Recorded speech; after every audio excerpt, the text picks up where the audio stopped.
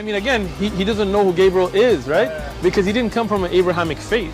The people of Mecca were pagan. Quran is mentioned, if this book was from other than God, they would have found in it many contradictions. If a book is without contradictions, that has no bearing on whether it comes from God or not. I've had phone books that are inerrant, but I certainly don't think God gave them. That we believe without understanding. The brother asked a very important question, that most of the scholars say that listening to music, watching movies, and most of the television programs, they're haram. So how can we have fun? Let me tell you, brother, at the outset, that having fun is permitted in Islam as long as the fun is halal fun. That the standard narrative has holes in it. The Prophet tells us because Satan or the devil sleeps over our nostrils. Those who oversleep and not pray Fajr on time, Satan urinates in their ears. I really do think Jesus was crucified and that he really was dead and buried. He thought that he was a son of God in the sense that he was specially chosen by God. I think Jesus really did think he was going to be the Messiah, the future king of Israel. I mean, that is, after all, why they crucified him.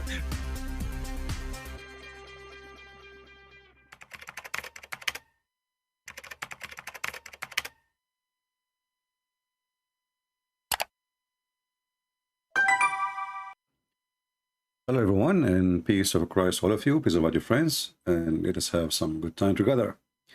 Today our topic, as you see on the screen, we are talking about gambling. Today YouTube recommended a video for me, and I found it very interesting. And the video was from a very well-known person. His name is Ahmed Deedat, who don't even speak Arabic. Yet they call him Sheikh. It's like Sheikh Uthman, he is right. You can be Sheikh without speaking Arabic. So here a Christian person, he says to him, well, what Quran can do? I mean, you are coming to debate the Christians, but what your Quran can do? So Deedat, you have an answer.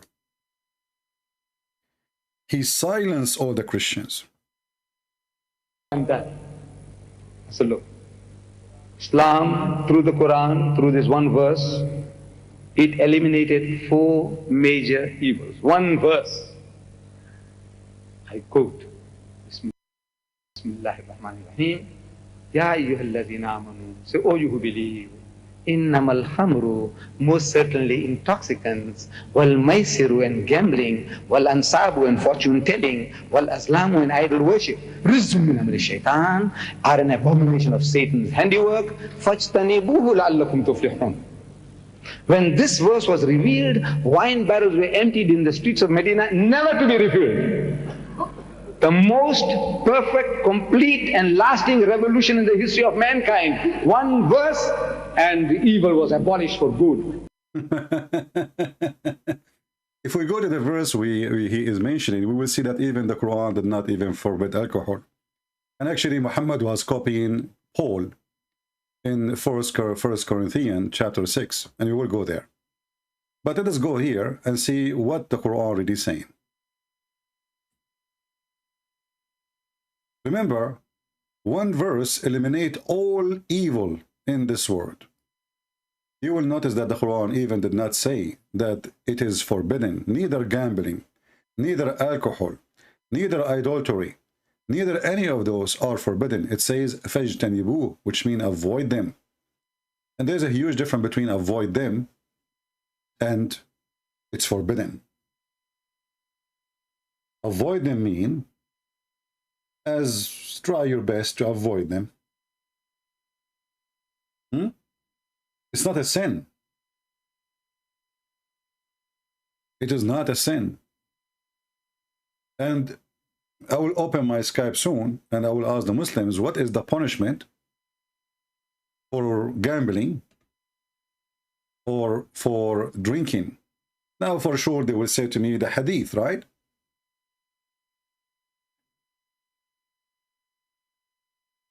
One verse eliminated all 4 evil. One of them is gambling, one of them is fortune teller, one of them is a drinking. But do you know that Muslim, they can do gambling over horses or camels? And they are forbidden to play chess. This is the gambling they are talking about. You see, when they say gambling, you think it's really gambling. You want to translate the word gambling here. This is about playing chess. You know, like, you know, those like Persian games. All of them, they are Persian games. Like the one you used, what they call it? The one that had numbers. But those are people, they play just for fun, including chess. If we go right now to the hadith, and this is telling you that Muhammad is really evil.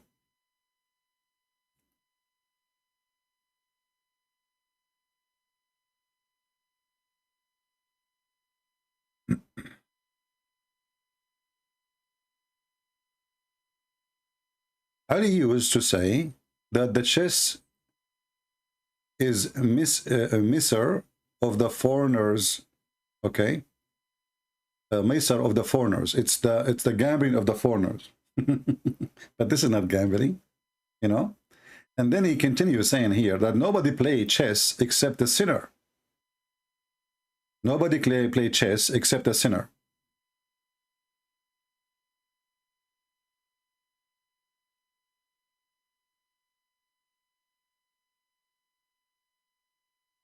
Let me show you more hadith about this, so you can laugh.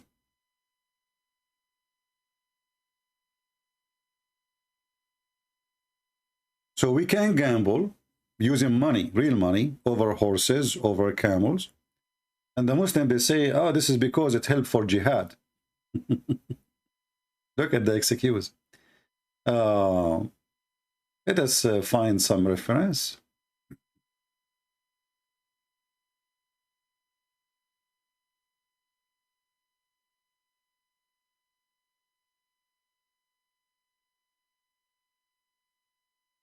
Let us read this one.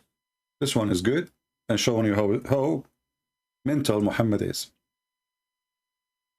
And this is sahih. So they cannot say to you, this is weak and, you know, this game. He who played Nardshir, which is actually, you know, like this table, you know, like they open it, they play it in Turkey and many other places. The one who do that, he is the same as somebody, his hands is in the swine meat and the blood of the swine. This is in the hadith. But this is not gambling. And this has nothing to do with gambling.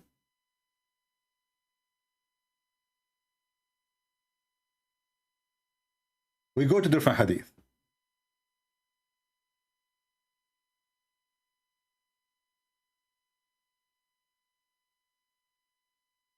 All of those actually, like this one is sahih. So the Muslim cannot say to us, this is accepted, this is rejected, then you know the game.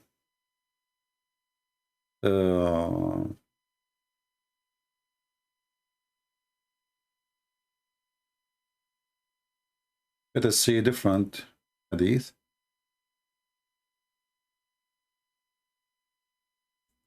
Just to show you how they try to fool people about what is forbidden in Islam.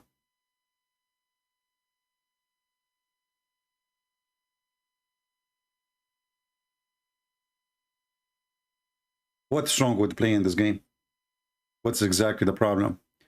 You see, gambling is something different. Gambling is you bet money over anything. We can gamble over anything. We do not need to play game. You can say, if it rains tomorrow, what do you think? I bet it's going to rain tomorrow. Do you bet against me? Gambling is something different. So the stupidity is beyond imagination. And Muslims, obviously, when they translate the Quran, they don't even know what they are translating. Nowhere even the word gambling is mentioned in the Quran. As you see, this is not gambling. What does this have to do with gambling? And how this can be gambling? And if we forbid gambling, then we forbid the act of gambling, not the game. The game itself is not a gambling. Chess is not a gambling. So what does this have to do?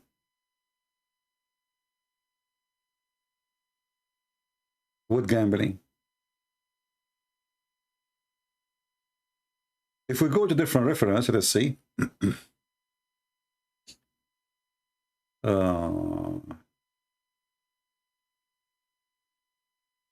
Let us see if we can find this one.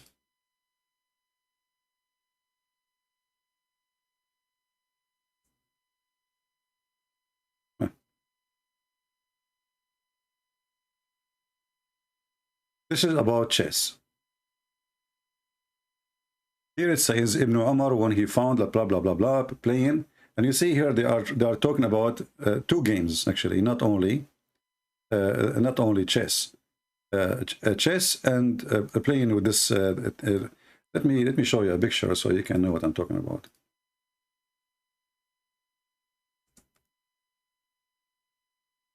And actually, the funny is, this is the very popular game in all over Islamic countries. And then the Muslim, they say it's forbidden. So why you play it then if it's forbidden? If it's forbidden, why you play it? Obviously, it's not. This is the game we are talking about. I'm sure now many of you knows what I'm talking about. You know, I'm trying just to find the word for it, which I don't know in English. So this has nothing to do with gambling, unless you bet. But this can be happen for anything. If you go for hunting, if you say if I get a tiger first, I win and you pay me, etc. This is gambling. So gambling is a different story. So here you see that the illusion and the misleading in the Islamic translation when they translate the Quran. And then he says here that the one who played chess, nobody played chess except someone he is a sinner. There's no good in chess. But a chess is a game, will make you smarter, teach you how to have patience, how to think, how to be careful, how to be patient, how to plan for things. It's a very, very, very healthy game. So what a human should do. You see, music is forbidden, chess is forbidden, this game is forbidden. So what is left? What's exactly left? Sex and food. So when the Muslim, they bring to us those verses and they mention the word gambling, in fact, the word gambling never mentioned in the verse. Same time. And actually, we can go and read the interpretation for the verse. You see, I can go right now and see the interpretation, and you will see that it's not what they are claiming. In the same time, many of you do not know that this verse came to Muhammad in chapter 5, verse number 90. But in fact, this is one of the last chapters Muhammad he received. If we check, you will find it came almost when Muhammad was dying. If we go here, we will find that chapter 5, let us go to chapter 5. According to Revelation, it came as 112. So the Muslim, they live their life playing, if this is gambling, playing gambling, drinking, and doing all those things which is bad. And now Muhammad, he have 2-3 years to live, and now he decided to forbid gambling. But look what happened. A group of Muslims, one of them, his name is Abdul Rahman ibn Auf. He invites some Muslim to his house, and they start drinking until they got drunk. And then they stood up to pray. And then instead of reading the chapter of Al-Kafirun correctly, they start skipping verses and skipping words. And then the verse came down saying, "Oh, who you believe, don't drink when you are praying." But doesn't say it's forbidden. Nowhere in the Quran it says that drinking alcohol is forbidden. Actually, I can show you sheikhs saying so. Let me look for it. Okay, actually, I just found one. This is Morocco World News. Nothing in Quran says alcohol is haram. And this is Al Arabiya TV, Saudi Arabia. This is what? Saudi Arabia TV. And this is in Saudi Arabia, in the heart of the Islamic countries. Nowhere in the Quran it says. And this is a newspaper publishing this from Morocco. Saudi writer Abdullah al-Baqid, he has a claim on Monday that there's not a single verse in the Holy Quran forbid alcohol, adding that the Quran does not even mention the punishment over drinking alcohol. And he said, I find, you can read with me, I did not find anything in the Holy Quran that forbid alcohol, and there is no punishment too. Abdullah al-Baqid, he wrote that in Twitter. This is the tweet. Now,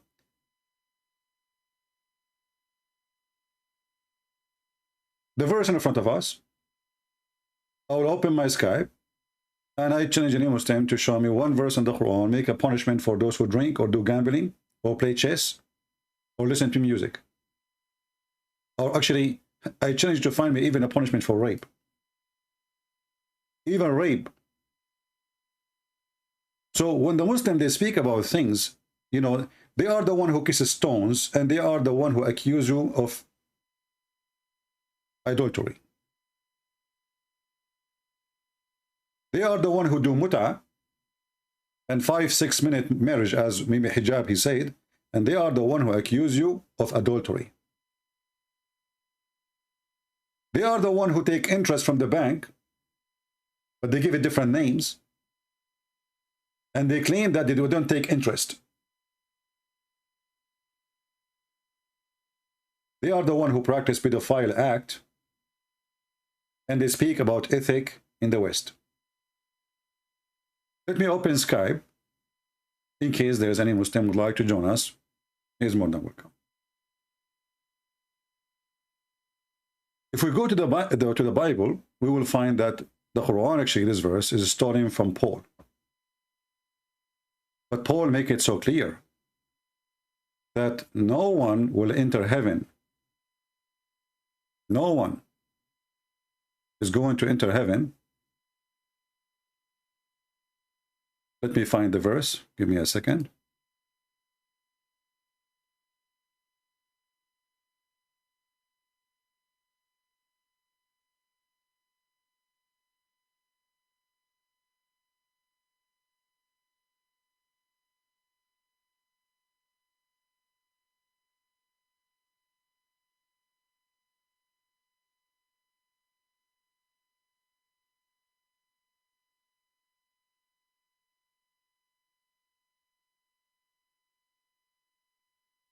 All right.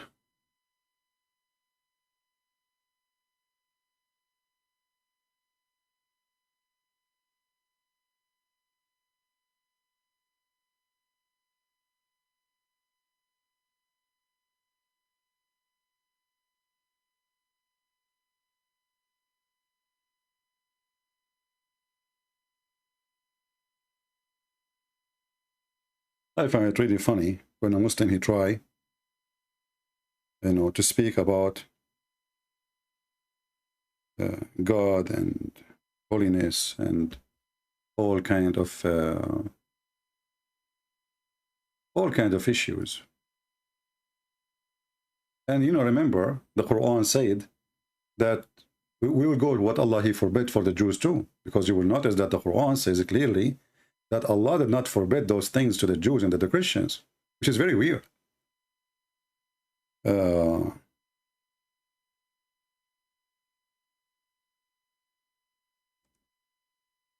opening my Skype. It's open, I think, yeah.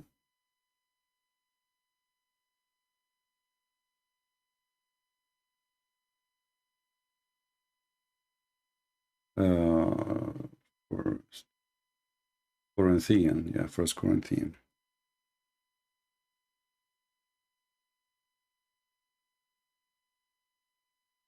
This is the Bible here.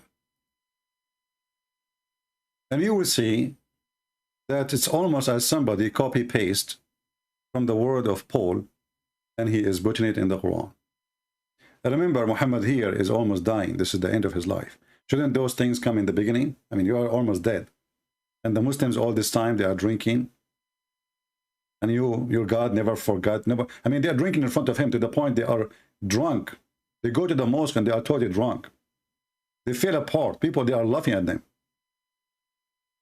So if you read with me here, you will see it's speaking about the righteousness and speaking about those who they are going to go to heaven. You know, no thief will not go to heaven. Muhammad is a thief.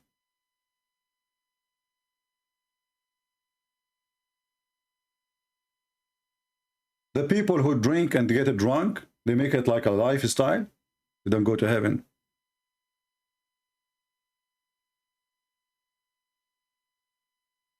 And listen, in front of you, all of those things, you do them, including homosexuality too. There's not a single verse in the Quran speaking about somebody who is homosexual will go to heaven or to hell. The Quran actually says, whoever says Shahada, he go to heaven. Not a single verse. In fact, the Quran teach that if somebody is a homosexual, you beat him with sandals. That's it. This is the penalty. So imagine adultery. The penalty can be very severe, but homosexuality, we beat him with sandals. And if you don't believe me, I can show you the verse from the Quran.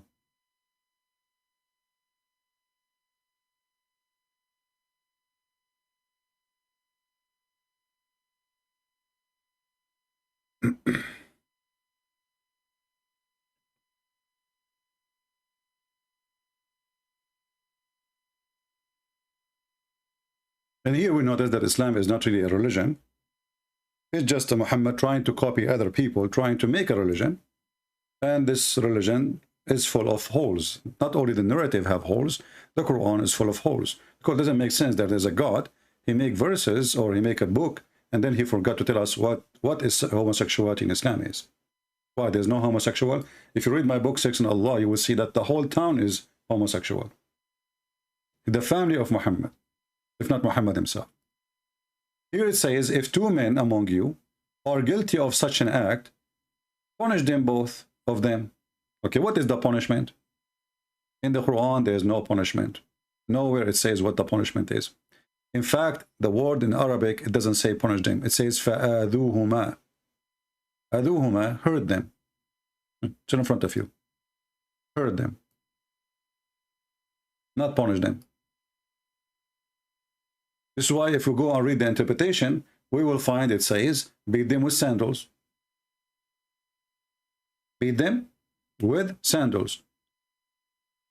So, Quran is not a book of God.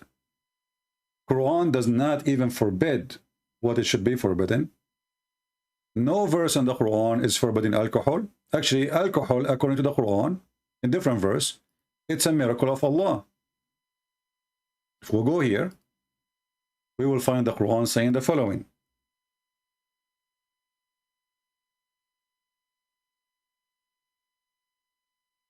Allah himself is praising being drunk, claiming that this is a miracle, a sign from Allah. Chapter 16, verse number 67. You ask the Muslim, they say to you, this is before this alcohol became forbidden. Where is the alcohol became forbidden? Nowhere. The other verse says, Ishtanibu, avoid it. And if the Quran saying in one verse, according to them, alcohol is forbidden, how Allah here he is praising alcohol.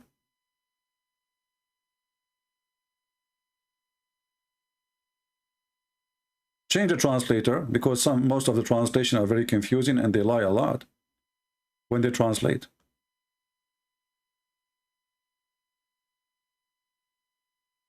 Look what it says here.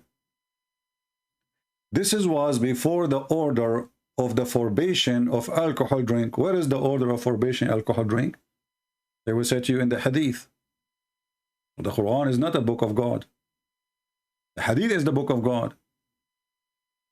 Because how Muhammad received his order? Didn't he receive his order, especially about law and order in the Quran? Is the Quran is the book of law and order? Or the Quran is about the flying carpet of Solomon?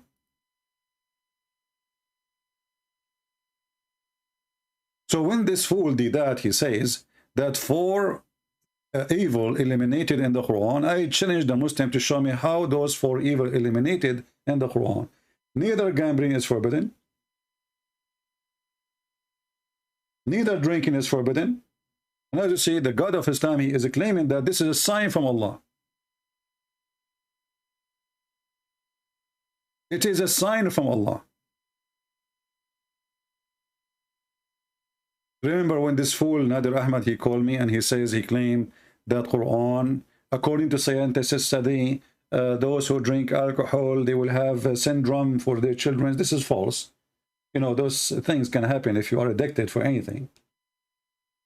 Addiction, this is a different story. Do we have any Muslim?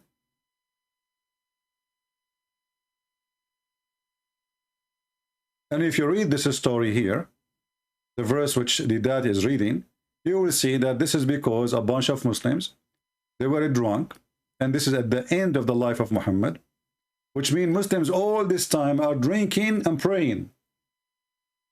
What a party time. Read it carefully. I went to a group of migrant and helpers, and they said to me, let us feed you and give you wine to drink.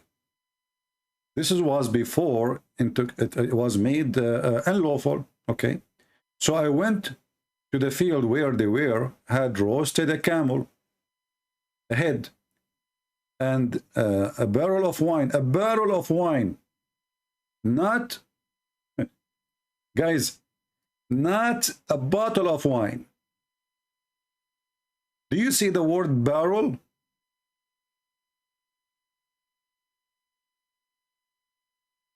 The Muslims don't drink in a barrel of wine, they drink in a barrel of wine. The whole barrel of wine. And this is at the end of the life of the time of Muhammad. He's almost dead. So all this time Muhammad did not notice that this is bad. So look what happened. They start drinking and eating as usual. And then when time for prayer, they stood up and they start falling apart.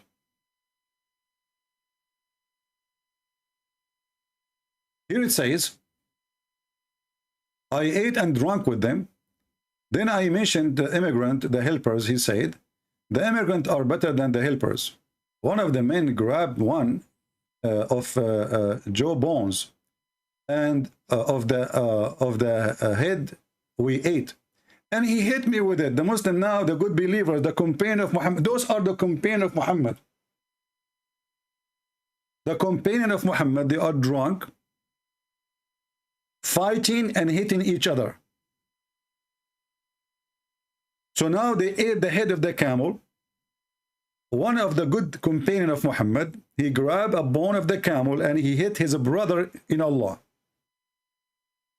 He hit me with it severely in my nose. In the process, I went to the Messenger of Allah and give him peace and informed him in what happened. And Allah exalted is he revealed about me and the matter of drinking. So if those guys did not fight, Allah will not send a verse. I mean, do you see the stupidity? So if those guys did not fight and hit each other, and nobody went to Muhammad, no verse, no Quran. They are drinking a barrel of wine. You see, when we speak about Jesus drinking some juice, some they say it's wine, some they say it's not. Doesn't matter really. But we don't see a bunch of drunk people. We see a very wise conversation. extremely wise, extremely beautiful, and we don't see people beating each other. So the Muslim, they accuse us of drinking, and they are the one who drink by barrels and they beat each other, and those are the companion of Muhammad. Do you see it? In the same time, we find that the Quran claiming that drinking alcohol is a miracle from Allah. And this verse here, nowhere it says that it's forbidden. Nowhere. It says ijtanibu, which means avoid it.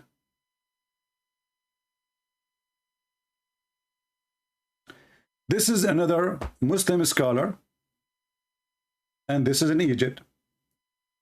Egyptian cleric says alcohol is not haram in Islam. And he is challenging them to show them one verse that says it's haram. Nowhere.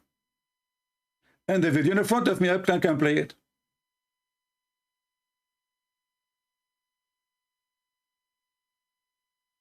Egyptian cleric Sheikh Rashid Mustafa made a controversial statement claiming that drinking alcohol is not haram,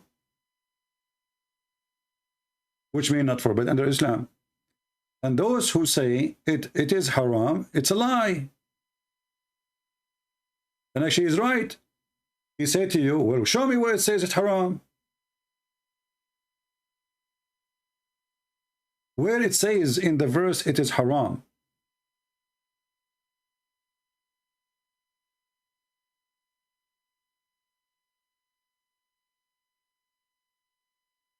And he said here, well, if the alcohol even is forbidden, then God should give a punishment. So he's agreeing that his God is, this book is missing, this religion missing a big, major thing. How you forbid it? But there is all those things. Did you forbid it? Where is the punishment? And those are sheikhs. Those are not potatoes in YouTube. Like the ketchup boy who claimed to be a sheikh, but yet he cannot read 2 words in Arabic. Do we have any Muslim?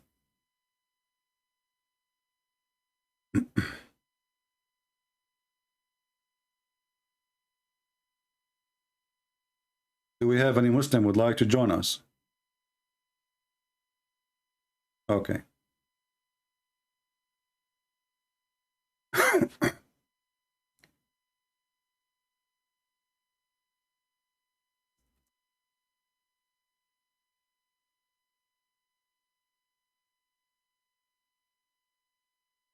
Let us see. We have extreme heat, and the town, there is no water for 2 days. I hope we will not lose electricity, because that will be really a problem.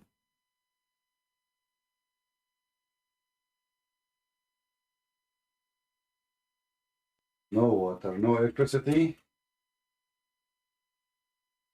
That means this town run by inshallah.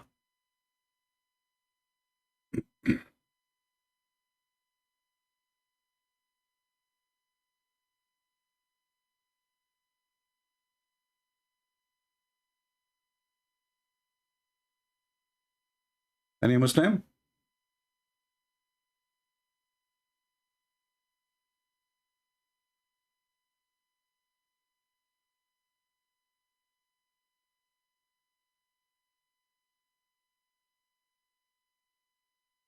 Okay. All right, we have somebody, have a Muslim friend. He's going to call me soon. Until then, we will see. Some of you send me a text message in Patreon, and they said you have a question for me. It's your time to ask, man. The one who said you have like maybe 2 of you or 3 of you send me emails. Remember always, you see, if you send me a question in Patreon, the first, because my typing is not so fast and my English is not so good, so answering you by email, it's really horrible, take a lot of time, and it's a waste of time for me, because instead of answering the same question for 1,000 or 10,000 people, I'm going to give you answer only for you. So don't ask me in Patreon. Here, feel free. Can you give us the link about the barrel of wine? Sure. Do you want to get the barrel too?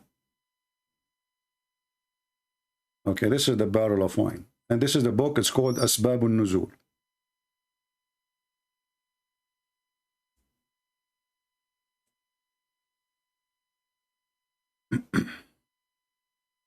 All right. As you see, this is the official Islamic website of the Kingdom of Jordan. This is not a Christian website, and this is not Christian books, and those are not our translation. I have a question about how to confront Shia Muslim about the age of Aisha, and if you cannot, what is the best way to confront Shia? First of all, my friend, Shia, they are people who practice taqiyya non-stop. Even when a Muslim Shia, he speak to his wife, he have to lie to her.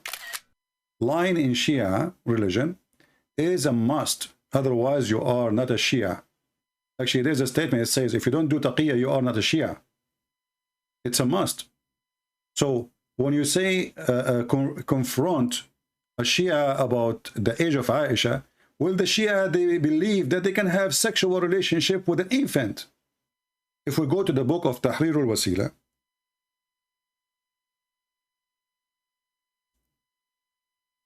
and let your friend, you can call me right now.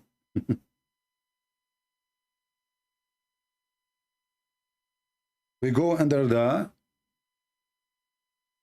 topic of enjoying sexual relationship with infant. Al-Radiya. So how and why you need to convince him about Aisha if those people, they are willing to have sexual relationship with an infant?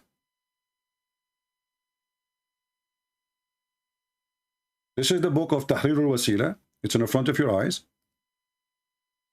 Volume number 2, page number 241. You know, the question is, or the problem, or the issue number 12. It says, it is not permissible to jump on the wife. You know, even their text is really rude and filthy. What you know what to mean? What it mean to step on or to jump on? So they speak about the wife as if she is a goat, as you are a male goat or you are a donkey, and she is a female donkey, and you jump on her. So it says it is not permissible to jump on the wife before the age of 9. Regardless if the effing was continue or disturb, which means you marry her, divorce her, marry her, divorce her. But all other enjoyment, like touch with desire, and hugs, and tafkhid, which means putting your private part between her legs, it is okay, even if she is an infant. And let me use Google translation, because they might say to you, it doesn't say that, CP. You go to number 12 here. It is not permissible to have intercourse with the wife before she completes 9 years old, whether the marriage is a permanent or not.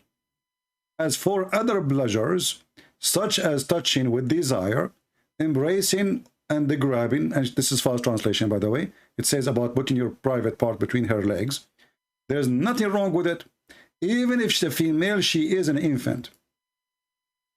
Let me shorten the link for you, so you can give it to your friend, the Shia, who is playing, you know, this is what they do. I mean, they have the religion of prostitution, and then they play that they are the Virgin Mary.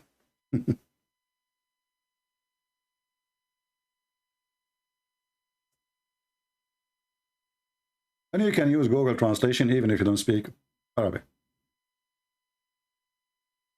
And as you see here, they confirm the age of 12. Why?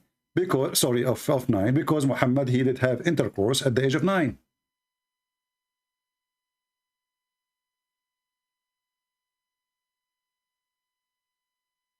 Let me see. I will shorten the link for you.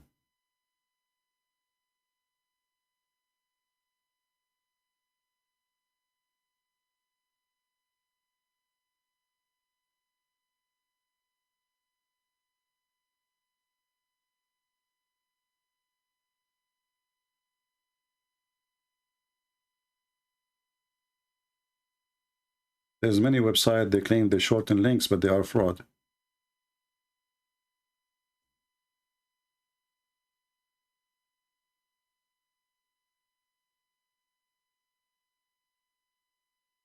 Okay.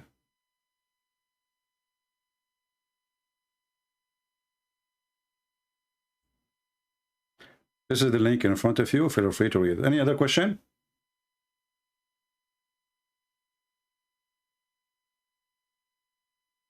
Imagine how low. I mean, they are talking about, the dad was speaking about what? Eliminating for evil in the world. I mean, how evil can be more than this? An infant. How evil can be that there is a human being, even donkeys don't do that. And they say that Islam is eliminating evil.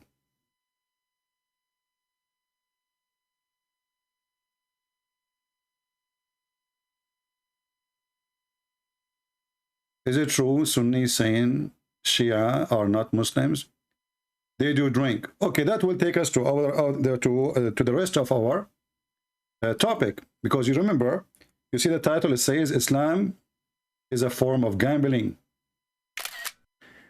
You know, when a Muslim, he says, like before I go live, one of the Muslims, he said that Islam like promise you eternal life. I laugh because this is absolutely false and this is against Islam teaching. Why? Because we know that Muhammad himself, he said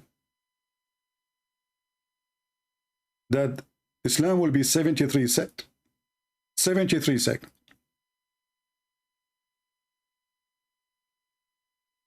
And one of them only will go to heaven. So Islam is a perfect gambling. Actually, gambling, when you play gambling, they divide the papers to 4, right? Is that correct? And how many papers in the card? I think it's 52. I used to play a card like when I was a teenage. So imagine if you are playing card,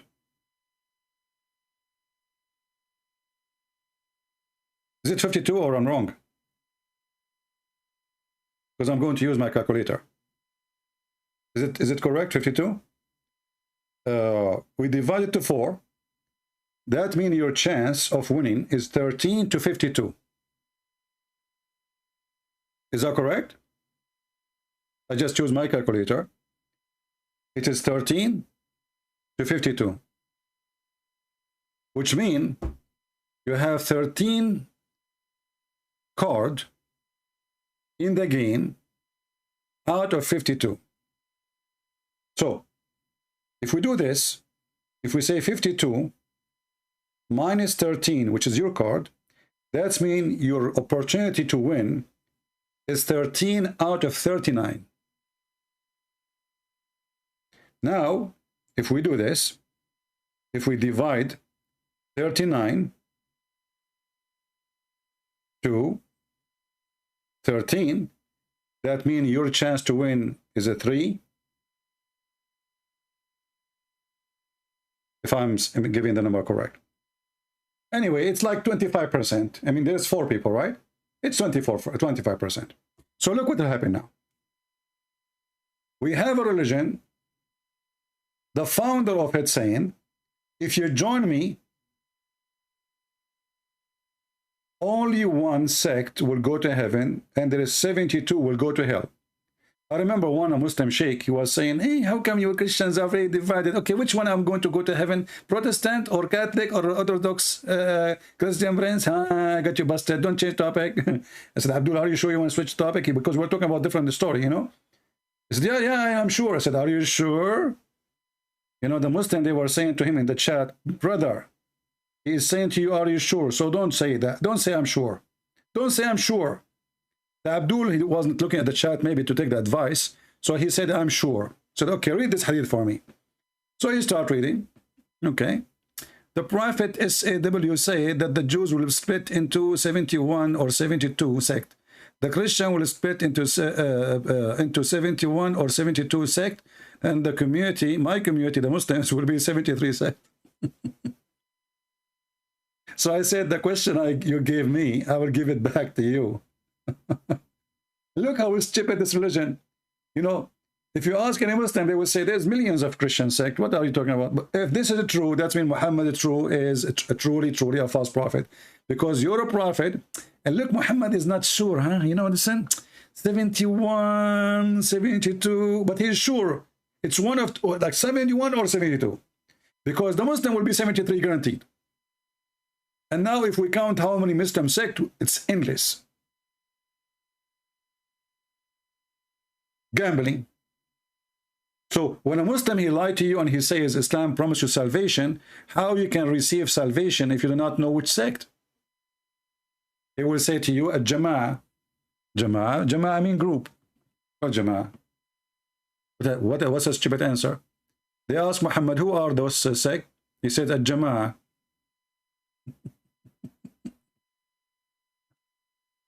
The group. Which one? Well, all of them are a group. This is what they call them sect. Do you see it? This hadith here, it says, let me zoom in so maybe you can see it better in the text. The children of Israel will be into 71 sect. My nation will split into 72. But look, Muhammad, look the fool. In the previous hadith, he said his nation will be 73. This idiot, he don't remember what he said yesterday. Yesterday he said 73, today is 72. Do you see it? Is this hadith sahih? It is sahih. So how this hadith can be sahih saying 72, and how the previous hadith saying 73 can be sahih too? How both can be sahih? You are talking about numbers, remember. I wasn't talking about meaning. Numbers, it's very simple. Even this one, you want to make games with it? Is it 72 the Muslim will be, or 73? And all of them, they are sahih.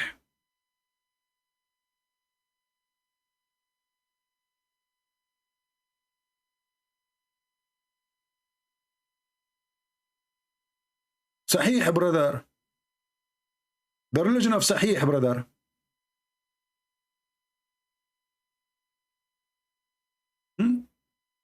What we will do now? Which one of them?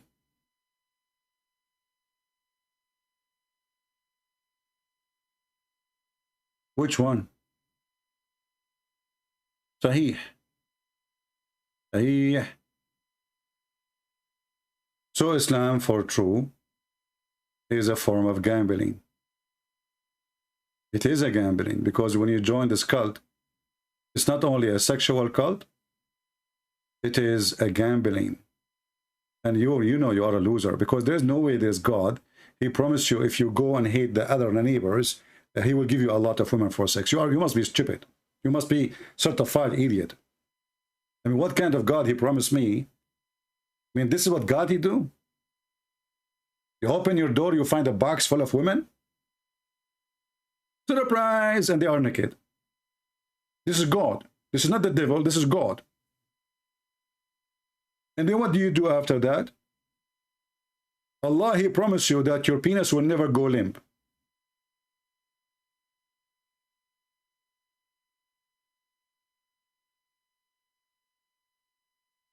Never go limp?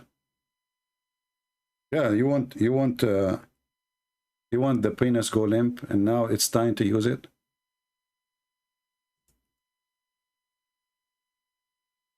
You want to be in the limbo?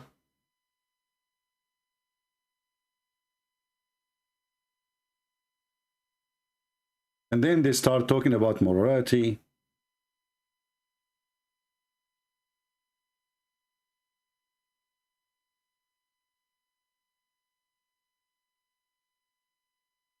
Morality. Look who is talking. Eliminating evil. Look who is talking.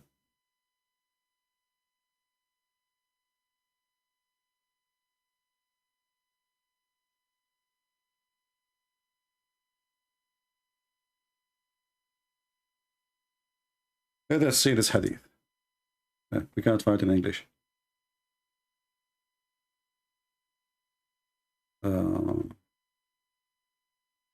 Let us try something else.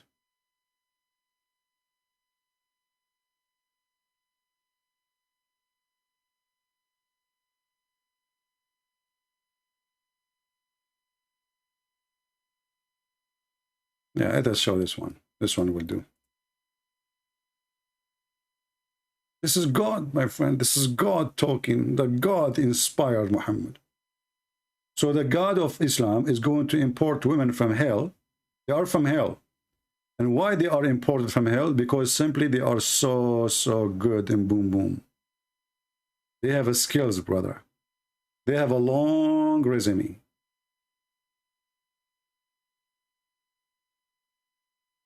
Do you see what it says? Muhammad is swearing, saying, there's no one whom Allah will admit to paradise, but Allah will marry him to 72 wives. This is the lowest reward, by the way. From the Huris, and 72 from his inheritance. 2 from the Huris, and 70 from the inheritance. From the people of hell. So every Muslim, he have a group of people he will inherit. It's as if you are a property, you know. So he will inherit women from hell. All of them, they have desirable front passages.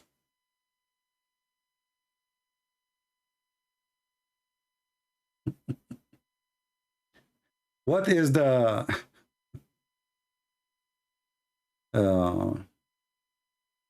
chapter 5 verse number 51 applies only for wage war against Muslims?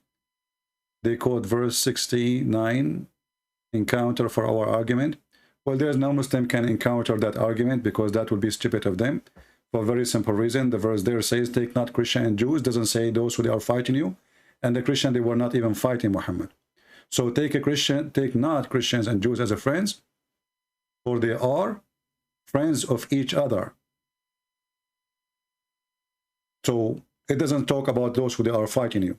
Secondly, when a Muslim, he says to you, well, the response to that is a chapter 60, verse number 9. This verse.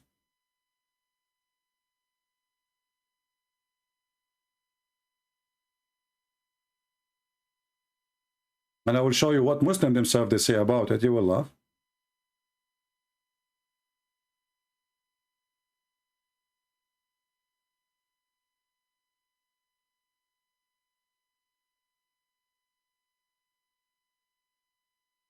What does have to do first with the other verse? This one, it says, Allah did not forbid you regard those who did not wage war against you to be good to them. If you read the story, you will find this is a story about the mother of Aisha. She came and she brought a gift for her. The mother of Aisha, she refused to become a Muslim. So Muhammad, in order to accept the money, he said to her, it's okay, you know, they are not fighting us, it's okay, you know, she didn't accept Islam, so okay, you know. She is not even a Christian. She is not even a Jew. She is a pagan. So they fabricate and they lie, and this is not really what it's meant. This is why Muhammad, he says in chapter 9, verse number 29, fight those who don't believe in Allah, not the one who fight you. Muhammad, he sent a letter to the king of the Roman, saying to them in Jerusalem, the ruler, convert or die. Aslam taslam. So how that have to do with this? They are hypocrite liars. And then you should ask him, do the Christian and the Muslims, they have to pay jizya? He say yes. He said to them, everyone? He say yes, everyone. Okay, well, that's mean Islam in war with everybody. Islam, my friend, is in war with anyone. Anyone who don't accept Islam is in war. So when you go to chapter 5 or chapter 9, why we cannot take them as a friends? Simply because they are not believing in Prophet Muhammad. They are enemies. Actually, I will show you a better verse.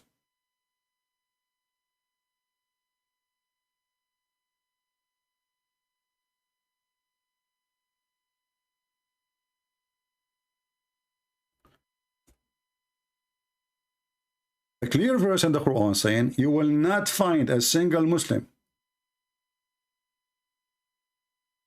You will not find a single Muslim being or in love with those who oppose Allah Prophet, not in war with him. Those are your family.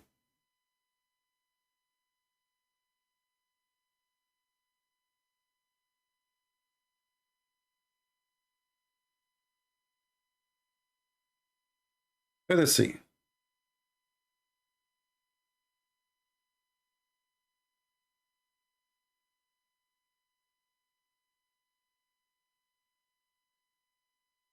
Let's see who is texting. Okay, we are still waiting for this guy who is supposed to be a Muslim. To text us and join us.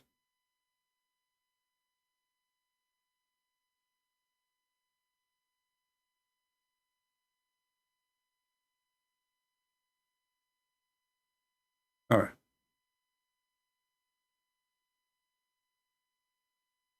Chapter 58. Chapter 58 says,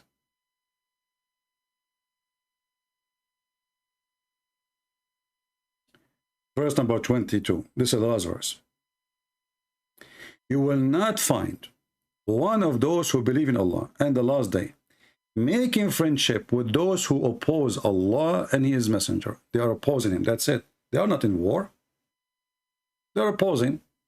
Even if they are their father, their sons, their brothers, their kindred.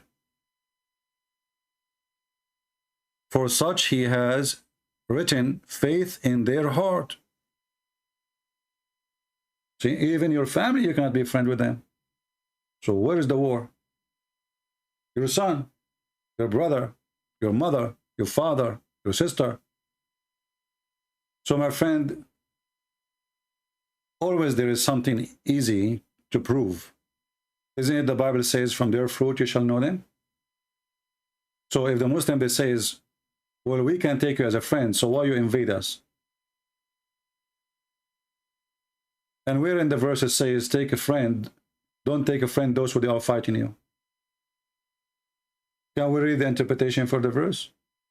Open the interpretation for them, you will see it says clearly, you cannot take Christians and Jews as friends. I will go. This is Ibn Kathir. Anyone is not embracing Islam, he is in war with Allah.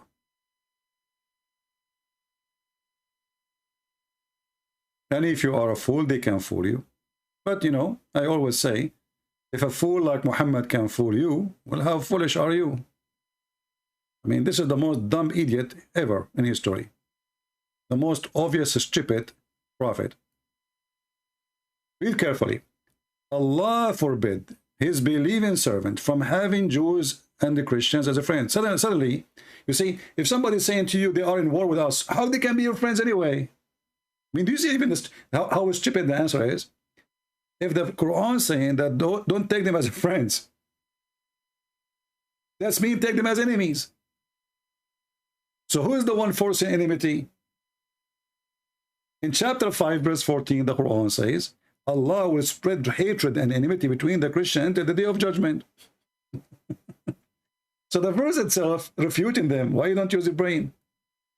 I want to take you as a friend. The verse saying, take not Christian and Jews as friends. But if we are enemy, we will not take you as a friend. Do you know what I mean? How we are in war, and I want to take you as a friend. So this is not about people in war. This is about people who are in peace. A Christian, a Jew, he want to be a friend to you. You are forbidden. However, in chapter 3, verse number 28, it says, you can take them as a friends as long you don't mean to do so, which means you are lying, speaking to them in a friendly way, but your heart dislike that. Who said that? This is their books. Who said that? This is their scholars. Who said that? This is the cousin of Muhammad. It says here, the one who take the disbelievers, the Jews, for their friend, so as for the become might and honor, like if you make an honor, read friendship, in the preference to believers, the one who do take them as a friend, and he is sincere in that friendship, the one who do that, seeking might and honor by taking the non-believers, they call us hypocrites, imagine. And the disbelievers as a friends, he has no connection with Allah, he has no honor, mercy, or protection from Allah. But what happened? He just took a friend, he's a Christian. Yes, the second you take a Christian as a friend, you are not a Muslim. So what we see today, you know, Muslims, they joined the Congress in USA, they died. You see that congresswoman with her name from Somalia, she danced with a homosexual. All of this is to betray the system, taqiyya. This is the verse about taqiyya. It says here, إِن تَتَّقُوا مِنْهُمْ تُقَاتٍ. So you do taqiyya. Taqiyya mean, read carefully, guard yourself against them, save yourself from them, taking as it were security, taqiyya, saving yourself from them by speaking in a friendly way toward them while your heart is like this. You see it?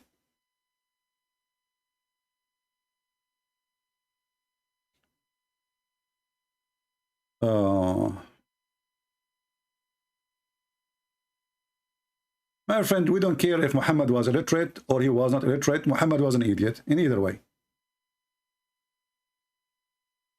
Who care? All right, we have an ex-Muslim. You want to ask questions, so we'll take him.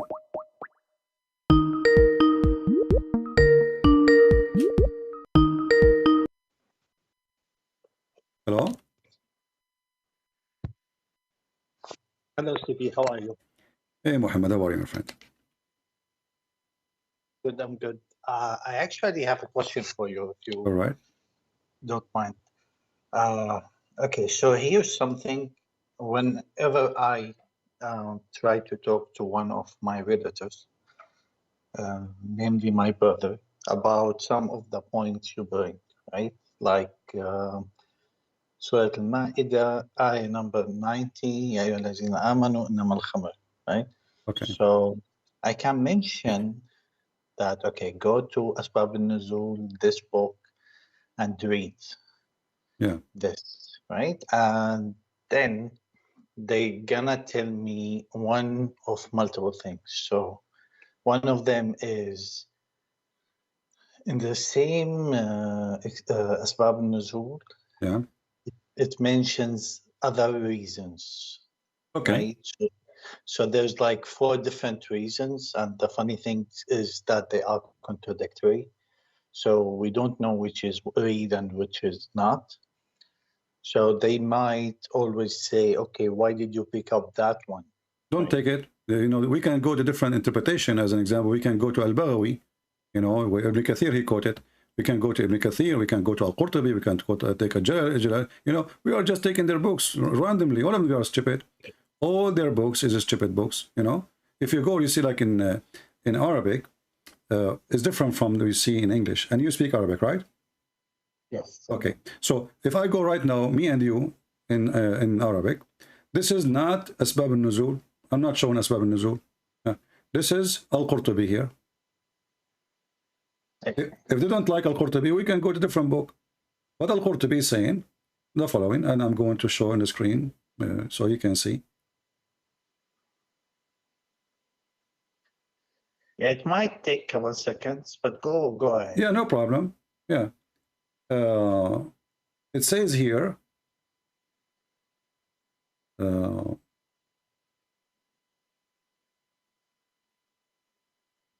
when a group of Muslims, they were praying, they got drunk, and you know, they messed up reading the verses, and they were falling apart. So it's here. Let's see where it will start. Let's go from the top. Actually, in this page, show you all. This is As-Sadi. As-Sadi here it says.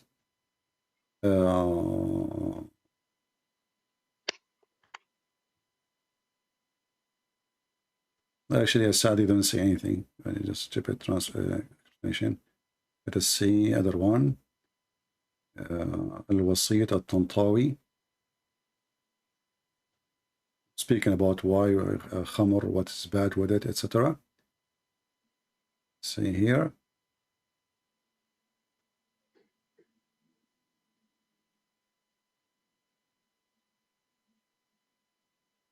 Yeah, says here that Umar, when he was reading the Umar al-Khattab, he said, Allahumma bayyin lana fil khamri bayanan shafiya. As you see, this is another problem here in Islam, because Umar al-Khattab is the reason for verses to come. You remember the hijab? Umar the one who make it. The Kaaba, praying to the Kaaba, Umar the one who make it. The divorce about Muhammad wives, you know, sagat aymanahuma, Umar behind to make it. And this one here says that Umar al-Khattab, he asked Allah, saying, Allahumma bayyin lana al-khamra bayanan shafiya. So Allah sent the verse, not Muhammad. It's not Muhammad who asked for it. And then he says, and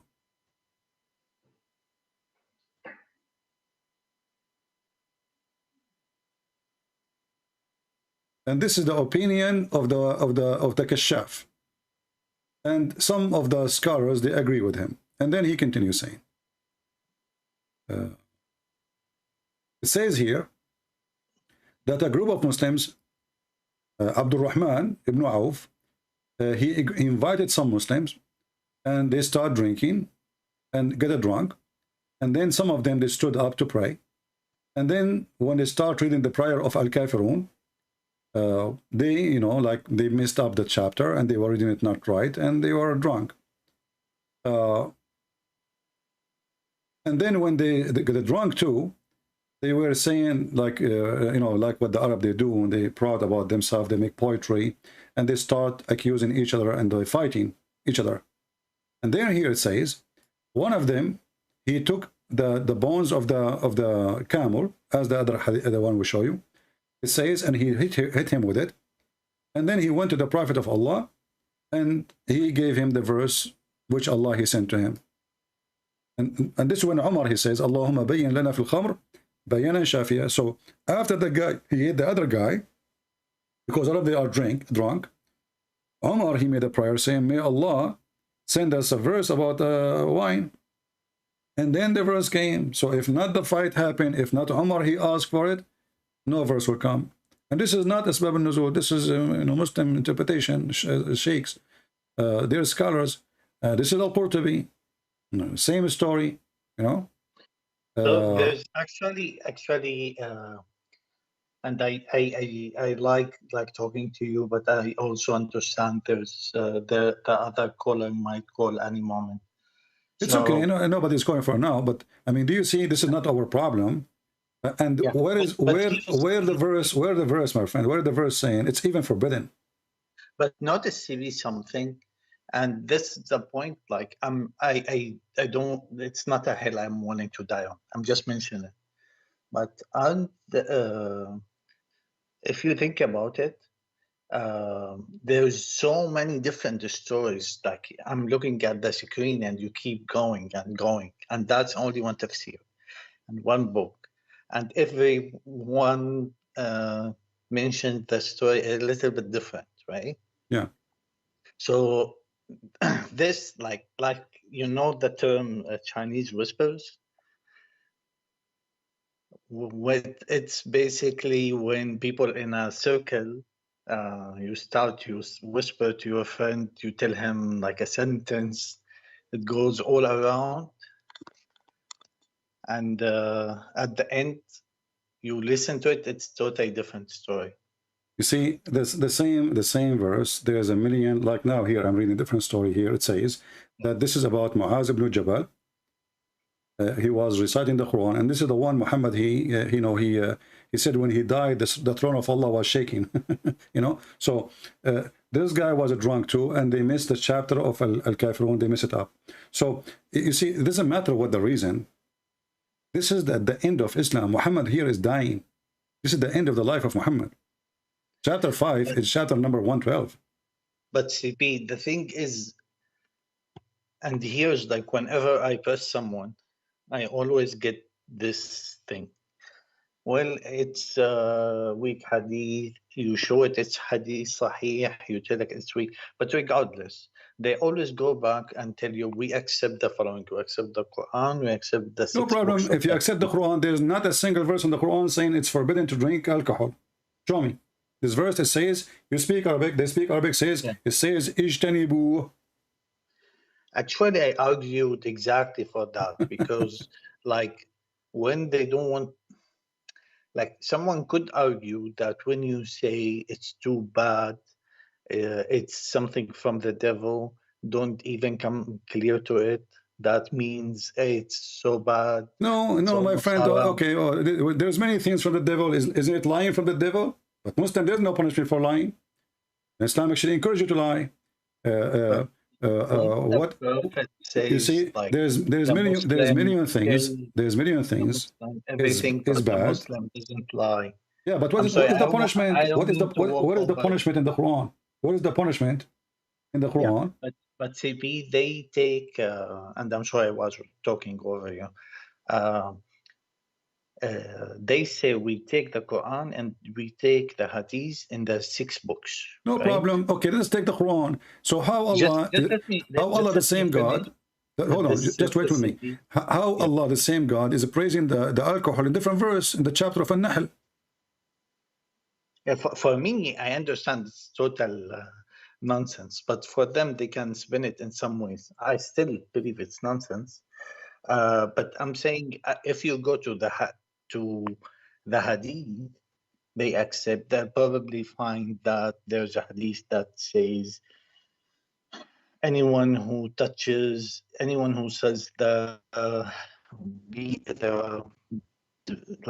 alcohol, anyone who touches the alcohol, anyone who serves the alcohol, anyone who prepares the alcohol, they are cursed or something like that. Okay, was Muhammad cursed? Because Muhammad, he prepared alcohol, he drank alcohol, and all of them, they drink alcohol. As we see, Mu'az ibn Jabal, I think he was mentally ill, but like I'm saying, in their belief, right? Like what I'm trying to do is, a lot of Muslims rely on someone to come and set them up, like the smart, the person is so unimportant, Sheikh Osman. Yeah. And he's a donkey, right? And he doesn't know shit, like anything. Sorry. But they always come back and say, look, there's a hadith that says... No problem, you see, even if there's hadith, even if there's a hadith, you see, you can save yourself by the hadith. But then Islam is not religion, but the Quran itself. But I'm saying, my question is, for the... I'm advising you, I will listen to me. When a Muslim, he go in the, he try to take you to a corner. In fact, he is cornering himself. So when he says to you, there's a hadith, then you should say to him, so there is no verse in the Quran saying there's a punishment for this because it is a sin. So as long as the punishment is not in the Quran, what is my guarantee that this hadith is even true hadith? It's a hadith. If Allah, he send orders, the order should be in the Quran. Should not be in the hadith. I agree with you, but for them, I think you know that for them it's Quran and hadith. No, my friend, I'm not saying no. I'm not saying no. I know that Islam actually does not exist without the hadith. But I'm saying Islam is a stupid religion, because if you claim that the Quran is a book and perfect from God, well, the perfect God book doesn't work by itself. In the same time, if we take the hadith, the hadith says, and this is a hadith, this is Sahih.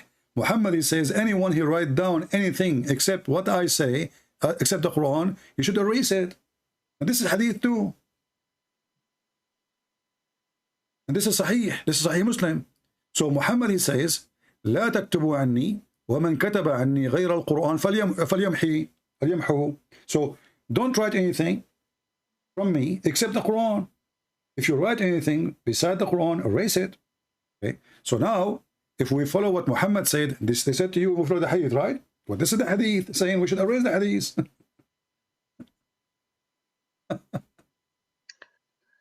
Yeah. So here actually, this is a proof to us that Islam is not a religion, because if the book, I am a Christian, do I need to go and read a book written by somebody, about Jesus to understand what Jesus ordered me to do? No, I will go and see what Jesus said, But CP, but the truth, the unfortunate truth is, what usually they believe is that they are weak at religion, and if they read more, they would come with answers. And what I'm trying to do is I'm trying to corner them. So if they tell me, well, we accept the 6 books of Hadith, I can show them stuff from there. And if they tell me, well, it's weak, I will force them to give me a clear method how they accept that. This is Sahih Muslim in front of us now. How this can be weak? Sahih Muslim is weak. But don't they say in Sahih Bukhari there are weak hadith? There's no weak hadith. This is a lie. You see, even like Sahih Bukhari, because there are a lot of embarrassment, they're trying to get rid of it, so they say it's weak, but it's called Sahih Bukhari for a reason. You see, Sahih Bukhari is not even named Sahih al-Bukhari by al-Bukhari. Al-Bukhari himself, he did not write a book. This is the Muslim Sunni project. They collected everything al-Bukhari he said, and they called the book Sahih al-Bukhari. There's no book it's called Sahih al-Bukhari. It does not exist. There's no book it's called Sahih Muslim. It's not even exist. They don't have a copy. I changed any Muslim to show me original copy of al-Bukhari. Even they themselves, they say, well, this is according to the student of al-Bukhari. He reported hadith, etc., etc. So they made a collection, they call it Sahih al-Bukhari. And it's called Sahih al-Bukhari because they study it very well. And every hadith inside it is Sahih. So this is a book. This is why it's called the highest books. Why? Because it's called in purpose Sahih. It was not a name. It was given the title of authentic because this is a collection of authentic only. You know what I'm saying? I understand, but what happens? I know what will happen, my friend. If somebody he will argue. If somebody wanted to listen, it's up to him. It's okay, no problem. You remember the two Arab? There is two Arab. They were hunting. One of them, the first one, he says to him, "Do you see that goat? I'm going to shoot the goat." He said, the other one, he says to him, "Well, this is not a goat, this is an eagle." The other one, the first one, he says, "No, this is a goat."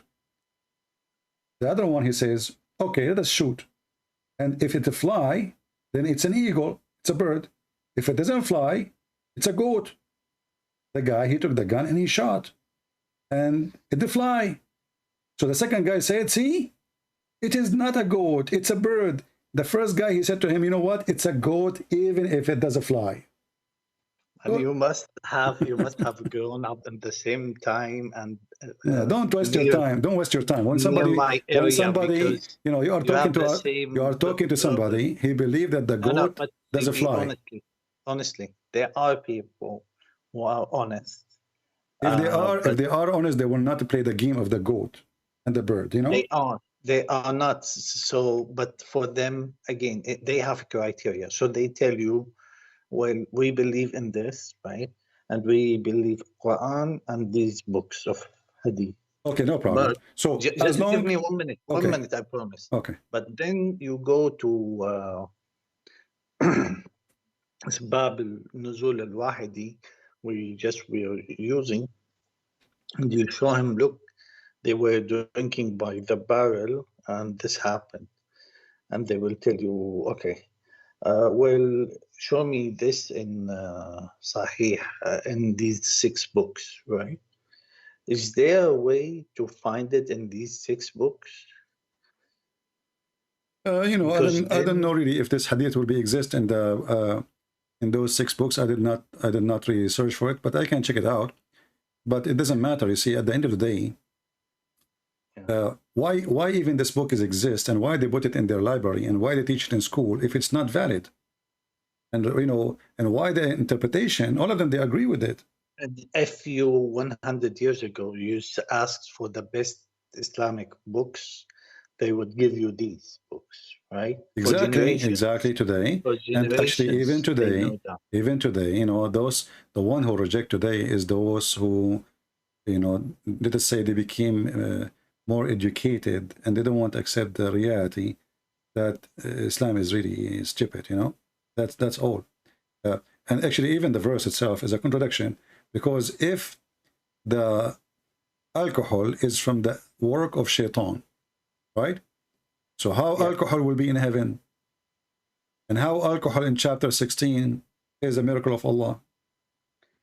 If they say the alcohol of this earth is from shaitan, well, the same book praising the alcohol to be great as a sign from Allah in verse number 67, chapter 16.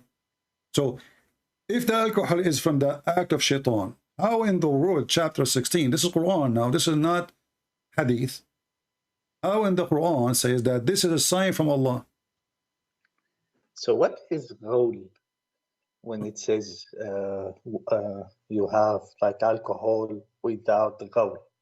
Without what? Ghawl. La ghawla No, fiha no. wala. Yeah, it's simply, it's like they will not even fight about it. They will not go crazy. But it doesn't matter. It's alcohol. It says khamr. Anharu khamr, not only khamr, anhar, rivers of wine. Wine is wine, doesn't matter. If you promise you won't get drunk, who care? Still, it's a wine. So if the wine is from the act of shaitan, then Allah is importing wine to his heaven. Why? Same time, if wine is in the earth, isn't from the act of shaitan, then chapter 16, verse number 67, claiming that making people get drunk is a goodly provision, and it is a sign for those who have wisdom, not for the fool. It's a sign, and it says here the word goodly and goodly provision. So how the other verse says this is from shaitan, and this verse saying this is goodly provision?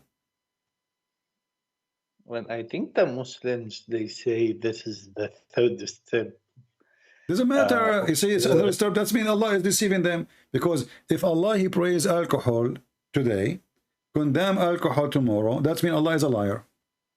Because alcohol is alcohol, nothing changed. So what step? You know, you do not need to praise it to go in a step. You should actually do the opposite. You should slowly tell them it's not good, it's not right. But as you see, it says goodly. I once heard someone, I don't want to say name, but he said that the goodly stuff, it's the stuff that is used in anesthesia, where like they give it to you before the surgery. So like you hear people come up with all different stuff to justify things. Yeah. Yeah, I don't know how to deal with these people. Well, bring them to me and let me deal with them. All right, my friend? Okay, my friend. Right, take care. I'll see to that. Thank you so much. Have a good day. Yeah, our friend here, by the way, those who do not know, he left Islam talking to us, right? Talking here in the program. Is that correct? No. Okay. Actually, it would I'm have sorry. made my journey faster, to be honest. Can you remind but us? no, Can you remind us about yourself a little bit before you go? I'm originally from Syria. I don't live there anymore. Okay. I was like really devoted when I was a kid, because originally I was born in Saudi Arabia. I lived first 10 years there. You know, there's a big impression on you. I was totally in it, you know, like totally. Yeah, because all the school is just Islam. You know, there's five books they teach you. You know, it's wicked. Yeah, it's even the class for mathematics is about Islam. Not a joke. It was like, for I don't know if they still do these things, but there was a prayer, a Dhuhr prayer. You do it inside the school. There's no school in the Saudi Arabia anyway. It's a brainwash manufacturer. I don't know now, you know, how it is now, but what I know about it, it is a joke. It's not really, it's not a school, because you have 5 out of 7 teaching a class about Islam. So where is the school? What you learn there? You know? Well, the 5 thing is, I think when you are at what do you call it, senior year in high school, and then you have 5 subjects about Islam. Yeah. Right. But I also remember that honestly, it was very easy. You could easily be like successful studying there. Anyhow, long story short, then when I became 10, my parents came back home. I was really religious. My father is like a religious person. So growing up, I always had like a lot of, what do you call it, doubts, so to speak, and contradicting stuff, you know, and I can't answer it. And it was really hard because now I know a lot of people gonna say, he's not really Muslim, it's not this, but okay, if you grew up where I grew up, that's what they used to teach us.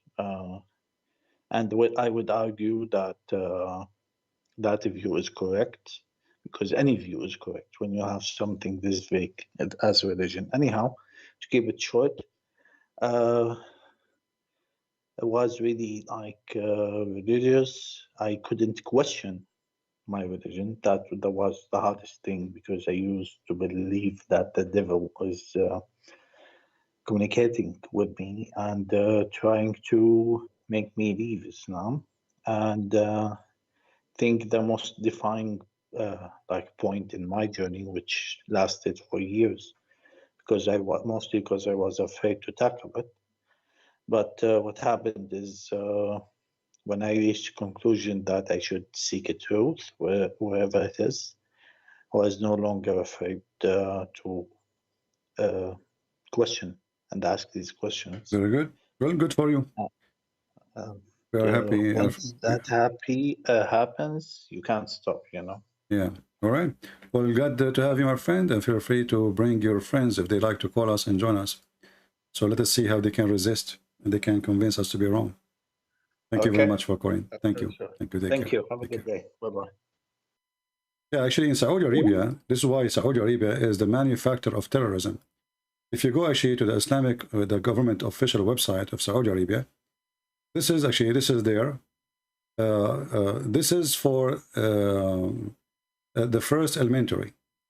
The first one here says Riyadiyat, which means mathematics. Here it says science. Then it says Arabic. And then here it says English. And this is new, by the way. But in the old, long time ago, English does not exist. There's no English with English, you know. And yeah, and now there's a computer. But look, this is tafsir. This is tafsir. The subject, tafsir. The second subject, hadith. The third subject is ijtimaiyat, which means society. It's about Islam too. The eighth subject is tawheed. The eighth subject too is tahfiz, which means reciting Quran. The sixth subject is Quran. The fifth subject is family. It's about Islam too. The fourth subject is fiqh, which means about the Islamic law, etc. Like what's right, what's wrong. The third subject is studying Islam. The first subject is Quran.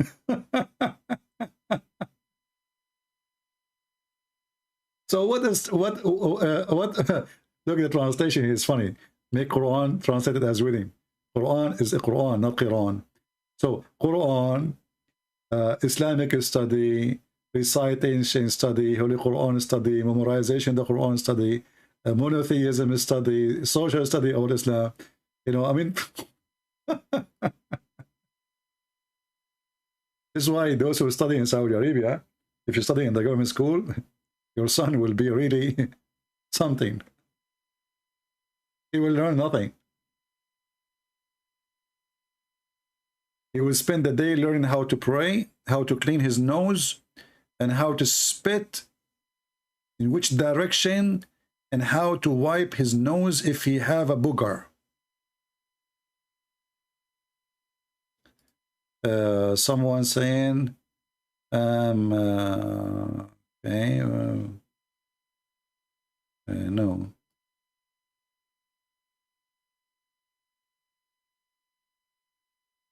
Let us see this person.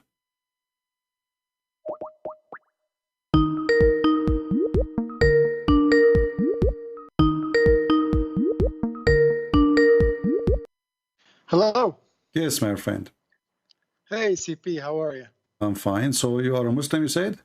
No, I'm not. Oh. I am a Lebanese-born Christian, but Arabic is my first language. Okay. So how we can help you? Yeah, I really appreciate what you're doing. If there's a proof for the action of the Holy Spirit on somebody's tongue, that would be yours, my friend. So Well, kudos to you. I'm doing nothing. I'm doing just little. Anything I can help? Anything I can help you Yeah, with? I have it. Yeah. So in my research, I have something that I came across that I can't find an answer for, and I don't think I've heard you talk about. That is what they call is al-huruf al-muqatta'a at the beginnings of the surahs, which they don't have. If you have my book, you can have it. Oh, I don't. Yeah, all right. I'll get it. Okay. Fantastic. No, and we made videos before about it too. You did? Great. Yeah, one of the main ones was at the beginning of the Surah of Mary, Kahayas, was like something that. Yeah. We made those Muhammad the Fool. He was stealing them from obviously some book, and he himself do not know what they meant, and the Muslims themselves do not know what it meant. So everybody he start guessing what it does mean, But if you look at it, there's no other way to explain it except that Muhammad was copying the Aramaic style of sending coded messages, Like you are from Lebanon, it says, right? Yeah, yeah. There is something it's called speak Asfuri. True. Like they speak the language of the birds. What is the language of the birds? You add letters between the letters, so when somebody is not used to the language, he will not understand the word for what you are saying. So the Aramaic people, they used to use a code, because a Christian, they were discriminated by the Roman, and they kill you. If they find out that you are a Christian, you will be killed immediately. Or, in the best scenario, they will feed you to the dogs or to their cats. So what they do, they write letters, and those letters, they were coded. So if a Roman soldier, he stopped them, he checked what they have with them, there's nothing. He can understand the word, So Muhammad, obviously, he took those from, I believe, from the book of Waraq ibn Nawfal. And Waraq ibn Nawfal, even the hadith says that Waraqah he used to translate from the gospel into Arabic, Yeah. a book. I was going to ask you, speaking of Waraq ibn Nawfal, what's your take on the book Qis wa Nabi, who was written by Lebanese It's a good book because it's make a good compare study. It saves you time to find verses, but there's way more verses than what is written there. Muhammad he stole from the Bible. But the important for us that's in your book. No, I mean for me, I speak about certain verses. Like example, when the Quran speak about اقتربت الساعة وانشق القمر. This is a poetry from Imru al-Qais. Muhammad, he took it and he changed it, and he make it it's coming from his God, but the poetry is there, and it's very well known, very famous. Yeah, that is different style of book. It's a good book. Anyway, my friend, thank you for calling. Thanks. Anything else? That's about it. Thanks. All right, thank you very much. Thank you. We are, as you know, we take calls from Muslims, and if you are an ex-Muslim, we can take as an exception. If not, please don't, you can ask us in the chat. Let's see here, we have a Muslim. He called himself Ali. Let's see.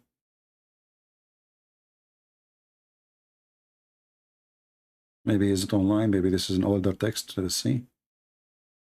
I think it's an older text. Yeah, this is older text.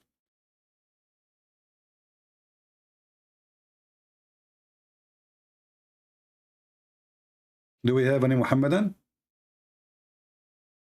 If you have a sheikh, if you are a sheikh, if you claim to have knowledge, and if you think you can refute us, please feel free. Call us. Anyone?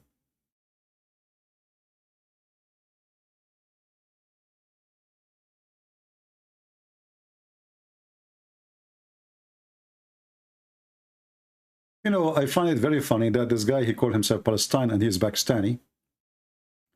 And he keeps saying when the verses were revealed. Hey, Abdul, when a Muslim, he's saying the verses were revealed. Can you tell us how they are revealed? Just to show you how Islam is a mockery of anyone have little brain. When the verses are revealed, when you see the word revealed, say, wow, the word of Allah was revealed? How? How the Quran was revealed? Shall I show you? Palestine boy, you're a prophet. He used to receive a sound of a bell. Not jungle bells, different one.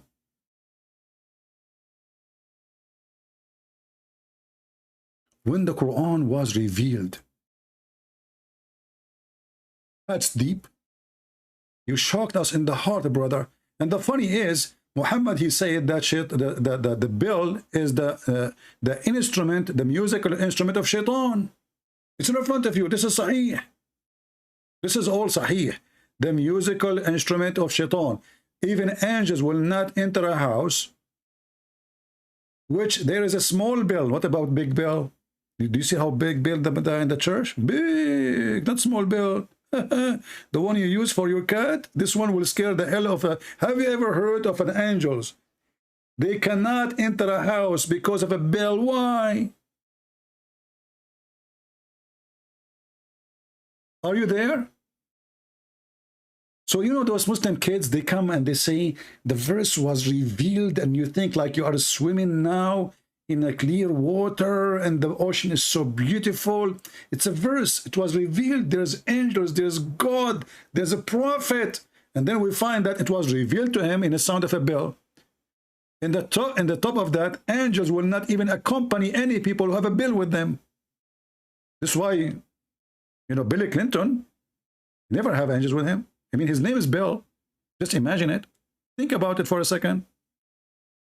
So, you're a prophet, he have a phobia, and his God have a phobia, and the angel, they have a weakness to the point a little bell can destroy them. And then we find that Muhammad himself, he received his inspiration in a sound of a bell. Read it. And this is Sahih al-Bukhari. Sahih. Abu al-Harith, he said, Ibn Hashim, he asked the prophet, how does the divine inspiration come to you, prophet of Allah? When you see the beginning, divine, look at the word divine. Divine what? Inspiration. That's deep. I mean, we have to admit, all of us, it's a divine, and it is inspiration. What do you want more? Huh? What's wrong with you? You want more proof that the prophet is a prophet? It's a divine. It is inspiration. Okay, how he receive it?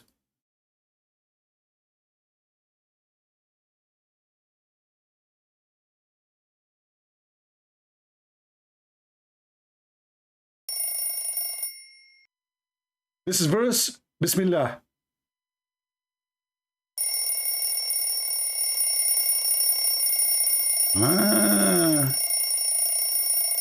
Okay, this one is Alhamdulillahi Rahman Rahim.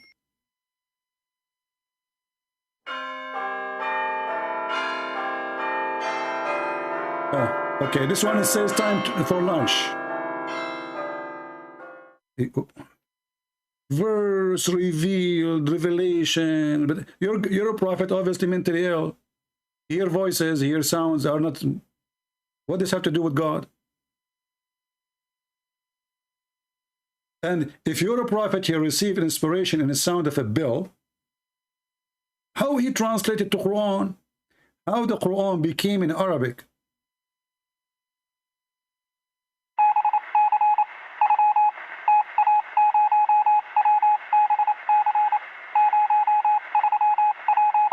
The German are listening. What a stupid religion. This is a religion. This is, you know, and they say to you, you make a mockery. It's a mockery. This is a mockery. So, shaitan musical instrument is the bell.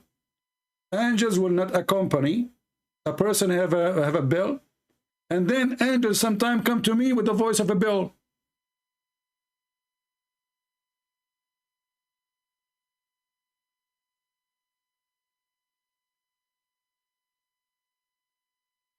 Do we have any brave Muslim?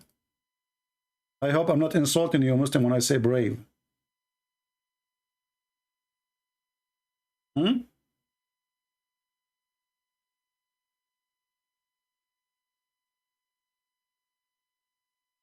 Somebody offered Shabir Ali $1,000 per hour to debate me.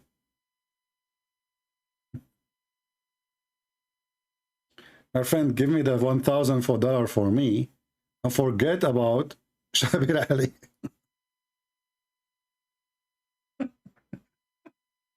You offer him $1,000 and he is sending me the WhatsApp, the WhatsApp of Shabir Ali. I had offered Shabir 1,000 per hour for a debate. He accepted. After he realized what I have say, he got disappeared. Oh, so he accepted, but then he noticed that it's a Christian prince. Okay. All right. They are sending me the text, the chat, and with Shabir. I don't know if this is clear for you to read. I don't know.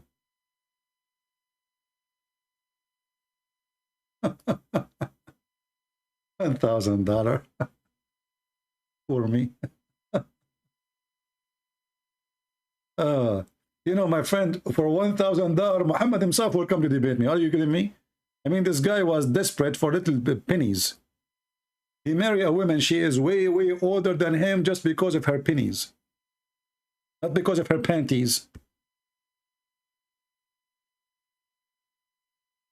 Do we have any Muhammadan? I should do a business like Muhammad. I marry a very rich woman. She can be very old, and she have no teeth for safety and security. You know, she will not bite me, and she will sleep very early. And you know, I take her flight jet, and I claim that I was meeting with Jibril, and I invite, like, I will hire some beautiful girls to work in the jet, you know, to serve, you know, the jet, not me, you know. Take a note, please. A'udhu billah, a'udhu billah, a'udhu billah. Oh boy. Any Abdul? Do you think Shabir will accept to cry? Accept? Friend, I don't know. I cannot predict who accept, who don't accept. People's heart can change. People, they can switch from worshiping the true God to worship the devil, or vice versa. But this is not, you know, this is not really my concern. You can make your decision. If you are stupid to convert to Islam, you can be. I believe it's a stupid decision to convert to Islam. For a Muslim, I believe it's a smart decision. No problem. But anyone have little brain, he should ask himself a very little question. This God Allah, which Muslim never saw, never met, they never heard his voice. He promised us if we go to heaven, we will have a tree of banana. Tree of banana. We will have a banana, actually. He did not say even the tree. When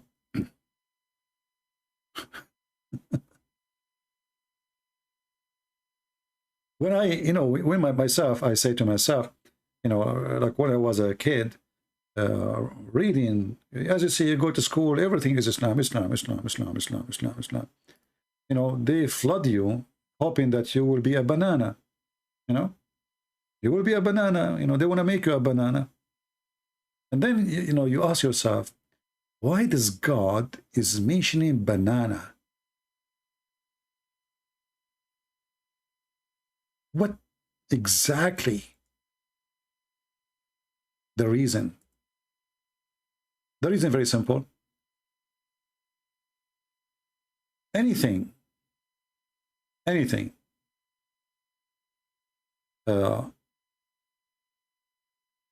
people they wish to have in Saudi Arabia, which means something they don't really have, or let us say they consider it as a must to have. It's mentioned in the Quran. As an example, the Arab, they sleep in the floor. Until now, actually, the Bedouin, they sleep in the floor. Muhammad, he promised them beds. Raised bed, not just beds. Why? Because those are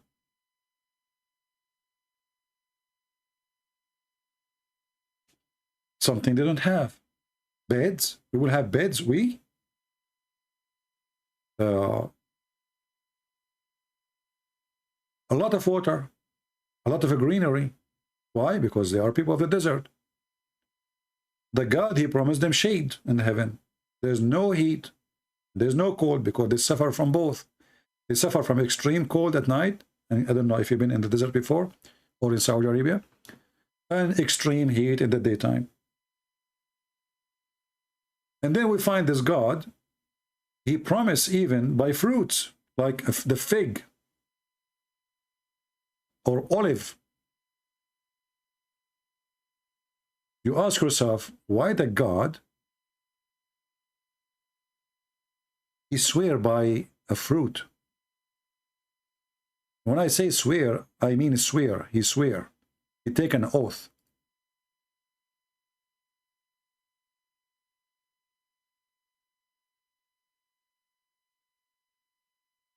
Why he want to do that? Isn't it the most silly act of God to swear by fig?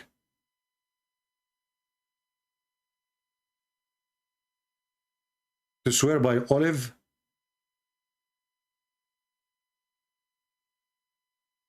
And then he swear by the Mount of Sinai.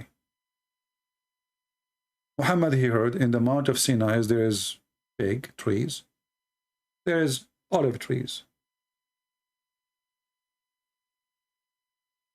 And then you will see that the verse after it have nothing to do with the verse before it. The Mount of Sinai and this city made secure. What does city have to do? This is why you see when there's, I don't know if you saw some videos, documentaries. In their documentary study, they say that the city of Mecca is not really where Muhammad was, exist. It was in Jordan. I don't know if you saw this documentary. I forgot the name of the geologist who did this study. So he did some study, geology, etc., whatever, and history, and he come with this conclusion. And this verse will make you think about it this way, because what the Mount of Sinai and what the city, which is the city of Muhammad, have to do with each other, and what is the connection, and how we jump from here to there. And then he speak about how he created the man. What does this have to do with the previous verse? What the fig and the olive have to do with God anyway? You swear by them. Swear. You know, always you swear by something higher than you. Like I swear by God. Or you swear by something so dear to you, like you swear by your son. We as a Christian, by the way, we should not swear at all. So you can swear, I swear by, like for me, I don't know, I have nothing dear to me. Let us see. What is dear to me? I swear by Muhammad, this is the most dear person to me.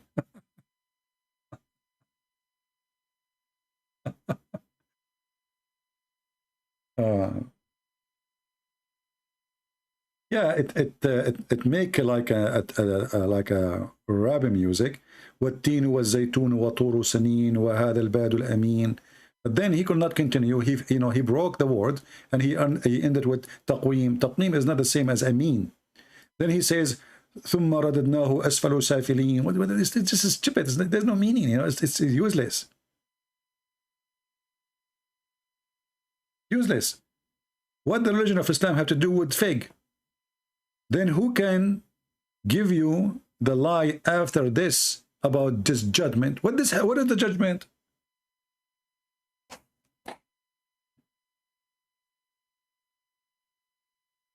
Garbage and garbage. Banana.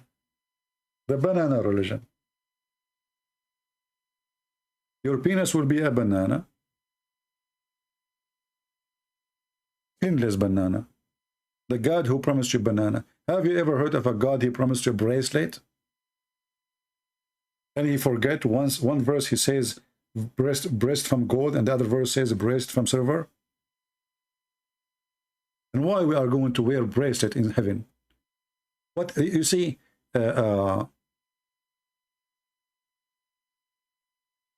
who wear those bracelet, usually they want to show their luxury. You know what I mean? They are rich.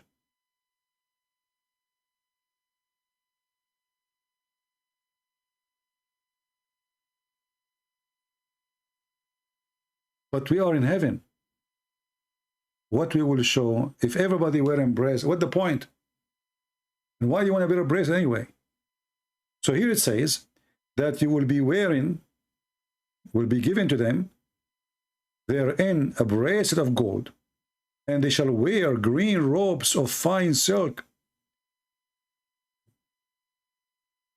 The fact, it doesn't say just silk. It says silk made in Iran, Stabrak.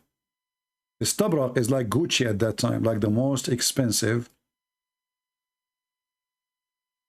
silk. This is natural silk of the rich, rich, rich people. So this God, imagine if he is making Quran now, he will promise you what is the most expensive. I'm not expert, but I heard about Gucci. I never had Gucci before, you know. I try to catch Gucci, Gucci go. I don't know why. So what's Tabrak?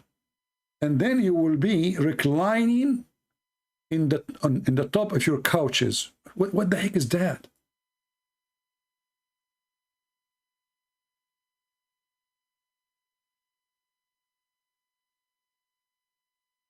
This is heaven?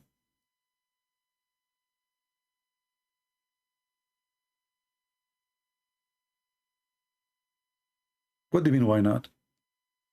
Why you want to buy those expensive clothes? Go to Walmart, get the jeans for $14 and that's it.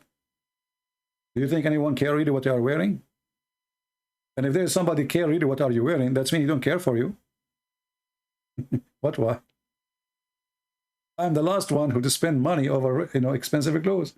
It's a silly act. Actually, they are fooling you. When you spend too much money, even if you are rich, the person who is making you spend that money, he is fooling you. Because it's not worth it. I mean, the bag cost $14,000. Why? $14,000 for a bag, for a purse? If I'm married and my wife should buy one, I will send her free shipping and handling to Allah with the bag.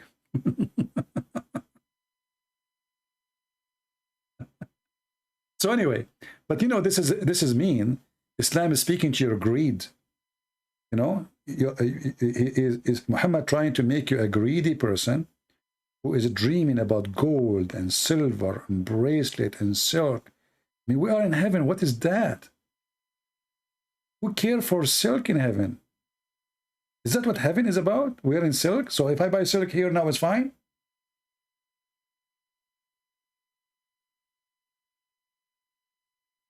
Can you believe how stupid this religion is?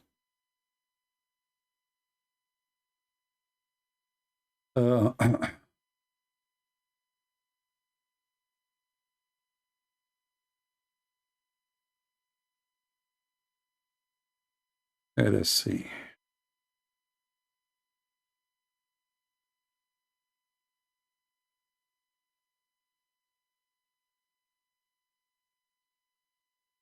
Until now, we did not get any Muslim to text us. Do you see how brave they are? Yeah. The funny is that the Muslim, they say, one of you will send me email saying, the Muslim, they claim that when they speak to Christian Prince, if a person, he got Christian Prince busted, he hang up on him. That's it. You know, listen, if this is true, even that will work for your benefit. You can record it and you can show people how run away from you. So this is a false excuse. I hang up on people. They are kids. They are stupid. They are insulting. They are just wasting our time. I have to repeat the question 1,000 times to make them answer the question. And at the end, they don't answer. So I hang up on them. Do you remember what happened last time with this guy, Ultimate Fart? I have to hang up on him. He's stupid. He's very insulting. He's very rude. I challenge you to show me where that says in the Quran, obey the Prophet, you are a liar. I got you. I said, Abdul, it's in front of you. It's in front of your eyes. Where in the Quran it says, no, in the Quran it says, obey Allah and the Messenger. That doesn't make any difference. So what if I show it to you? It says, obey the Messenger and obey Allah. So if we put them first or second, it will make a difference. Okay, we can show it to you.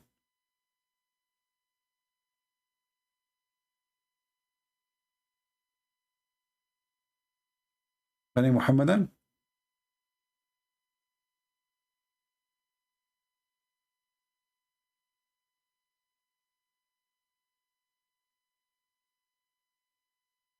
Any Muslim?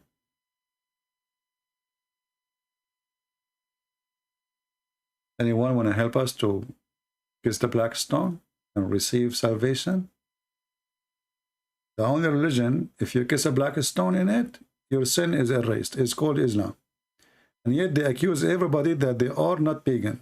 And we are the pagan. Do you remember the conversation I have in the chat with the Muslim website? I said to the guy in the chat, oh, by the way, why the prophet he kissed the black stone? Took him 5 minutes to answer, and he said because it's holy. And I said, okay, and why it's holy? Took him 5 minutes to answer, and he said because the prophet kissed it. I mean, look at the genius answers. Why the prophet kissed the black stone? Because it's holy. Okay, why it's holy? Because the prophet kissed it.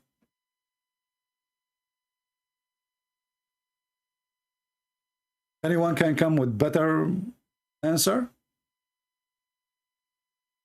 from the black stone kissers?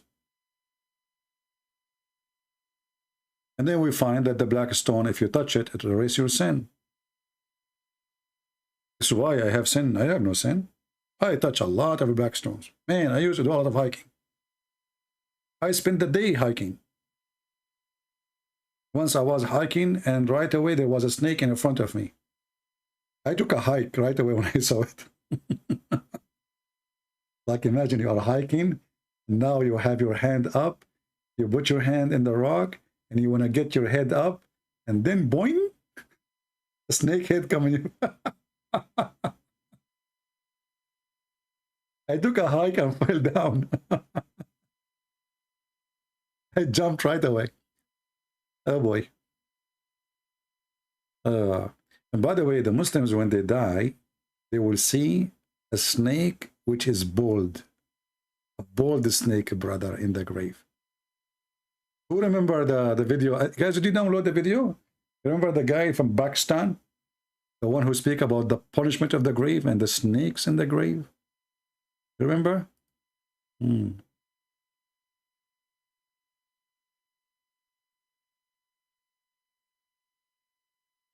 You should watch this video. You will die laughing.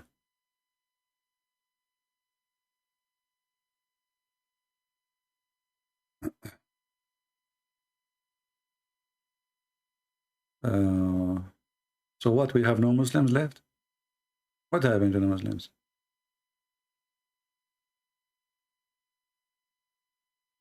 Jesus is not in the Torah at all, just like Muhammad was not in it. Abdul, I don't know, you are looking at a smart idiot. Well, isn't it the Torah speak about, or let's say David? Isn't it David? And let me show you here the conversation. The Messiah, he said to the Jews, you are saying Jesus is not right? Okay. The Messiah, he said to the Jews, what do you say of Christ? Christ, he said, what are you saying about the Messiah? Whose son is he? They were saying to him, he is son of David. He said to them, and how did David by the Spirit call him the Lord Jehovah? For he said, the Lord Jehovah said to my Lord, sit at my right hand until I place your enemy under your feet. If therefore David called him the Lord Jehovah, how is he his son? And no man could give him an answer. So when this guy, he says, Jesus does not exist in the Torah, bad news to you. The Jews until now, they are waiting for the Messiah. So if the Messiah does not exist in the Torah, because the Messiah is Jesus. If you say, no, he's not, well, this is your problem. Don't get married, okay? Your wife, she will exchange you for Gucci. Anything from Gucci. She will go to Gucci, she said, give me a shoe, I will give you my husband. They will say, we don't take, you know, we don't take useless stuff. You have to take us something valuable.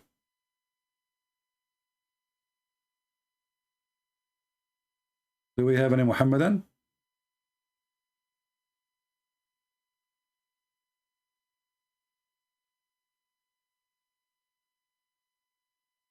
Anyone? I don't want you to love me, my friend. Love yourself first. Save yourself. You will go to hell if you don't believe in Christ.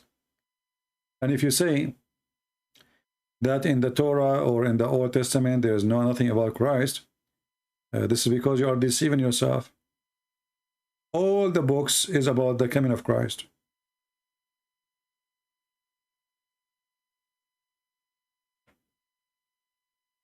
So you are just fooling yourself.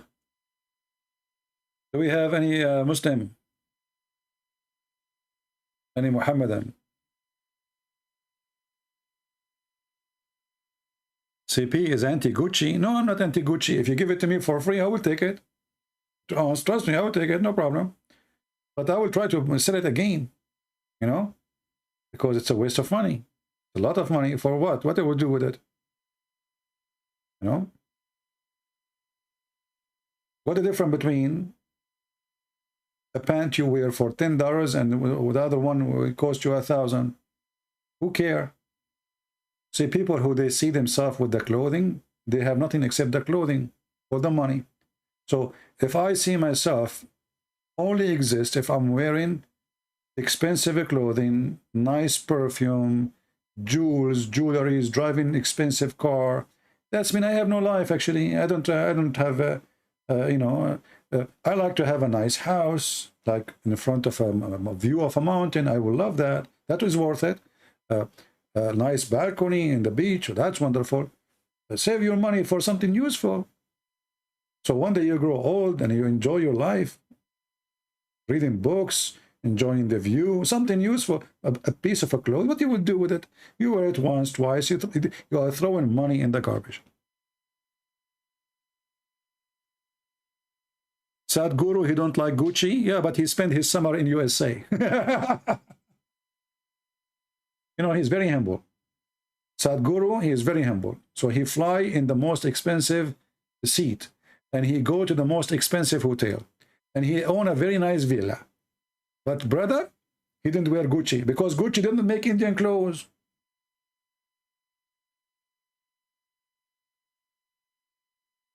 I mean, all those who speak about how humble they are, they live in the most expensive houses. They have the most fancy life. And they claim that they are humble.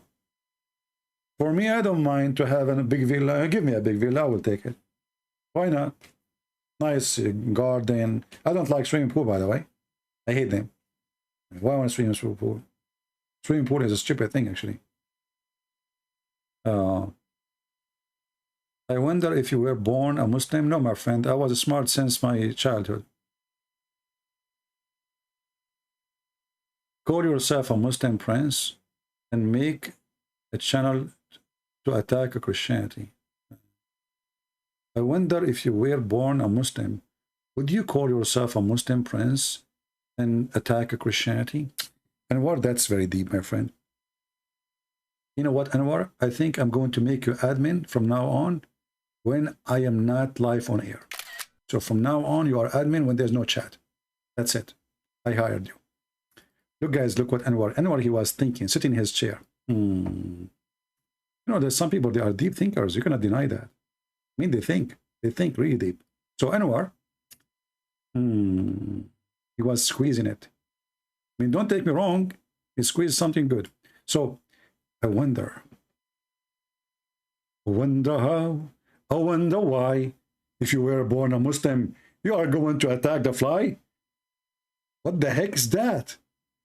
Brother, you know, in Christianity, they don't promise you endless penis, my friend. If Christianity promised endless penis, I would do. They don't promise me a woman, her ass is 1 mile. That's scary, scaring the hell of me. I mean, women with a small ass scare the hell of you. Imagine 1 mile.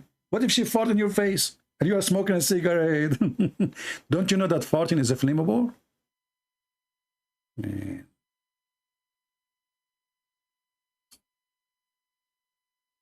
Oh, Lord have mercy.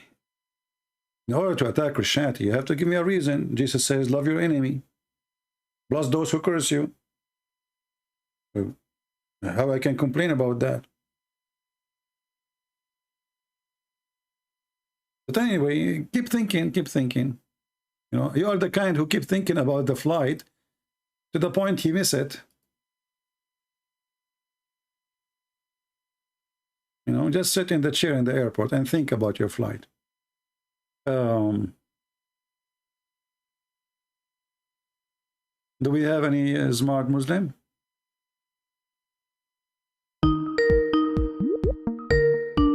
We have somebody. Hello? Hello? Hello? Yes, my friend. Are you a Muslim? Do you have any smart Muslim? Yes. You remember me? We spoke before. Well, I hard to remember. I did not check your chat. Did we chat too? Yeah, I see you called me before. Okay. Yeah, okay. You called me last time in May 27, Friday, 2022, correct? What? Yes. Okay. So how I can help you, my friend?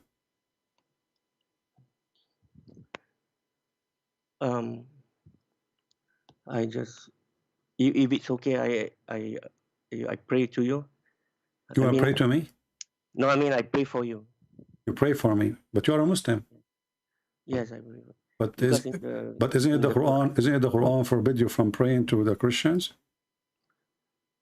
No, in the Quran it says in Surah Al-Ma'idah 69. See, indeed, the believers, the Jews, Sabians, and Christians, whoever truly believes in Allah and the last day does good, there will be no fear for them, nor they will grieve. That means those Christians who truly follow their prophet. I mean, at the time of the prophet, that means the Christians who follow Jesus truly. Then they'll okay. Well, so you can pray for the one who follows Jesus truly, right? Sorry, what's that? The one who followed Jesus truly. Yes, correct. Okay. Well, according to the Islam, I don't follow Jesus truly. According to... Oh, yes, correct. So you are fooling yourself. Then you cannot pray for me. And you know, my friend, instead of saying I will pray for you, are you going to heaven yourself? Inshallah. You just said inshallah. Yes, inshallah. What does that mean? I mean, we strive for the best to enter paradise. You pray for the best to enter. So Islam, it doesn't guarantee you that you will go to heaven?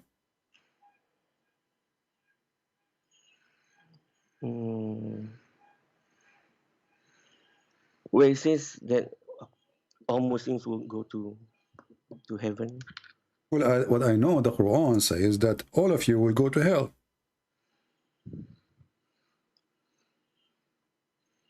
What do you think? You mean for Muslims?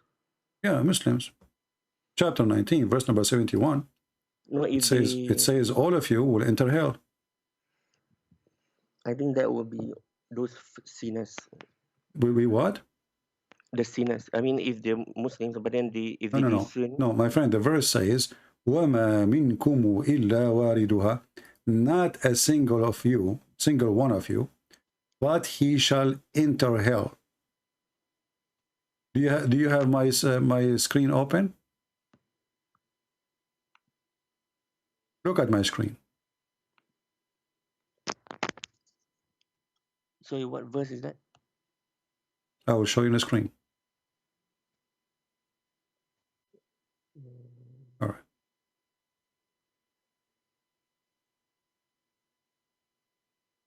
Can you read? I will zoom out for you so you can read it. Chapter 19, verse number 71. And this is the interpretation of your prophet cousin. not a single you, but he will enter hell, in the exclusion of the messengers. And this is the Muslim interpretation, but the Quran doesn't say that, by the way. It says, وَأَنِ مِنْكُمْ إِلَّا وَرِدُهَا. Not a single one of you, but he shall enter hell.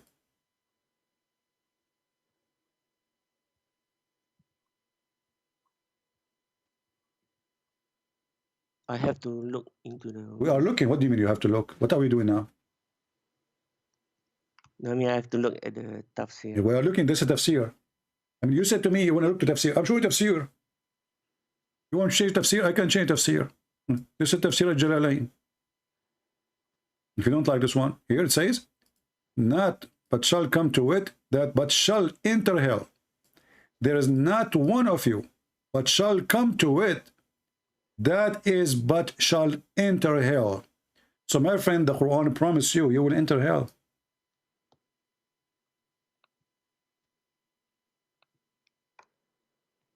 I have to research it. I haven't. My friend, what's wrong with you? I have to.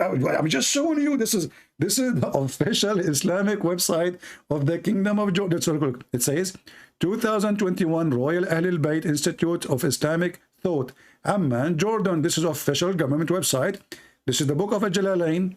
This is the Quran. This is chapter 19, verse number 71. And you keep saying to me, I have to search it. Search what? I just show it to you on the screen.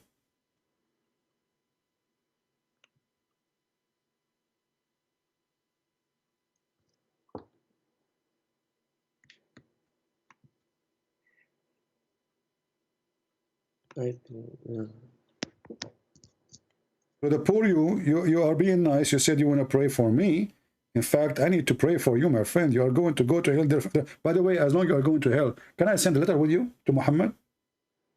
Send a what, sorry? Can I send a letter with you to Muhammad? A letter? Yeah.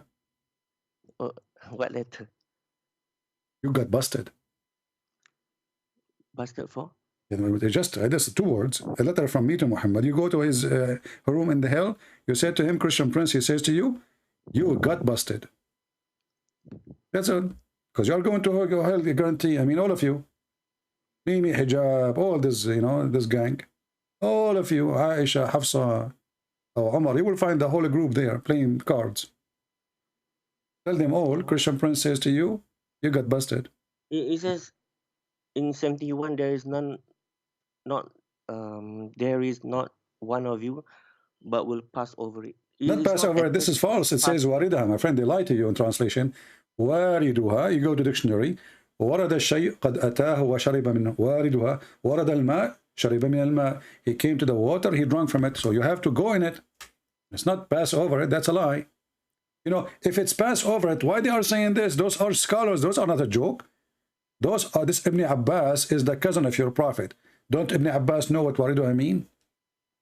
They are fooling you. You are from Indonesia, right? No. No? Okay. I am from Indonesia, by the way. I used to be Indonesian for 3 years. And then I became Japanese. And then I became a black, blonde African-American from Japan. And now I do not know where I am, what I am from, because, I used to kiss stones. And then I married a woman. Her name is Khadija, and she drove me crazy. So what do you think? You want to pray for me what? So this God will make my penis endless? Is that a good prayer?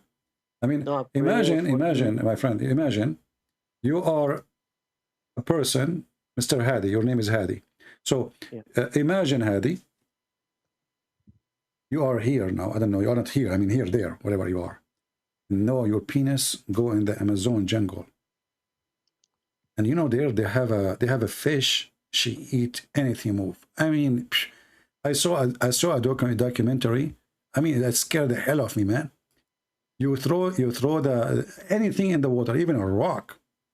Those fish, they will go crazy, and she will fight over it. So imagine, you have such an endless penis. May Allah extend it more and more. And then your penis go, by mistake, there's no GPS in the time of the Prophet. Go to the Amazon river. And those fish, brother, They are waiting for you. Your penis will go in the water, and bingo. What? Can you imagine what will happen to you? No. What do you mean you don't know? I mean, this is your penis, not mine. Just close your eyes and imagine. So you are now promised an endless penis, and this penis going over the sea, down the sea, like a phone cable, you know, like it's endless. And you don't know where it's going. You never stop. You can't stop it because it's endless. But the prophet says endless, it has to be endless. Because if it's a stop, it's not endless no more. That means lying. So imagine your penis go down the river, go up the river. I mean, imagine you pass the customs of China. Unbelievable.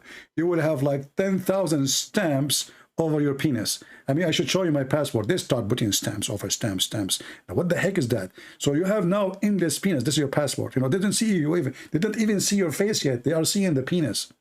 So what kind of religion, this religion you are asking me to pray for, you will pray for me. Thank you very much. But all of it is about penis, vagina, asses. What the heck is that? Don't you want to use your brain, my friend? Yeah, of course. Okay, use it. Do you think really God will promise you this? No, okay. It regards the just now the verse 71. Yeah, what about it? Yeah, and Ibn Kathir said regarding there is none one of you but will pass over it. The messenger of Allah said, then we shall save those who had taqwa. Allah said. And then the two Sahih, no one of the Muslims who had 3 children who are all died will be touched by the hellfire, except for an oath that must be fulfilled. Okay. Okay. So, you said you are reading Ibn Kathir, right? Yeah. Okay. Let me go to Ibn Kathir and see what Ibn Kathir is saying. Okay. You see, just to show you that Ibn Kathir, when Muslims they say Ibn Kathir, well, there is somebody lying here. I'm not saying you are lying. Which website you are using? This website? The one in front of me on the screen? No, not this one. Which one? The Q Tafsir. Okay. But Ibn Kathir should be the same, right? I mean, it's, they are. Yeah. This is in the translation. Okay. But this is because what you said is not really true.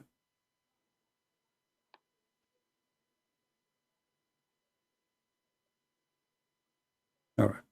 This is Ibn Kathir. If this is what it says there, that means they are lying to you, because I will show you Ibn Kathir in Arabic. It says here, Ibn Jarir reported that Abdullah, he said, concerning Allah's statement, but this is not your prophet, this is Ibn Jarir. We'll continue. Okay. The bridge over the hill, is like a sharp edge of a sword. First group to cross, it will pass like flash of light. Second group will be like wind. Third group will pass like fast horse. Fourth group will pass like fast as cow. Then the rest will pass while the angels will be saying, "Oh Allah, save them. Save them." The narration has supporting narration similar from the Prophet. It says the following. It's not repeating, it's saying the same. But look,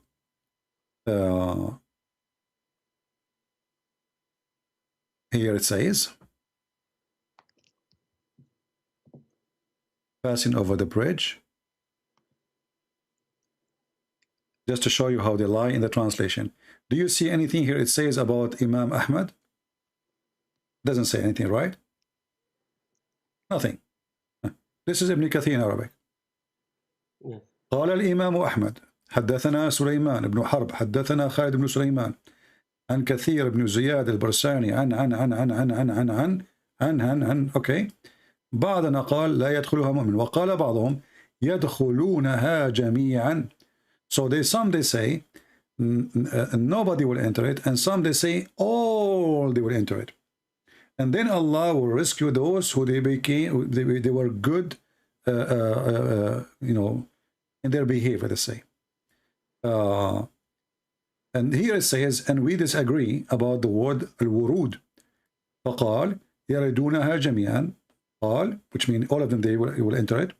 قال سليمان مرة يدخلونها جميعا وهو بأصبعه إلى أذنه. He says, all of them, they will enter it, and he put his finger inside his ear.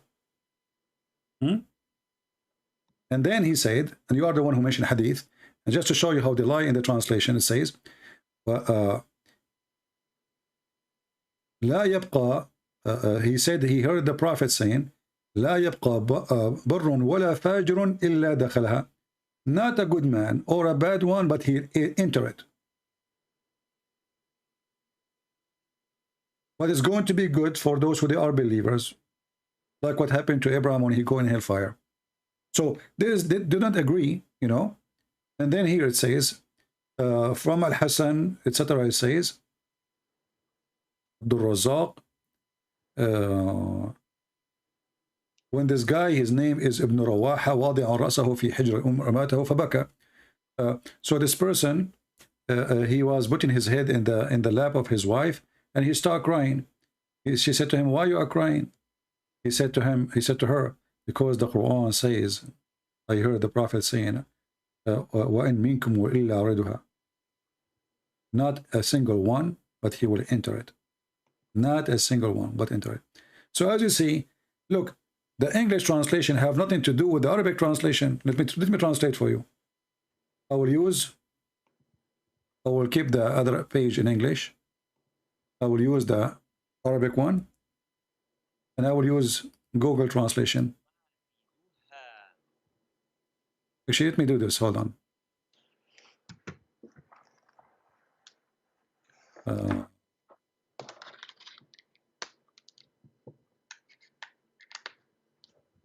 They lie. They love to lie. They love to lie.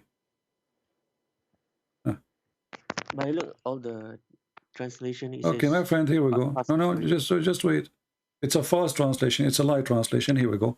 This is Ibn Kathir in Arabic. This is Ibn Kathir, Tafsir al-Quran al-Azim. And I will use Google translation for you. Tell me where we can find any of those in the English translation. We can't find it. Let me go down. Where we can find this? Where we can find it? It's not in Arabic. It's gone. You will enter hell. All of you will enter hell. And this is the story here about the man. He was crying. He will enter hell.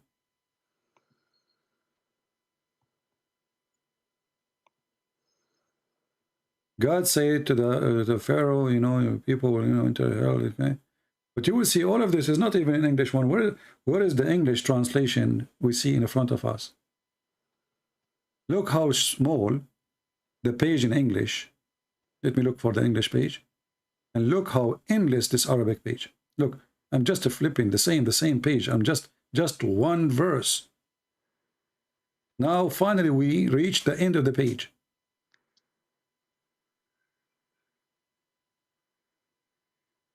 So here, look what they did.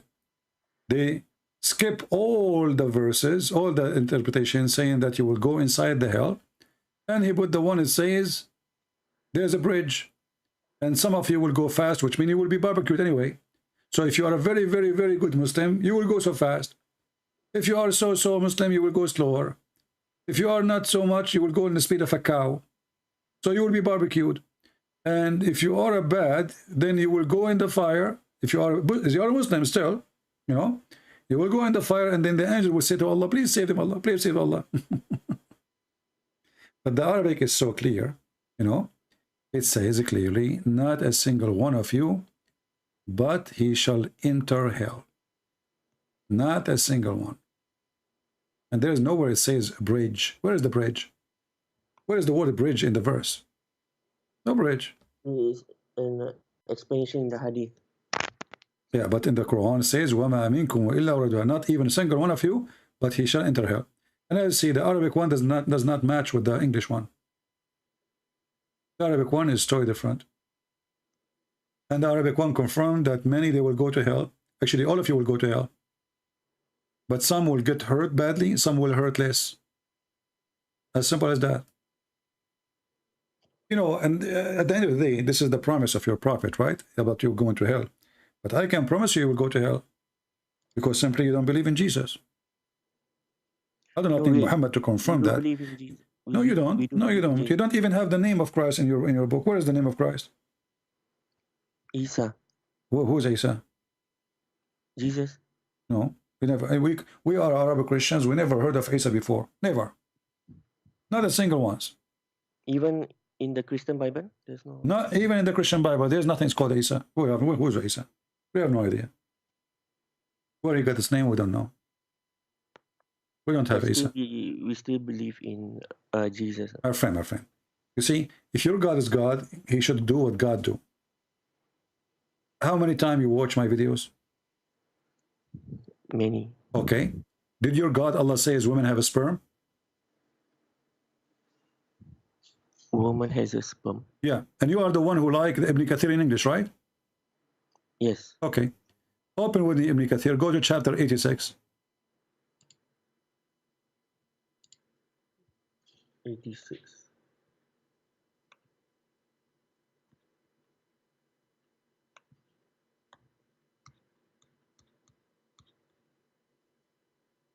Tariq.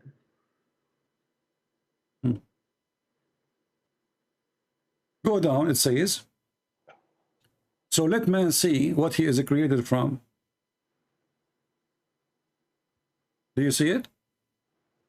What verse?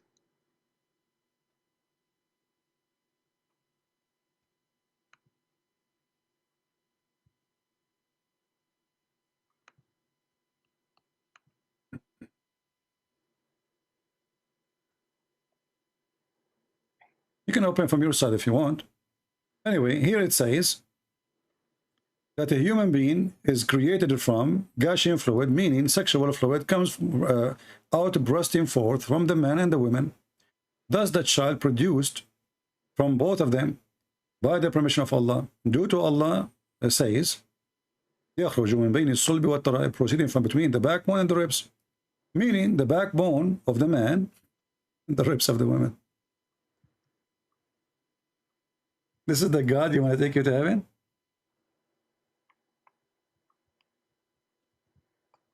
Sorry. Verse 6 and 7. Yeah?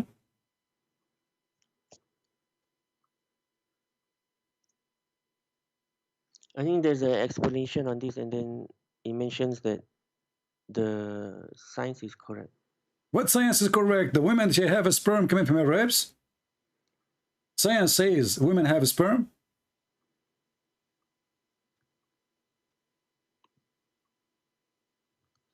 Yeah, 6 and 7.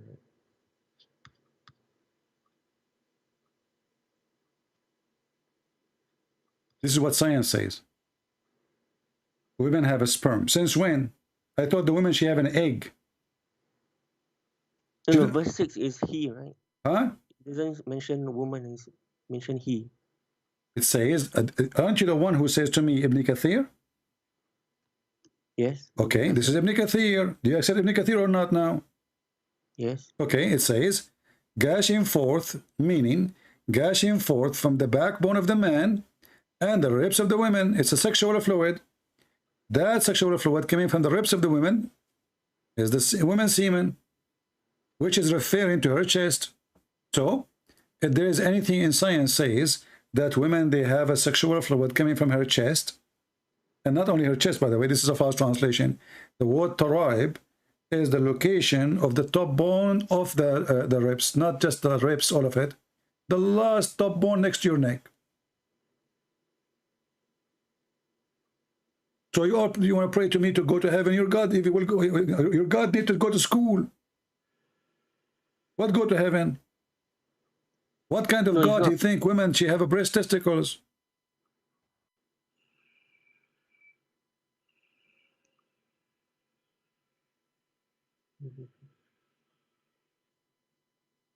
A Muslim, he said, his name is Anwar. I can send you a Bible says the word Isa. This is Muslim translation. We don't have Isa. This is a false translation. I will give you the better news. the Arabic translation for the Bible used the word Allah. That's a false translation. We don't have the word Allah in the book in the Aramaic, neither in the Greek, neither in the Hebrew.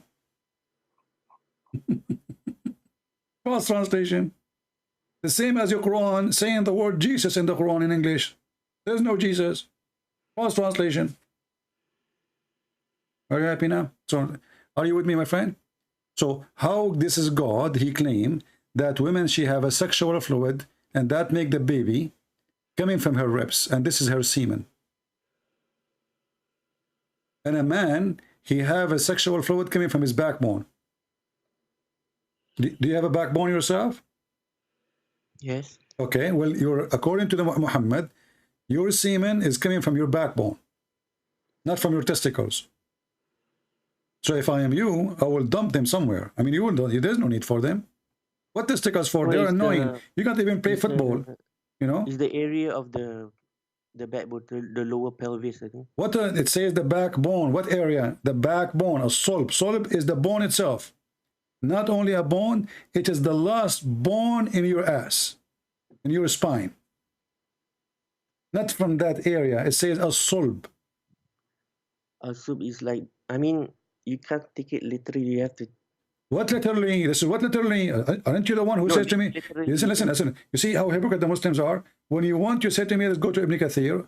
Now you don't want Ibn Kathir. Ibn Kathir, he says, the backbone of the man. Did he say not literally? No, he said the backbone of the man and the ribs of the women. And then he says the women liquid is a yellow and fine in texture, and he's quoting your prophet.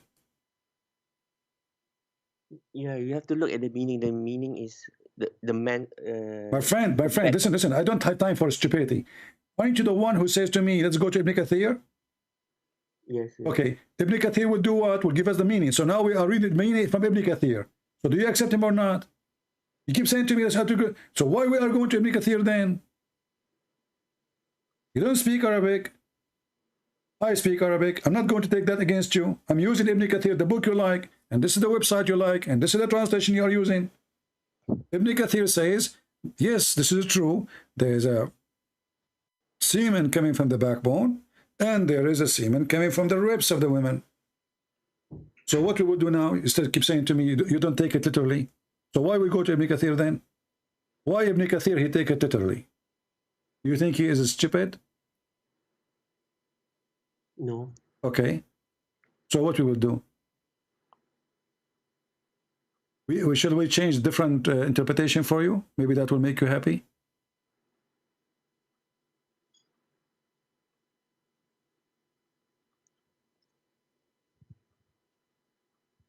They haven't read the explanation, but read carefully with me. Read carefully with me. This is Tafsir Ibn Abbas that is issued from the this is a false translation. It says loin. It says the backbone of the man and the ribs of the women. This is Tafsir Ibn Abbas. So now all the Muslim scholars do not speak good Arabic, and you are the guy who God knows from where. You are the one to tell me you should not take it literally. So why they take it literally? The meaning is the area. Where it says the area, where, okay, and let us go with the area. Women, first of all, don't have sperm. They don't. Secondly, it doesn't say area. It says coming from the backbone. Can you show me the word area? I will show you another stupid thing, just to show you how you Muslim you play games. The Quran says the sun set in murky water. What your sheikh will say to you?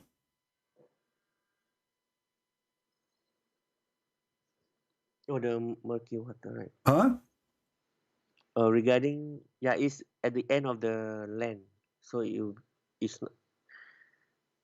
My friend, what your answer? Shaitan or Allah saying that the sun set in murky water? What Allah he meant by saying the guy he arrived where the sun set and he found it sitting in a muddy spring of water? How you will say what you will say to me now? You will say to me focus in the area? The explanation is Zulkarnain. Yeah. He saw that in his view. Okay. That the sun the sun goes over the water. Okay. That means Can you show me where it it's like, says that Zulqarnain he saw from his view? Where it says that? so that is the explanation. It's not Okay. literally. So now the explanation is a stupid explanation because simply it's against what your prophet said. Your prophet, he said, the sun set in a murky water. Your prophet said, which one is higher? Your prophet or the explanation? Is that your prophet talking? I was sitting behind the messenger of Allah, who was riding a donkey. While the sun was setting, he asked, do you know where this set? I replied, Allah and his apostle know best. He said, it set in a spring of warm water, boiling water.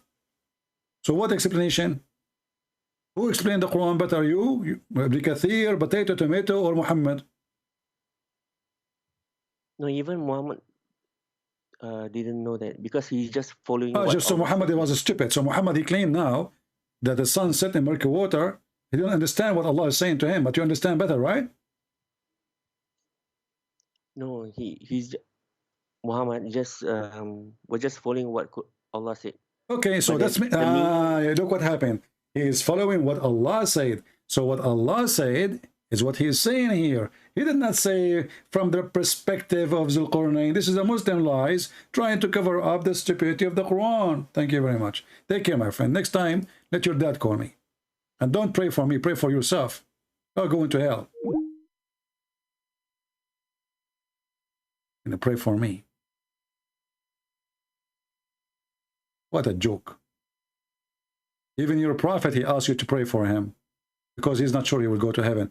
If he is going to go to heaven, he do not need your prayer to go. Pray for me.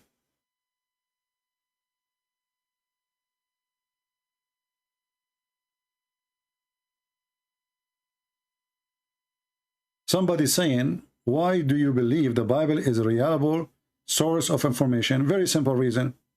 There's no book in the world is documented as much as the Bible. It's written in many, many, many, many languages from the beginning of the time.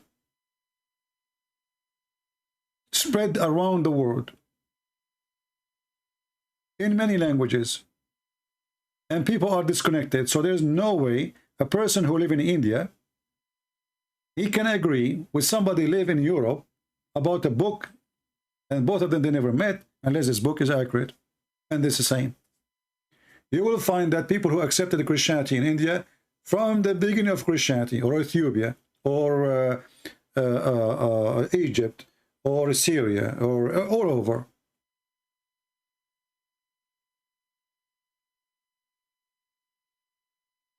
At the same time, the book match the ethic of Jesus. Love your enemy, bless them. And the Christian, they were very careful about what to accept, what not to accept. Like, you know, some Anwar saying, not a good argument. Well, Anwar, you know, I don't know what argument is good for you. You are a person who believes in endless penis, and you are talking about argument? How we can argue about penises now? I mean, look who is talking. A person who believes that a monkey, she committed adultery, and she was stoning other monkeys. Talking about the good argument. During the pre-Islamic period of ignorance, I saw a she-monkey surrounded by a number of monkeys. They were all stoning it because it had committed adultery. And you are talking about argument? So now the Muslim, they believe that monkeys are Muslim Sunni and they are practicing Sharia law. Actually, if you read the story behind it, you will die laughing. According to Muhammad, this monkey, female monkey, she was sleeping over the hand of her husband, Mr. Chimpanzee. And then another monkey, he came from behind a tree, and he blinked for her. She came behind the tree, and then boom, boom. Then she came back, and her husband is still asleep. She tried to insert her hand under his head again, but then he woke up, and he started sniffing her. And then he found out that she wasn't doing adultery. And he starts saying, Takbir, Takbir. And then the Muslim monkeys, they come and they stone her. And you are talking about good argument? What dagging the question? I'm not dagging the question. And let me answer you about the Bible. If my Bible is not a good trustworthy, so how you stupid Muhammad? He take an oath of it, and he says, I believe in it. Is that a good argument? No, it's not a good argument. Is it? This is your stupid book says, agreeing with the book we have between our hands? Verifying which they have? If you don't like this translation, we can change it. This is Shakir. Yeah, let's go to Yusuf Ali. That's a good argument. And when they come to them a book from Allah confirming what is with them, not a good argument.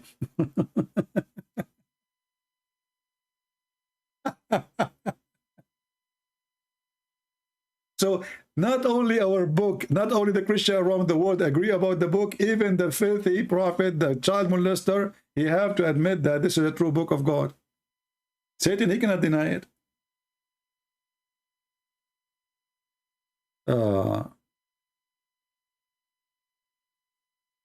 Answer, I'm showing you the Quran saying that Allah, he says, actually, you see here the verse says confirming, it's a lie. In Arabic, it doesn't say confirming, it says musaddiqun, which means believing in what is with them. And what is with us? Jesus is God. Hallelujah. This is why I told your friend here, when you go to hell, don't forget to deliver my message to Muhammad. You got busted. And this is all over the Quran. Some verses saying what is between their hands, and some verses saying confirming what is with them. Either one, it doesn't make any difference.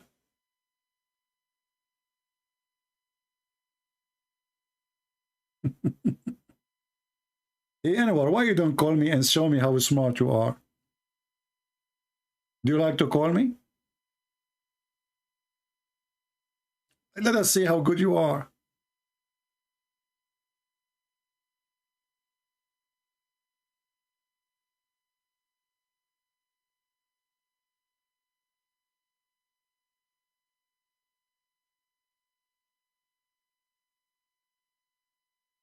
Palestine, get out of here.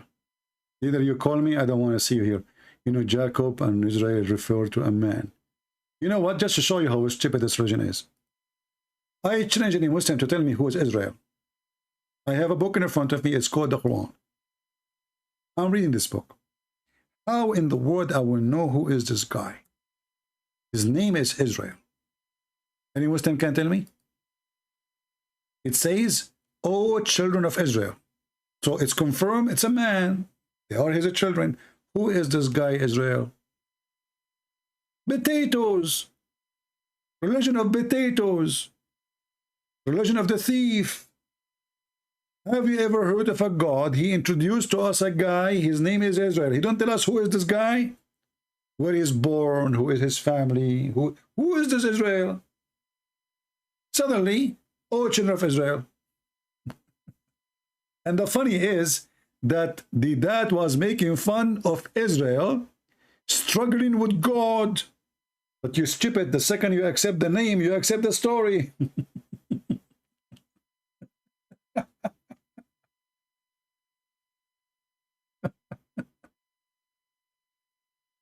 Oh boy. Israel? Do you know Muslim? Because Muhammad do not know what Israel means, so he put Israel in the book. What Moses mean? He do not know what Moses. He put it in the book. Abraham, he put Abraham. What Ishmael mean? He don't know what Ishmael. He put it in the book.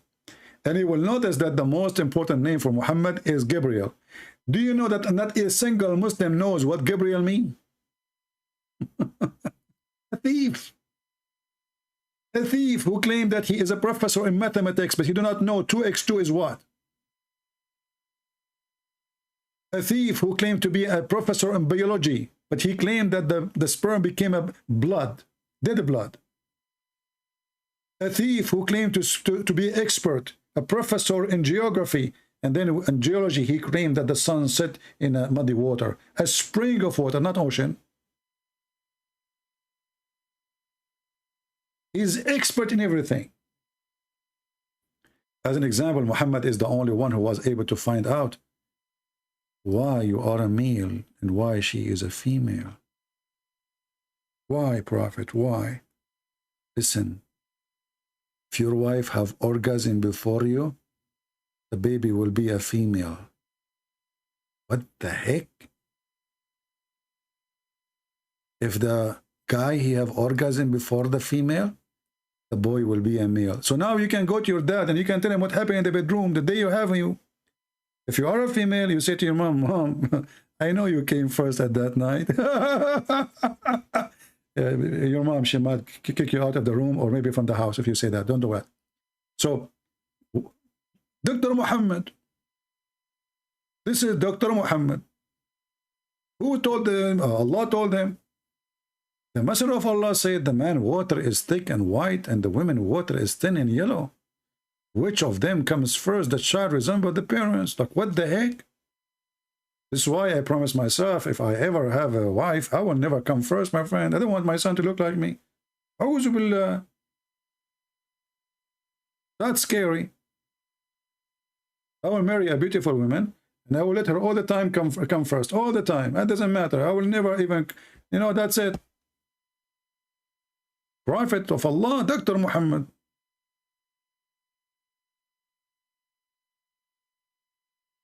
Get out of here. You know, the funny is that your God himself is a Zionist. Look what he called himself, Zionist. Let us show you the Zionist. Isn't it your God, Allah? He ordered the Jews, and he told them that you are my favorite people, my chosen people. Zionist, huh? Who is the Zionist? Here we go. This is the fruit of the Jews. Muhammad lived between them, and he was kissing their asses. Read with me. Who is the Zionist now? O children of Israel, remember my favor upon you, which I bestowed upon you, and favor you upon all mankind and genie, even genies. Allah, he favored Bani Israel from the genie too. Why they are genies? How he favored them from the genie too? Who is the Zionist? This is your Quran. They are the favorite. A genie, you know, a Zionist Allah. And then Allah, he ordered them to kill all the Palestinians. And the funny, the guy, he kept coming here. He's from Pakistan. He called himself Palestine. Look, Allah, he ordered. And not only that, because they refused to kill the Palestinians, Allah, he punished them and he made them lose their way for 40 years in the desert. Chapter 5, verse number 21. Do you see between brackets says Palestine? Who is the one who ordered to take Palestine? Allah, the Zionist. Shish kebab.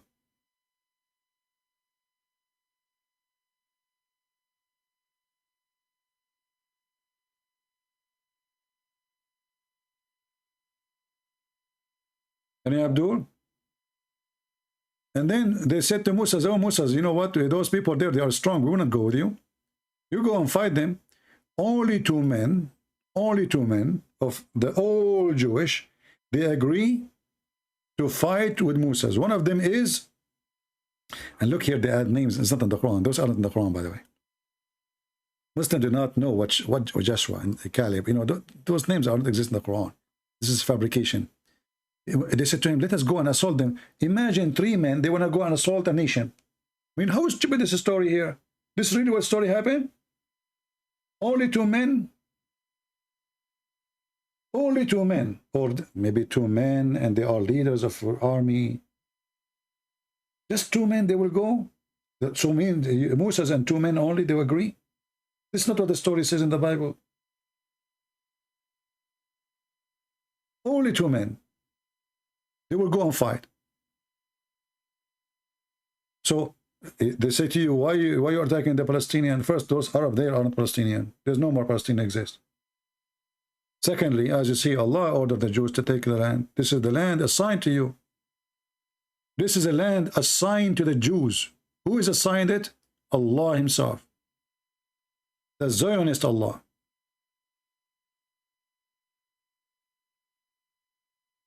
Do we have any Muhammadan? Ex-terrorist. Nobody dare to call me. Look how long we are here and not even one single one of them.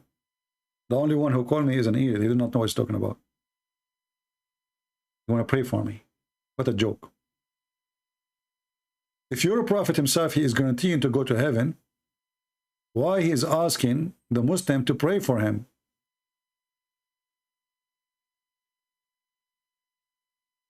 And the funny is, always the word salah in Arabic mean prayer. The Muslim, they say, oh no, this means blessing, blessing. You say this is a stupid thing to say, because blessing does not add anything to you if you're in heaven anyway. You know, bless me when and I am in heaven. If Muhammad guaranteed he was going to go to heaven, why he need your blessing?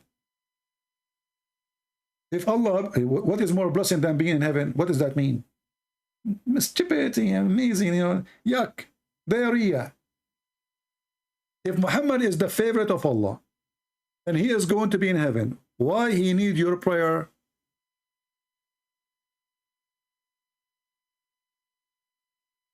Why you call people coward? You don't show my face. What my face have to debate in you?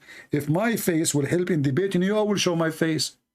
But my face is not what people want. I'm not doing fashion show. And what about you ask the God you worship and you bow down and you show your ass when you pray to him 5 times a day to show his face? I'm not your God. Isn't it your God? He says in the Quran, it's not for Allah to speak to anyone except from behind a veil. Your God, Allah, is a burqa man. This is the Quran. Let me show you. Why you don't show us your face if you are brave? What do you want to do with my face?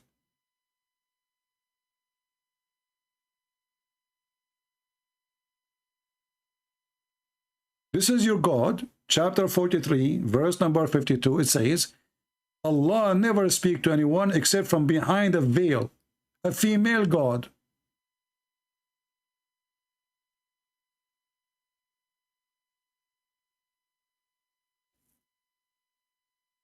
Anwar, is your God Allah wearing a black veil? Ask your God to show himself. You never saw him. You never heard even his fart. How you know he exists? For the Christian, their God came to them. Their God came to Abraham. Where's your God?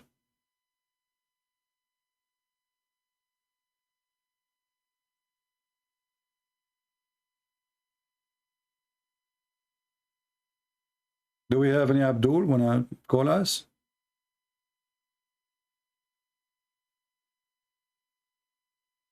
Who was here first time? If you are here first time, I feel sorry for you. You will get addicted and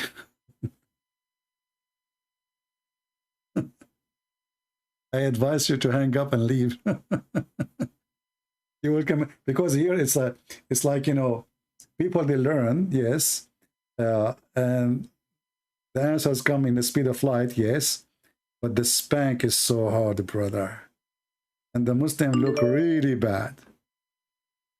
Let us see this guy. Is he a Muslim? I don't know what he is. Let us see what's the guy.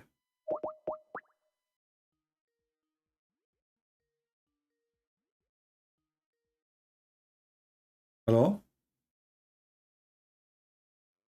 Yes. Are you a Muslim? Wa alaikum assalam. How are you? I'm fine. Are you a Muslim, my friend? Yes. All right. Alhamdulillah. Yeah, I saw your question saying why I accept the Bible to be confirmed, right? Why you consider it as a reliable source, yeah. Yeah, but did you see the answer in the Quran? The Quran says, as long as you speak Arabic, I notice you speak Arabic, right? Yeah, but what does the Quran have to do with your Bible? Pretend I was an atheist. You're an atheist? You're an atheist? Pretend I'm an atheist. You can pretend. Muslims pretend always anything, you know. But this is why I want to assume that you're an atheist when you are saying to you I'm Muslim. So for me, I have a clear proof from your book. Because you wouldn't tell the atheist because the Quran says no so. Problem. If an atheist he call me, I will answer an atheist. If a Muslim he call me, I will answer a Muslim. So why I want to waste my time go from zero when I have a proof from your book saying because it's more objective. It's more objective if no, you go no. You know, for a Muslim, do you Muslim accept what the atheist believe?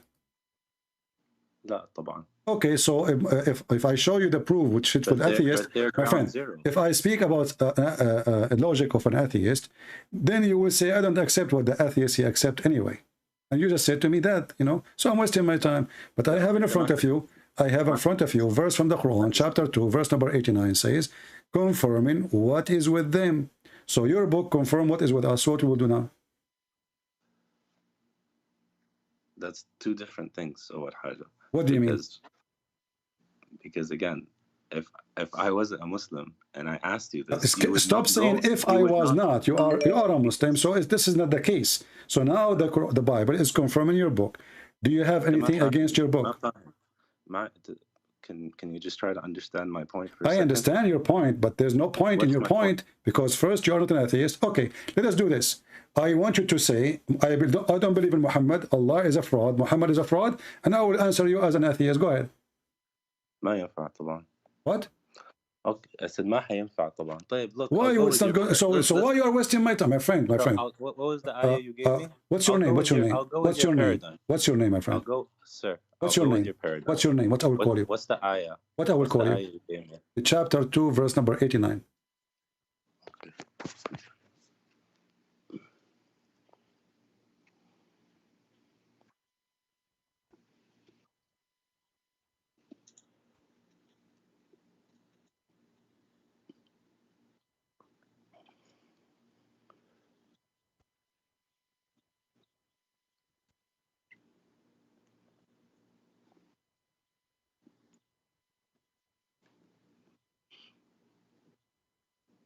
I'm showing you on the screen. You can read it on the screen.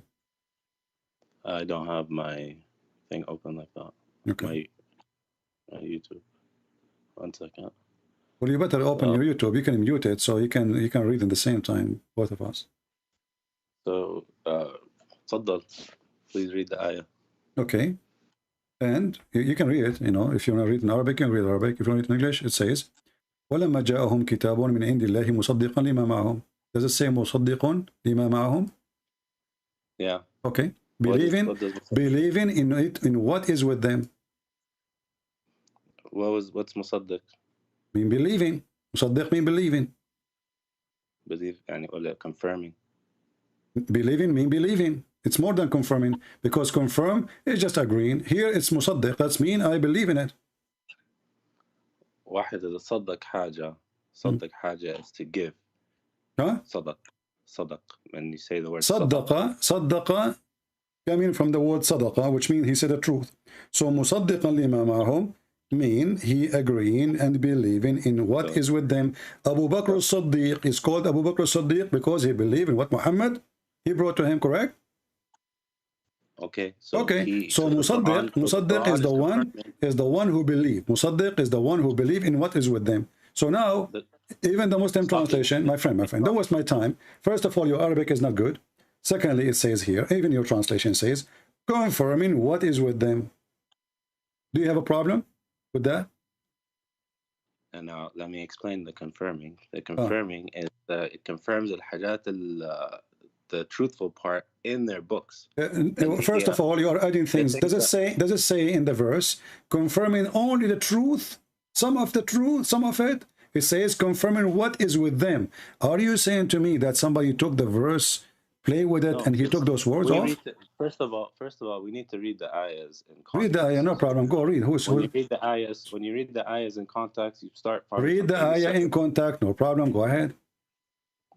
Yeah, when you start from 87. Read and from any. You can read it from verse number 1. I don't care. No, I'll start from 87. It says, "We gave Moses the scripture, and we sent messengers after him in succession. We gave Jesus, son of Mary, clear signs and strengthened him with the Holy Spirit." So how is that whenever a messenger brings you something you do not like, you become arrogant, calling some imposters and killing others? They say, our hearts are impenetrably wrapped, but God has rejected them for their disbelief. They have little faith. When a scripture came to them from God, confirming what they already had in Nizam, what they already had is what? The belief in one God, to follow the prophet. Well, that's your fabrication, my friend. You are adding things. It's not in the Quran. It's not in the Quran. It's not in the Quran. It's not in the Quran. It says confirming in what is with them. There's no addition. Say it. It doesn't have to say it here. We look at Quran. We look at the. Okay, so you are saying that the verse in the Quran is not clear. We have to add words to fix it. So the Arabic of Allah is not good. That's not what I said. That's Well, not what I said. I said so why you are adding words? Why you are adding words to the Quran if the Quran doesn't say that? If the Quran is clear, is the Quran a clear book? I'm not. I'm elaborating for you. No, I'm asking you: is the Quran by itself is enough for anyone to understand? With the Arabic language, yeah, it should be good. Okay, the Arabic language is shorter for me. I speak Arabic better than you. Obviously, you don't speak good Arabic. It says here, مُصَدِّقٌ لِمَا مَعَهُمْ, believing in what is with them, not some of what them. Allah can add the word some. He can say, بِضْعٌ بَعْضَ مَا مَعَهُمْ, little of what they have. He did not say that. He says, مُصَدِّقٌ لِمَا مَعَهُمْ, believe in what they have. Let us go to different verse. Here we go. You see this one is not going to be, just to show you. But now, as long as you claim you speak Arabic, you know, you cannot run away from it. Chapter 2, verse number 91. What we will do with this one? Verse number 91.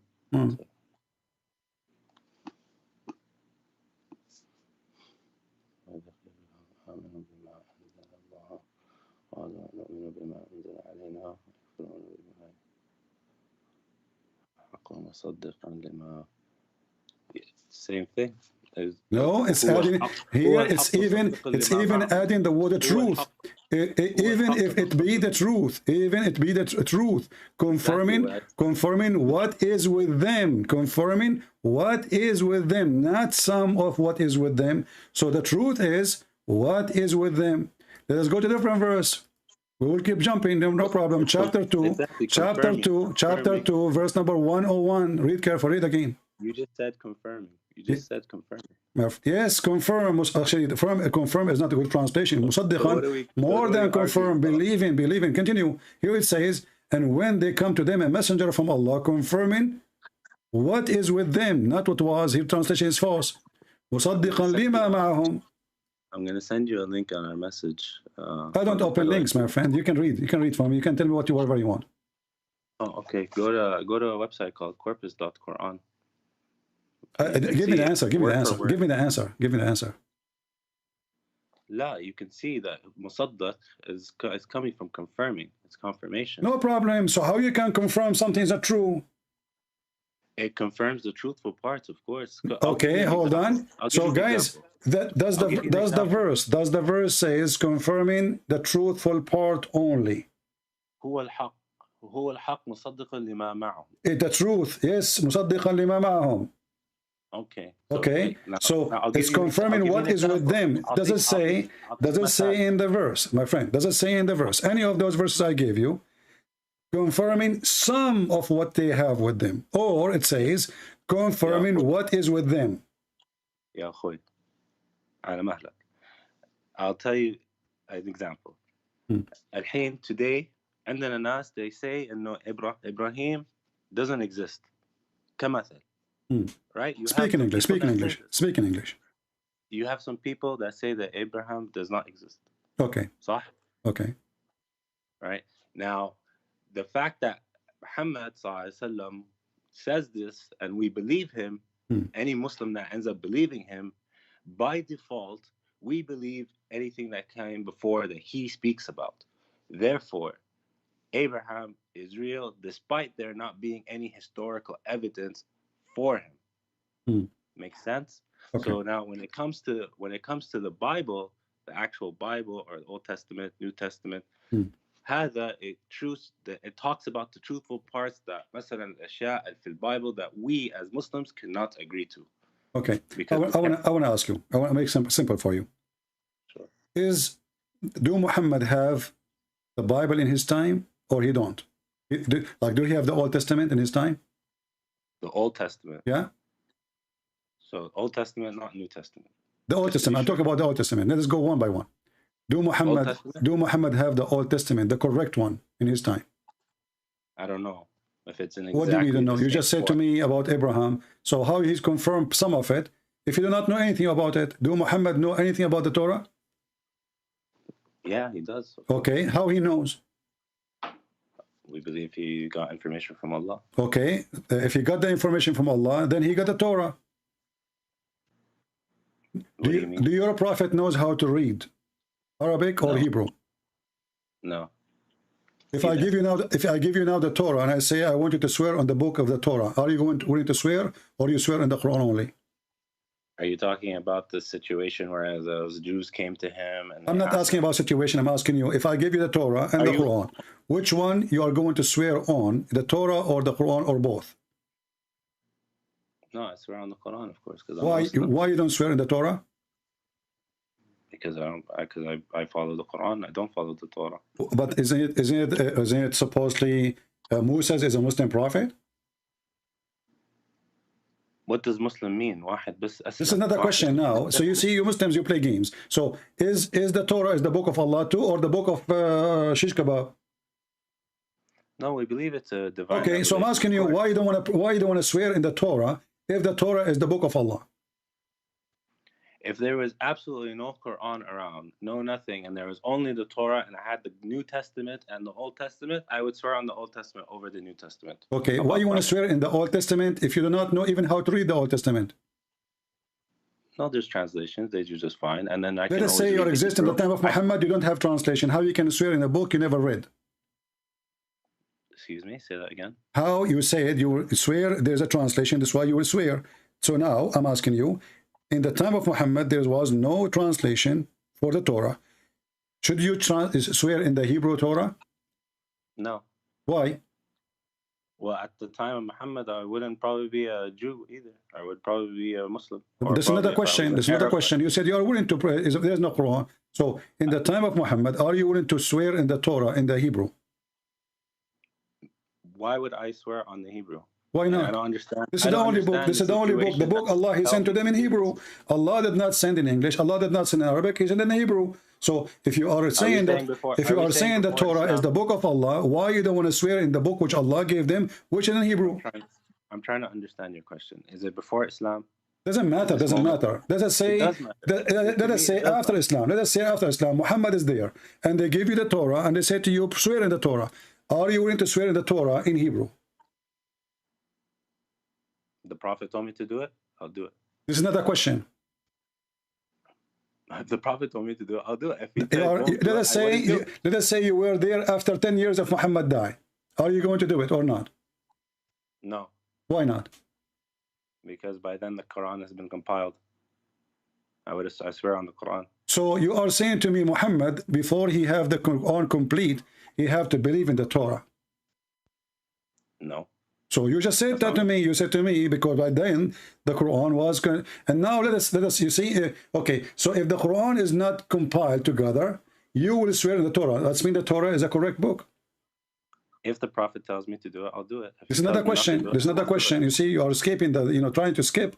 Do you swear by the Torah? Is the Torah and a good book for you to swear in? Yes or no? Over the New Testament, yes. This is another question. I don't talk about over the New Testament. I'm asking you about the Torah. Is the Torah a good book for you to swear on? Yeah, probably. Probably. If I had to choose life or death, yes, I'd swear on it. Okay. Well, the Old Testament, the book of Moses says that God has a spirit, and God, he came to Abraham as a man. What you would do with that? Do you accept? It's not. It doesn't actually mean a man. Even no, it came to him as they came to him as a man. No, he came to him. He came to him. It's not up to you. He came to him as a man. It's not up to you either. It's up to Jewish rabbis. Exactly. It's up to the. Okay, no problem. No, it's not. First of all, my friend, listen. It's not up to the Jewish rabbi. It's not up to the Christian priest. It's up to the book what it says. Do you agree? Okay. Okay. The book says as a man, but it's an angel, and it's a form, and it's a message that he came as a revelation. That's how it came. That's how it means. What do you mean? What do you mean? What do you mean? Hold on, my friend. Hold on. What? So you are saying to me, God, he came as an angel now? No. Okay. So let me repeat the question again. Did God came to Abraham as a man? And actually, all the one who came to him, they came as men. If you go to Genesis chapter 18, verse number 2, and verse number 1, you can read it. Says, and Abraham looked down, he saw 3 men standing nearby. Is that correct? Yeah. Okay. One of them is God. Is that correct? One of them was the angel. They're No, angels. one of them is God. If you go to verse number 10, it says, then the Lord said, the Lord is speaking there, the Lord. Again, since you, and I didn't open the verse. I can open the verse. I don't care. So according to the Jews and according to the Christian and according to everybody, God, he came to Abraham as a man. It's not up to you. So now I'm asking you, do you accept that God came as a man, as what the Bible says in the Old Testament? You said to me, you are willing to swear on the Torah, and this is what the Torah says. What you would do? For starters. For starters. What? I said for starters. What Jews starters? don't Are we buying a bicycle? We are talking about God. What starters? I said to begin with, in my response. What begin with? That's another question. Are you going to accept? Are you accepting a book says that God came as a man? Jews don't believe that it was. No, God Jews they believe that, and I'm willing to show you.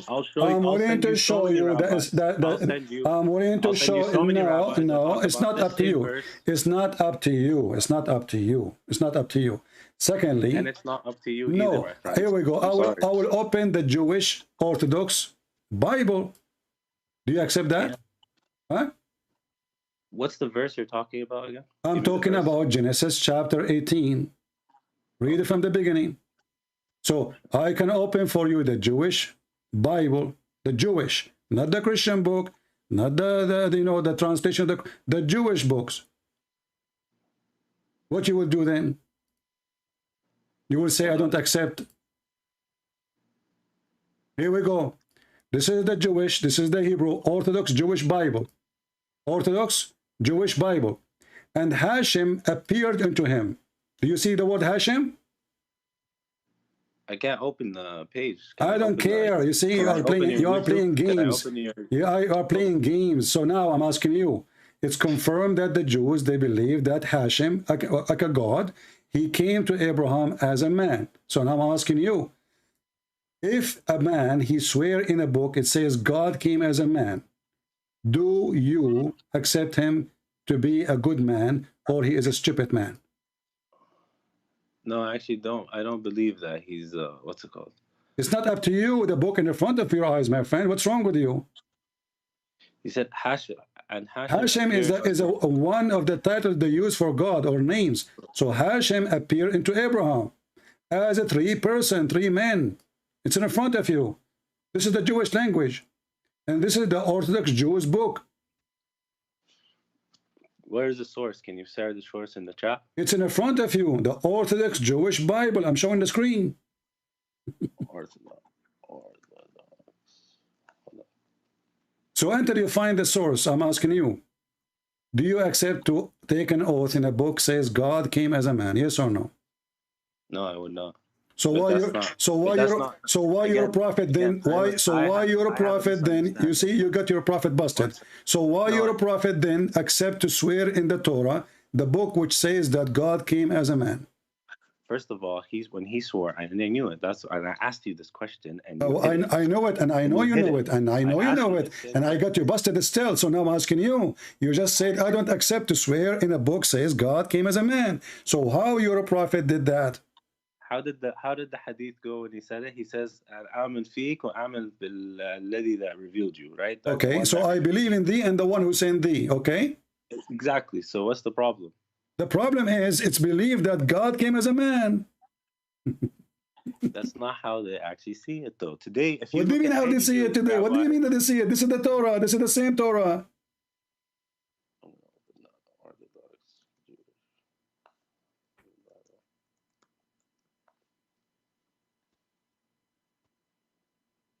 What's the link for your website that you're looking I'm at? using sunnah.com. Not your, not that one. Sunnah.com. It's in the front of your eyes. I was talking about the Orthodox one. Yeah, well, you can just type Orthodox Jewish Bible, Genesis 18, and you will see it. And you go, let me post it in the chat. I told you, open YouTube so you can see with me. Just to mute YouTube so you can see the same thing I'm showing the screen. So now, God, he came to Abraham as a man. You're a prophet, he swear in the Torah, which says that God is a man, or he came as a man. How your prophet, he took an oath in a book like that?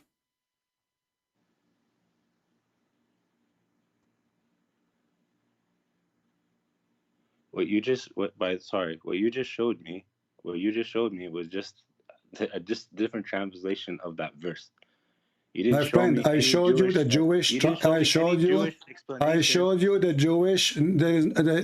I showed you the Jewish. Listen. Don't waste my time. Don't waste my time. You know. Not a single Jew will not accept, because you see, the Jews have to go by what the book is saying. Literally, they cannot make it their own. It says Hashem. Hashem, he came. He came as what? As a 3 men. Can I send you some things by then? Don't send me things, my friend, wasting my time. So now you're a prophet. Do your prophet know Hebrew? No. So how he swear in a book he do not know how it is inside it? Because he believes in the one that revealed it, اللي هو ربنا. Okay, guys, he believed, but maybe they gave him Yellow Pages book. How he know that this is the Torah? That they handed to him? Yeah. Why would they?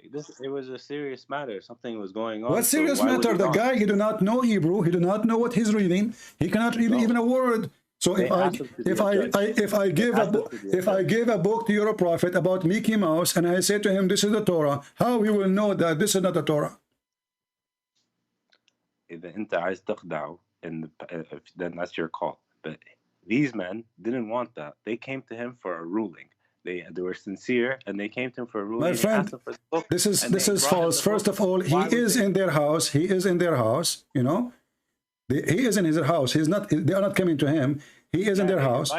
They invited him. Exactly. So now I'm asking you. They gave him a book, and then he took the book, he put it in the top of the cushion, and he swear by it, saying, "I believe in thee and the one who sent thee."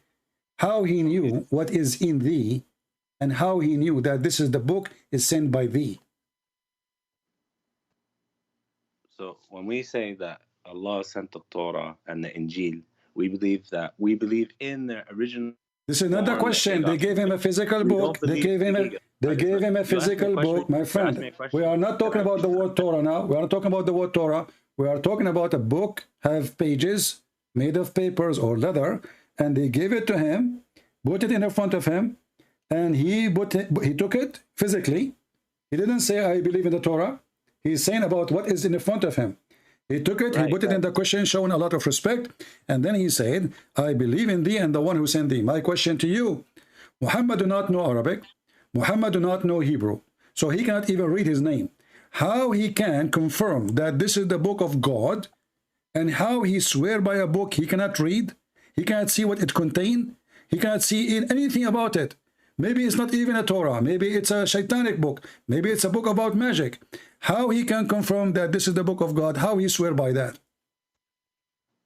Hey, that's a very big possibility. There's a big possibility that these people came and tricked him, and they gave him a completely different book that has said nothing in it, and he said, "Hey, I believe in thee and believe in the one that sent thee," with the full intention that this was the Torah. Okay, so your prophet is not inspired by God then, because he is swearing by a book without knowing what is inside the book. This is your premise, by the way. This is not the premise. No, listen. I will not. I am not a fool to swear by a book. Maybe this book is written against my Messiah. Why I want to swear by it? A prophet of God, he have to be careful. He have to swear in a book. He knew what it says. He should know very well what it says word by word. Otherwise, taking a book saying, "I believe in thee and the one who sent thee," is a hypocrisy. Isn't it the Quran says that the Jews, they believe that Allah have a son, his name is Uzair? In the Torah, it doesn't say that, and it doesn't say in the Quran that it does say that. It says that the Jews, they say, listen. The Jews, they say Uzair is the son of Allah. How Muhammad knew that in the book they gave him, it doesn't say that Uzair is the son of Allah? Wahi. Huh? I said Wahi. What Wahi? I said revelation. He probably knows from Allah told him. Allah told him that Uzair is a son of Allah, but there's not a single Jew believe in Uzair. There's nobody, his name is Uzair. Who's Uzair? Ezra. Ezra is not Uzair, and there's no Jews believe in the guy. His name is Ezra, and he's God. There might have been some factions once upon a time. We don't know that. If this is the case, that's mean the Quran is a false, because the Quran says the Jews, which mean all the Jews, not some, maybe.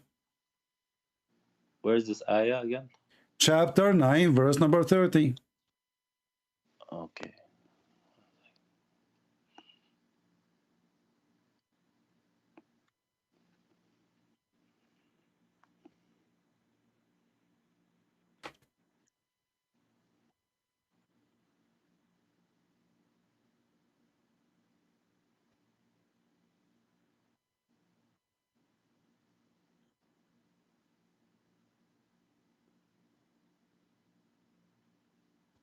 All right, I found it. So what's the issue? You said maybe some of the Jews, they believe in that. Is all the Jews or some of the Jews? It's probably some. So the Quran is wrong. Why? It didn't say all the Jews. No, it says the Jews. It says the Jews. It says the Jews. Yes, when you say the Jews, it's mean the Jews. Doesn't say a sect of the Jews. Doesn't say some of the Jews. Says the Jews. The Jews says كان في نصارى that don't say that Jesus is the Son of God. في نصارى كانوا بيقولوا. No, no. First of all, Nasara is not a word for the Christian. Muhammad is a fool. You do not know what Nasara mean. Nasara have nothing to do. Nasara are not even Christians. This is a false. It comes from Nazarenes. What are you talking about? No, the word Nasara coming from the Nazarene, the one who called poor in their understanding. Those are not a Christian. Those are a cult. Secondly, all the Christian they believe, as you see in the Quran says, all the Christian they say that the Christ is the Son of God. Do you agree? It didn't say all. It says all. It says and the Christian. Listen, don't waste my time. Does it say and the Christians? Does it say and the Christians? Yes. Okay. So if I say and the Muslims, it's mean all the Muslims. Otherwise, I should say some of the Muslims. No. If he's specific, he'll be specific. You see, you are insulting your God. You are saying the Quran is a stupid book and it's not clear in Arabic. And now we have to add words to make it look nicer. So now you are adding the word some. Let me do it for you. You say, guys, let us help this guy. So the Quran, when the Quran says the Jews, he meant the sum of the Jews. Let us add the word some. The Quran is not perfect. Be my witness. We have to add some words. Some of the Jews, not the Jews. This is wrong. Take that. Some. We will type some. Some of the Jews. Okay, now the Quran look better, because obviously the Quran is a confusing book, and the one who said that, the Jews, is not God. This is maybe Muhammad. And then when it says and the Christian, the Quran is wrong. We need to fix it. So we need to say some of the Christians. Are we happy now? So you are saying to me that your book is not a book of God. We have to add some of before the Jews and some of before the Christian to make the Quran look nicer.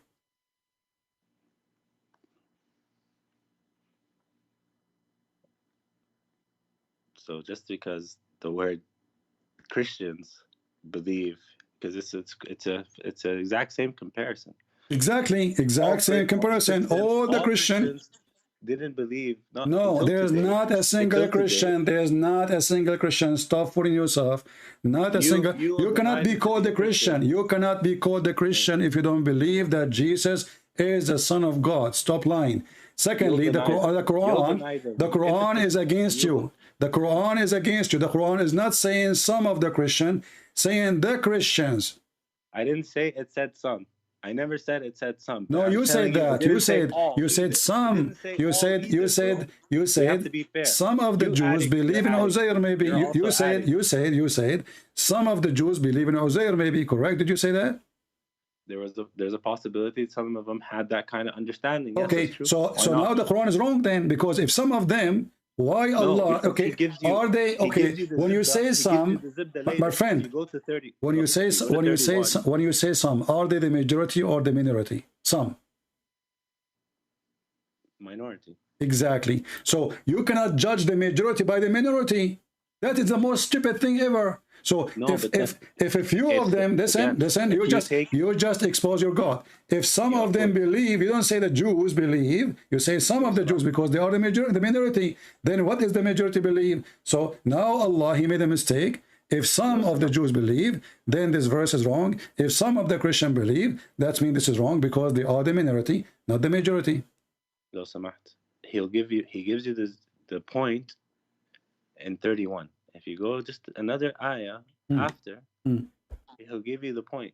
The verse number 31 is more horrible. Read in Arabic and laugh. It says, اتخذوا أحبارهم ورهبانهم أربابا من دون الله والمسيح ابن مريم. They took their monks, their rabbi and their monks as God instead of Allah and the Messiah.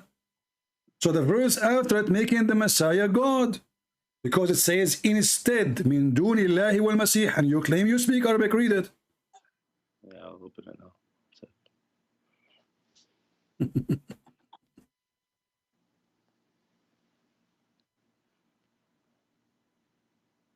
Disaster. Instead of Allah and the Messiah, they worship who? They are worshiping their rabbi, this is the word rabbi, and their monks in front of you, and you speak Arabic, as gods, arbaban, min duni, instead, Allah and the Messiah. So what they should do? They should worship one God, which is Allah, aka the Messiah. Messiah is God.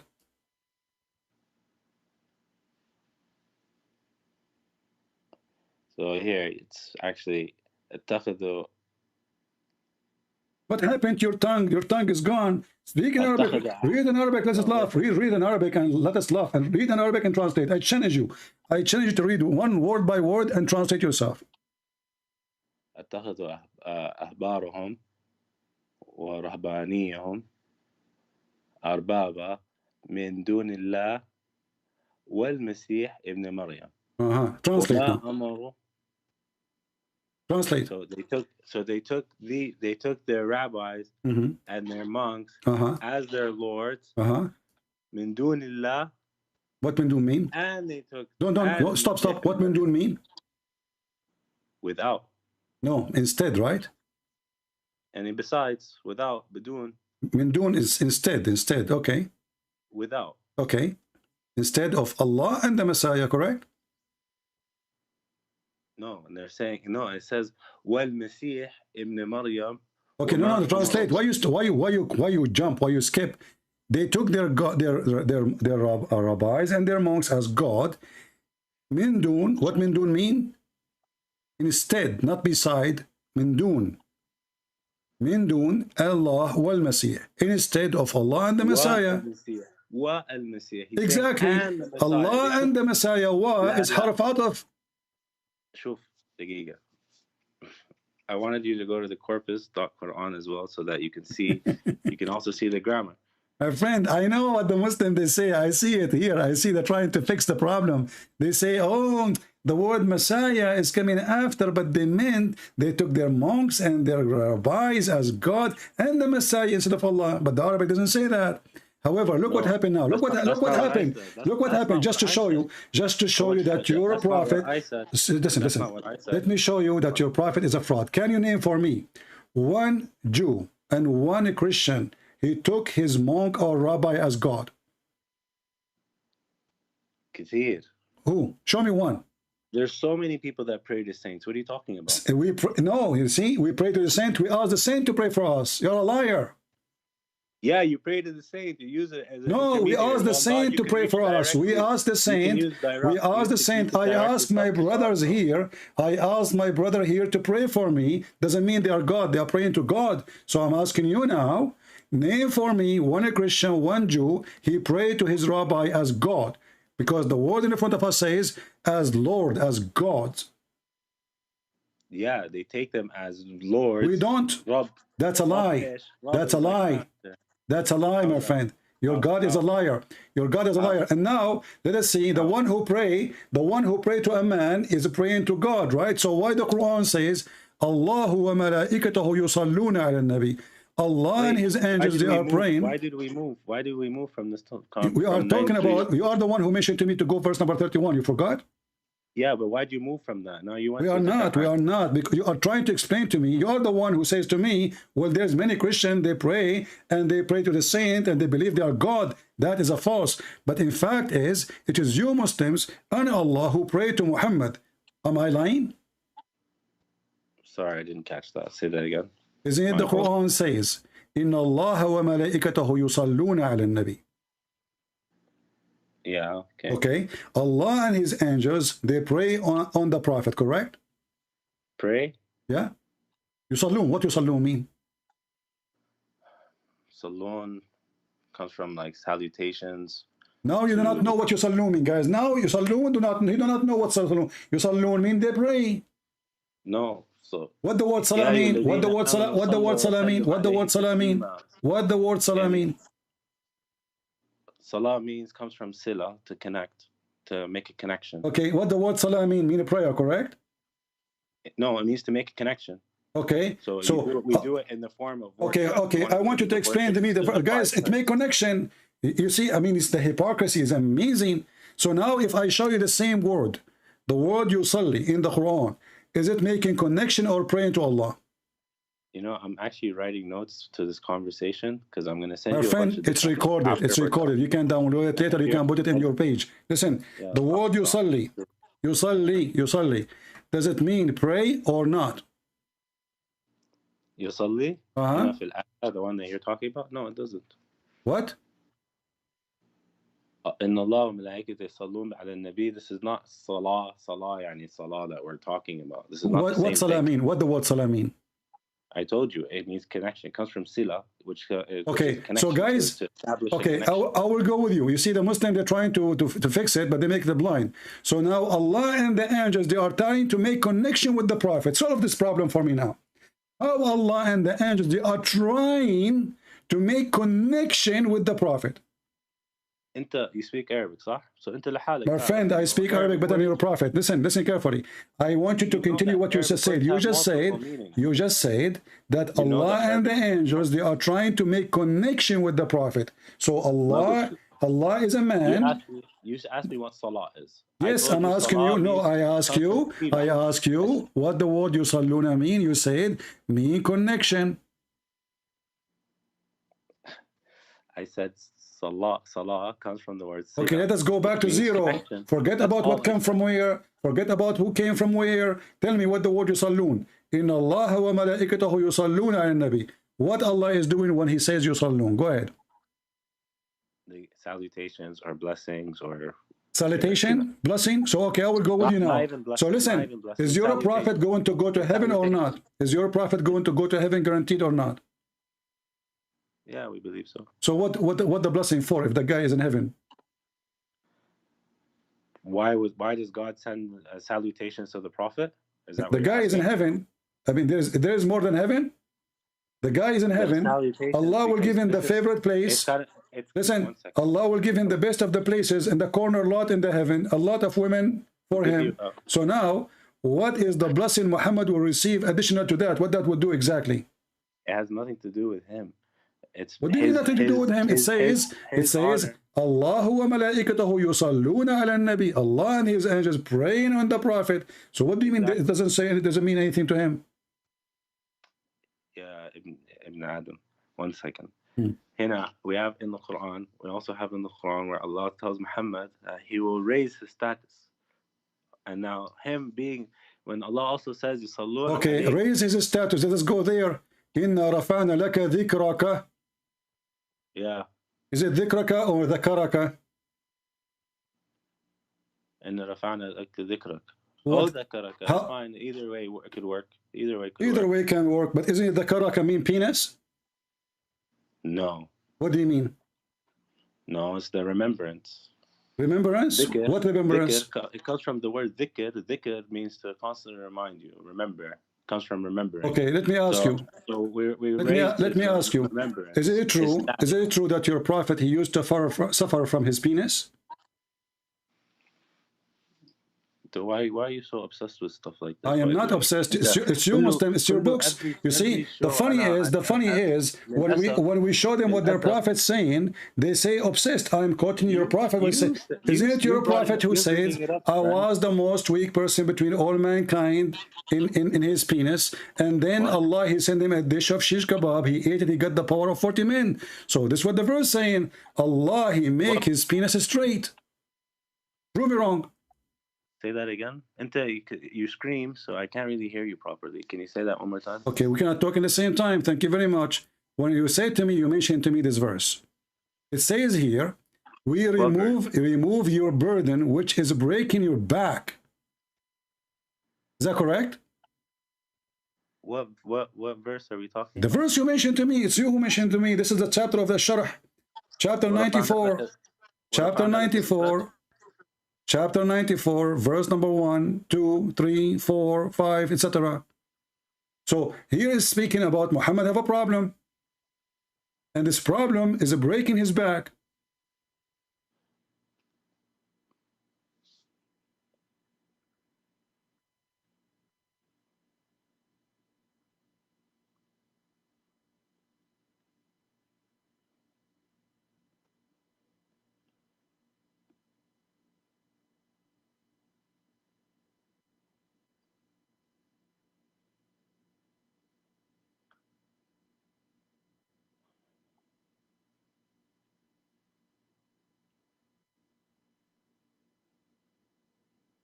So where's the breaking your back?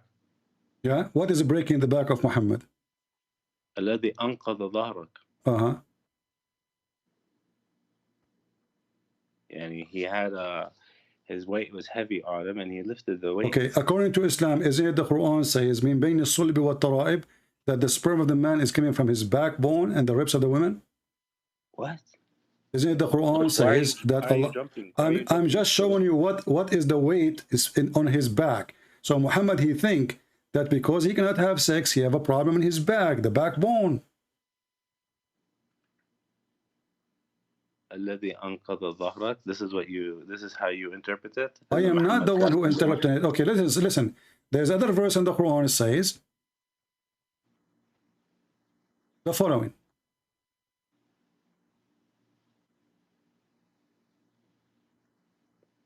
Can you give me the reference, please? Sure. Find it.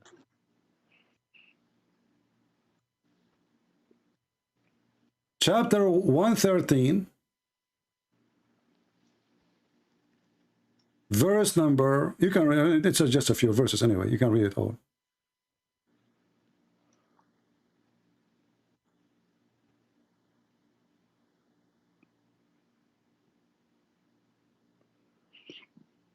Okay, what about it? Isn't this is chapter 2 is about the penis of Muhammad? Excuse me? Isn't it this is chapter, all of it is about the penis of Muhammad? 113? Yeah. How are you coming to that conclusion? It says here that Muhammad praying to Allah, somebody he did mischievement, right? And somebody he did, he blow in the knot. He blow in the knot. Do you agree? What? What are you talking He blow about? in the knot. He blow in the knot. Min sharri nafathati fil uqad. You not know? You don't understand? This is what sorcerers do. Okay. So what the sorcerer did to Muhammad, his penis doesn't work no more. What? So the ayah of the surah, let's read it together. قُلْ أَعُوذُ بِرَبِّ الْفَلَقِ. It's say, I seek refuge by the Lord of the dawn. Right? من شر ما خلق. From the evil, like I seeking refuge from the evils of what he created, stuff like a lion or I don't know, natural disaster. No, this is talking about witchcraft. What? Talking about witchcraft. Can you no, this part here, من شر ما خلق, this part specifically is talking about الشر الحاجات الخلق الله. الحاجات تجي منها شر, but it's not, it's just part of nature, like a lion. Read the verse number 4. You will see it is about what? The giga. And then the next ayah, ومن شر غاسق إذا وقب. Right, so evil, the harm in the night. So what happens at night? Usually evil comes at night, robbers, thieves, kida. So we're seeking refuge from So those what witchcraft have to do with thieves? This is witchcraft. And then ومن شر. Don't tell me daqiqa. I'm asking you. Don't tell me a second. Listen. What witchcraft have to do with thieves? Now, this is the third kind of protection we're asking for. No. This is talking specifically about witchcraft. This is talking specifically about somebody blowing in the knot, doing witchcraft. There's no thief. There's no criminals. So don't add things. Now I'm asking you. No one's adding anything. You're the one that's adding. You are saying thieves. You are the one saying the thieves. Illa, because this what happens in the night. No, it says witchcraft. Do the thief use witchcraft to steal your property? It says what? The word what means and. No. وَمِن شَرِّ غَاسِقٍ إِذَا وَقَبَ. Okay, listen. وَمِن شَرِّ حَاسِدٍ إِذَا حَسَدَ. Okay. So it's also a new wa. وَمِن شَرِّ. So okay. wa. Listen. The first. My friend. أنت أسمع. أنت الأسمع. Do you accept Muslim interpretation for the verse? ليش أنا وأنت we talk Arabic. Why do we want to go look at interpretation? Why not? Because you will say to me it doesn't say that, you know. Why I want to waste your time and my time? لا أنت أول شيء you're not even listening to what I'm saying to begin with. No, I'm listening. I'm listening. So I'm asking you. Why want to waste our time? Shall we go and see the interpretation for the verse? You and I speak Arabic. Why do you want to look at interpretation? So you don't want to see the interpretation because the interpretation is saying that this is about the penis. Yeah, right here. What does the letter wa? My friend, don't tell me akhui. Tell the Muslims, your scholars. The scholars, they say that this is the penis. You're not my brother in Adam. You're my brother in Adam. My friend, I'm not asking about you saying your brother. This is not my question. I'm saying to you, if your scholars, they say it's about penis, then it's about penis. What we would do? أنا مالي ومال الناس. What do you mean that's not your business? What do you mean not your business? Those are your scholars. Listen, man. I don't know what to call you. That's why I keep. My friend, what is that? Your scholar saying this is about the penis of the prophet? Yes or no? The scholar, that's his interpretation. Thank you very much. So now we agree that the scholars agree that your prophet penis have a problem, and he claimed that somebody he used witchcraft over his penis. Which scholars? Ibn Abbas, he says so. I can show you tons of them. As an example, you know, go to Tafsir al-Bayan, Bayan al-Sa'ada, go to Tafsir, listen, كلام العرب, وقف في كلام العرب, قال ابن عباس في كتاب النقاش الغاسق إذا وقب ذكر الرجل. عن ابن عباس في قوله تعالى من شر غاسق إذا وقب قال هو قيام الذكر. وقد أسنده بعض الرواة إلى رسول الله صلى الله عليه وسلم. قال في تفسيره الذكر إذا دخل. Let us translate. So عن ابن عباس, he said when Allah he says من شر غاسق إذا وقب, قال it is the penis getting harder and getting standing up, and that is base أسنده بعض الرواة إلى رسول الله, and this is reported some narrator from the Prophet of Allah. The book إحياء علوم الدين, volume number 3. Give me a reference. No. You're showing me what other people thought. It doesn't matter. Yes, exactly. So why you Muslim you say why you Muslim will say that this is about the penis of the Prophet when it's not about the penis of the Prophet? Let me make the question simple. Is it true? Is it true? Let's solve the problem. Is it true that your Prophet that your Prophet penis doesn't work? What's Darrani, man? I never even thought about it. Where's Darrani? I will show you where's Darrani. Here we go. That's your prophet. This is your prophet wife. Who knows better? The prophet wife, she is reporting that the prophet, he can't even have sex.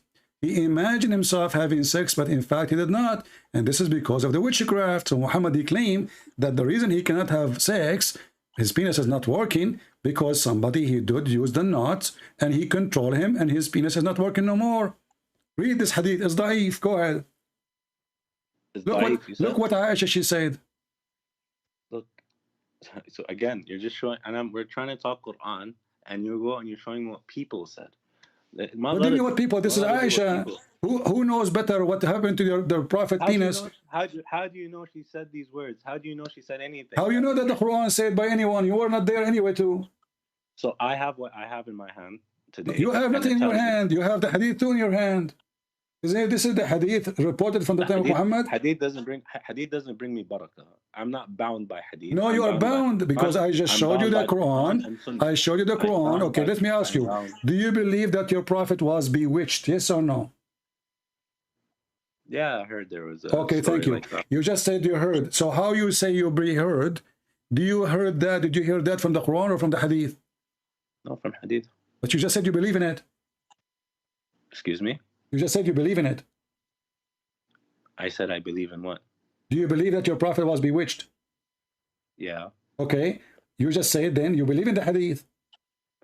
I never said I don't disbelieve in hadith. Okay. I just the hadith in the front of you. The hadith in the front of you, it says you're a prophet. You're a prophet. He don't have sex with his wives no more.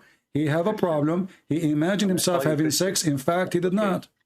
I'm going to call you Christian if that's okay. Call me as whatever you want, my friend. So this is saying in the front of you, and as long as you believe in the hadith, don't you agree that the prophet wife, she know better than you what happened in the bedroom? What's this hadith that you have up right now? You have a hadith up. Can you this is hadith. It says the prophet continued for such and such a period, imagining that he had sexual intercourse with his wives. In fact, he did not. Yeah, can you please give me the reference, if you don't mind? Sahih al-Bukhari, hadith number 6063. Bukhari, 60. Bukhari, 60 what? 63.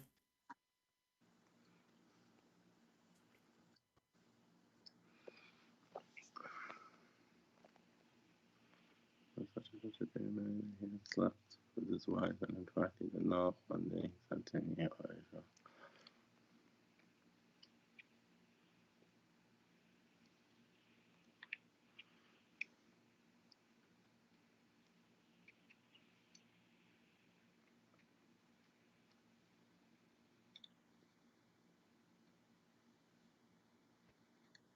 So what do you think?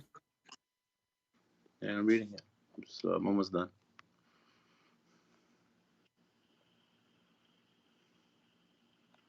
Okay, so how does this have to do with the ayah we were talking about? Listen carefully. Listen carefully. The ayah speaking about Muhammad suffering from witchcraft. The interpretation, the interpretation we showed you. It doesn't talk about witchcraft. Him suffering from witchcraft. It doesn't say anything about Muhammad. It says about Muhammad. You see, we mentioned 2 chapters. You are the one who mentioned them to me. You forgot the chapter of Ash-Sharh, chapter 94. It says there's weighted your back. The back of Muhammad is not functioning. وَرَفَعْنَا لَكَ ذِكْرَكَ. And you said, you agree, it can be ذِكْرَكَ, it can be ذَكَرَكَ. It's the same. ذَكَرَكَ mean penis. ذِكْرَكَ, it's mean remembrance.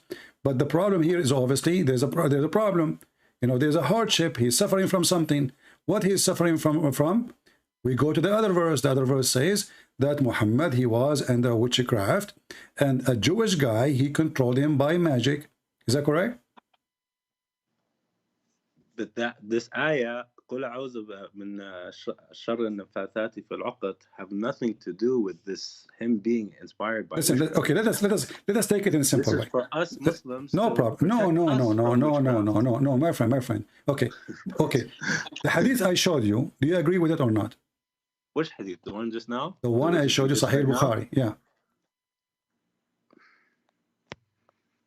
Yeah, whatever. Yeah, it could possibly happen. True. Okay. So now, me and you agree now that Muhammad is under witchcraft and he have a problem with sex. Do we agree? And here in do you mind? Let's just read it. Let me read it in Arabic. Here. I read it in English.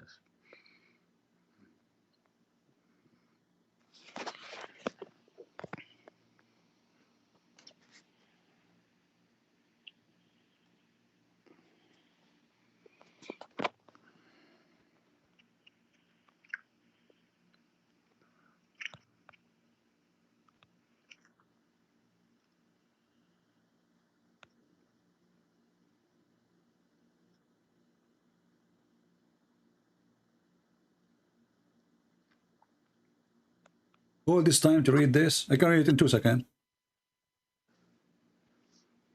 No, I have to open it again. Sorry. Just found it now.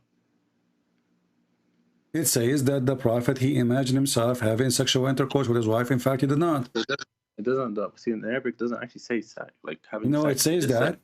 Just يأتي أهله. Yes, يأتي أهله. It means he cannot have sex. يأتي أتى أهله mean he could not have sex. It could easily It says here, my friend, listen, don't waste my time. You see, the second I notice that the person is being a kid, don't force me to hang up on you, please. Even the Muslim translation saying he could not. Okay, listen. Why the Muslim, they will say sexual intercourse if it's not sexual intercourse? Why you Muslim in the translation? Why you Muslim in translation say so? That's their problem. Okay, my friend, anything I show you, it's their problem. Get lost. And they say to you, you hang up on people. I showed you the interpretation. This is their problem. You are showing me what people say. Aren't you people too? Maybe you're an angel. Maybe you're God. It's their problem. So anything I show him, you say it's their problem. No, it's not my problem. It's your problem. It's your book. Yeah, let's go with this guy.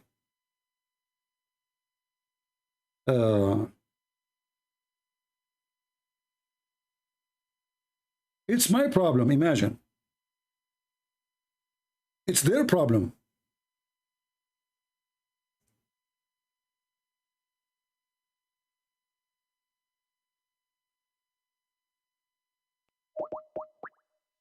What a joke.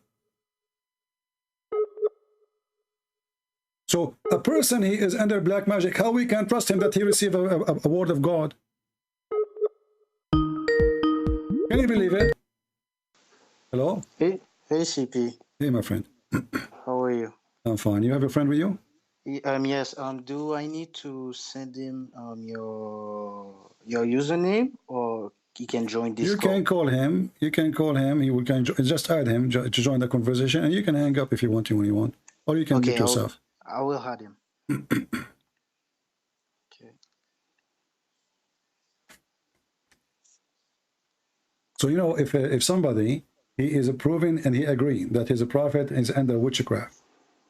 So now how we can trust him receiving Quran from God? The guy is under the control of the Jews, and the one who did the witchcraft is a Jew. So he's swearing the book of the Jew. He did not know how to what is written in the book of the Jews, and he is under the control of the Jews. That's what the Muslims believe. Madness. And when we show them the proof in front of their eyes, it says here, يَأْتِي أَهْلَهُ. It doesn't mean he is having, what do you mean? This is what it says in Arabic. And that's why you Muslim says he has slept. So why the translation says that if it's not? It's your Muslim website. Do you see how they play games? If you want to call me and play games, don't waste your time. I'm looking for people who they are serious, adult, mature, not kids. So how we can accept a person, even his sex was fake. Imagine, look, he imagined himself having sex. But man, he imagined himself seeing an angel too. Even different hadith says he imagined himself doing things, not only sex, everything. He imagined himself doing things. In fact, he did not do it. So he imagined see angel. He imagined he heard voices. He imagined. It's a person who was an illusion. Nobody can trust him. When I finished my service in the army, there was a guy. He was doing his paper. He looked fine. He looked like everybody. He don't look like crazy or anything. So I said to him, "Good, you finish your service safe, you know." He said, "No, I did not really. I was kicked out because I hear voices." He hear voices. He see things is not there. So they have to release him because he might start shooting. I mean, the guy hear voices. He hears sounds. He might see an enemy there, but he's not there. He's a nice guy, but he have a mental illness. God bless him. You know.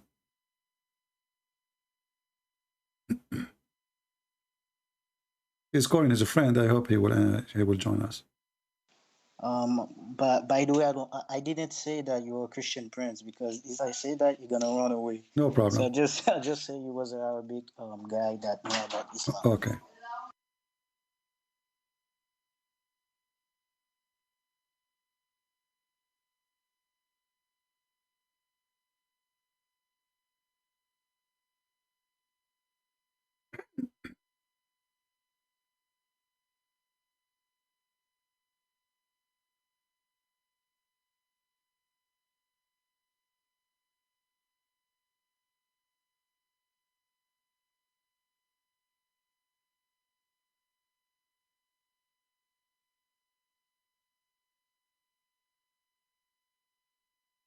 We are waiting for him to join. I lost my voice actually.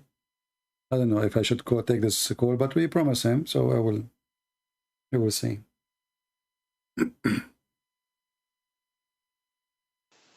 CP, can you just give me 2 minutes? I'm gonna call him back. No problem. My friend, if not today, we can do it tomorrow. No problem. It's okay. Okay, tomorrow at what time you gonna? I don't know. You see, I don't know when I go. Like I have 4 wives, and then no. Sometimes I have to wash dishes. 4 wives. What you can do? I understand perfectly. All right. Just when you see me, just get him. All right. Okay, no problem. All right. Thank you. You're welcome. And what you can do? I'm a good Muslim. I have 4 wives and dating another 4. And the other 4 are waiting. Good Muslim, We marry for 2 minutes, 3 minutes, as Mimi Hijab he said. 2 minutes, 3 minutes, 4 minutes, 5 minutes. 1 hour, 2 hours, maximum 2 hours. After that, I'm out of gas. Sorry, have you heard of somebody he married for 5 minutes, for 2 minutes? You need more time even to take off your pant. 2 minutes. Are you a rabbit? Even rabbit don't finish it that fast. When this Mimi Hijab will lie about Muslims, he's accusing the Muslim Sunni that they marry for 2, 3, 4 minutes. Are you sure?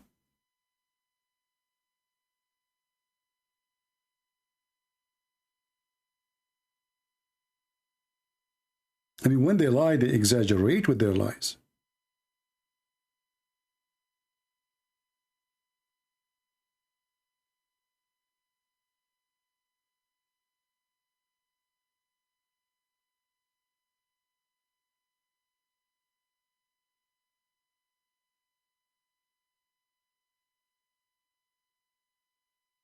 A minute. Are you sure? Don't you think it's like Muhammad Hijab? Don't you think you are lying? Come on, 2 minutes is too much, my friend. I think it was 30 seconds. All you're happy to do, you and your friends, is acquiesce to the fact that you guys are going around, marrying people for 2 minutes and 3 minutes and 5 minutes and 1 hour, 2 hours, whatever it may be. Salafis are always accused marriage and divorce, marriage and divorce. So is there any sunnah for this? Is there any evidence for this? Kadhabin, by the way, ikhwan. That is one of the most evil statements that is made against the people of Sunnah. Anyone who's familiar with the other communities will know that the affair of divorce among them is far, far more disproportionate than among the people of Sunnah. But it is us who are highlighted, that is it. And that is the manner of those who fight against the people of Sunnah, da'iman wa abadan. They will look for any excuse to highlight the people of Sunnah as evildoers. Apparently, our brothers at SP, there is someone among them has married 60 times apparently. Brother, 60 times. There's no way 60 times. It was 59. So you see, Muhammad Hijab, he is accusing the Muslim Sunni that they are doing mut'ah non-stop and they marry for 2 minutes, 3 minutes, 4 minutes, 5 minutes, 1 hour. How good is that?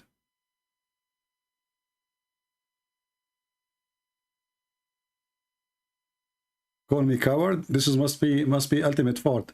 Didn't this guy have enough?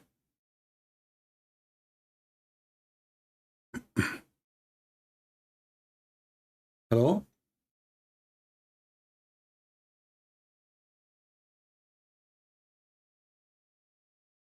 He's playing Quran for me. Play Quran.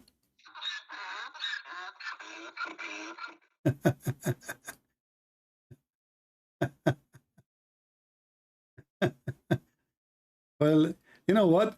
I have a verse for you about this.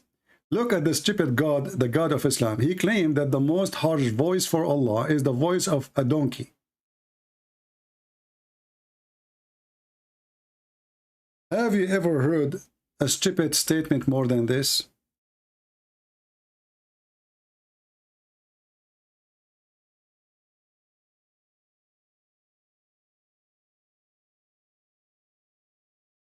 And moderate with your walk and lower voice.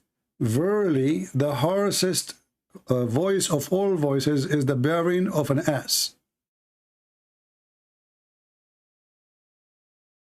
God, This is God. He wrote that in his book, in his office in heaven. This is God wisdom.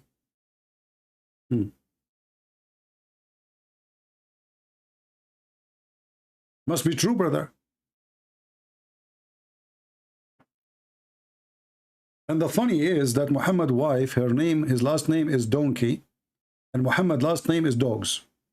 What a zoo. Muslims, all your laundry is here. Anything you say to me, I will show you something will be embarrassing. Anything. You are talking to Christian Prince. All the underwears of Muhammad is here. That's why my room stink. Yeah, mean, disgusting. MashaAllah.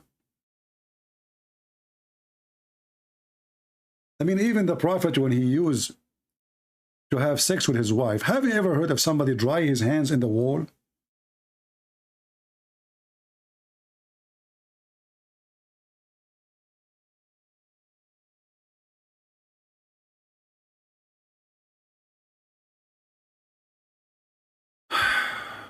Let us see. Imagine you are a prophet of God, and the Muslim, they say the best of man is Muhammad, and he is the best example. So now Muhammad, he had sex. He is going to clean himself. He have sexual relationship, brother. So what he do? He cleaned his private part with his hand, and then he rubbed his hand on the wall.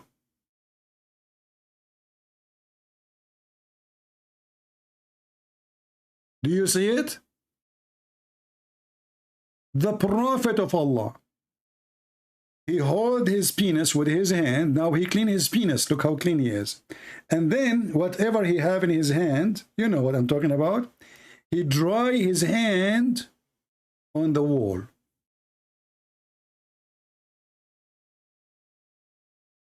And supposedly he's washing now. And the funny is, the Muslim, they say to you, what a dream. The Prophet was masturbating at night, so he have all the wives in his bed, and yet he is not sleeping with them. So he have the guy who have what a dream, obviously he did not have sex with his wives. I mean, you see, if a man, imagine he is single, I say he's a man single. This guy, he have all those wives. So what do you mean he have what a dream?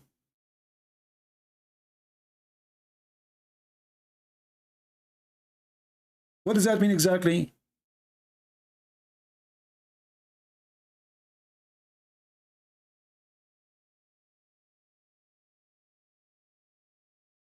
Anyway, I think we have enough for today. Did we have a good time, guys?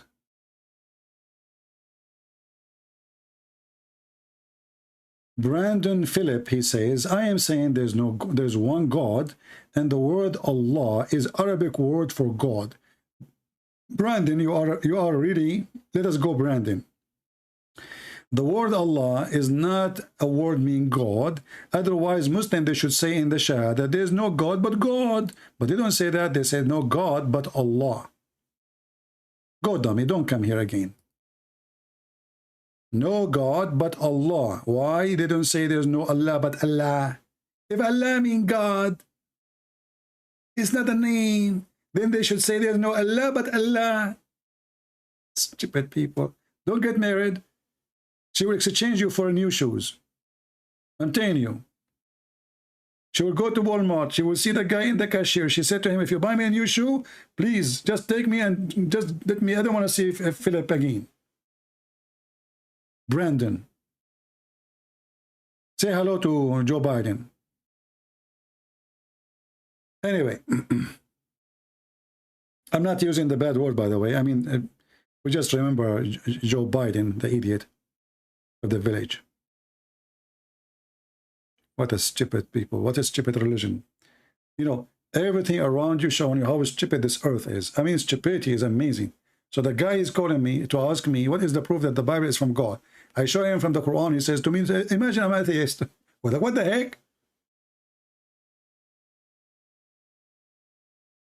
And why I need even to prove to the atheist that the Bible is from God? He's an atheist. He don't believe in God. We have to believe in God first before we can prove that this is a book from God or not. Otherwise, I'm wasting my time. Imagine I say to you, I'm speaking to a guy, he don't believe there's no God. And then I say to him, I will prove to you that this is coming from God. But he said, I don't believe in God. So first we have to debate about if God exists or not. Then if he agrees there's a God, then we can see if this is a book from that God. Low IQ, zero intelligence. And you know what?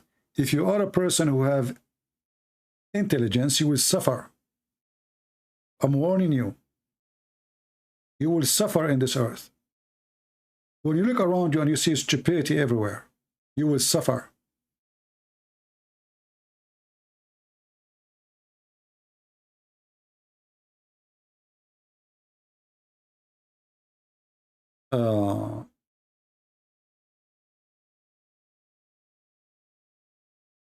Anyway, did we have a good time?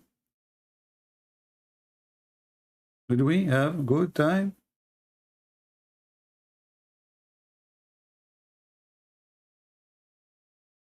And the funny, the guy, he speak Arabic and it take him half hour to read a few lines.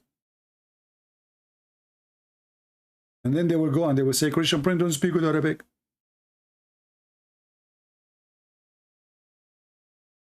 And then we find that their sheikhs is the one who don't speak Arabic.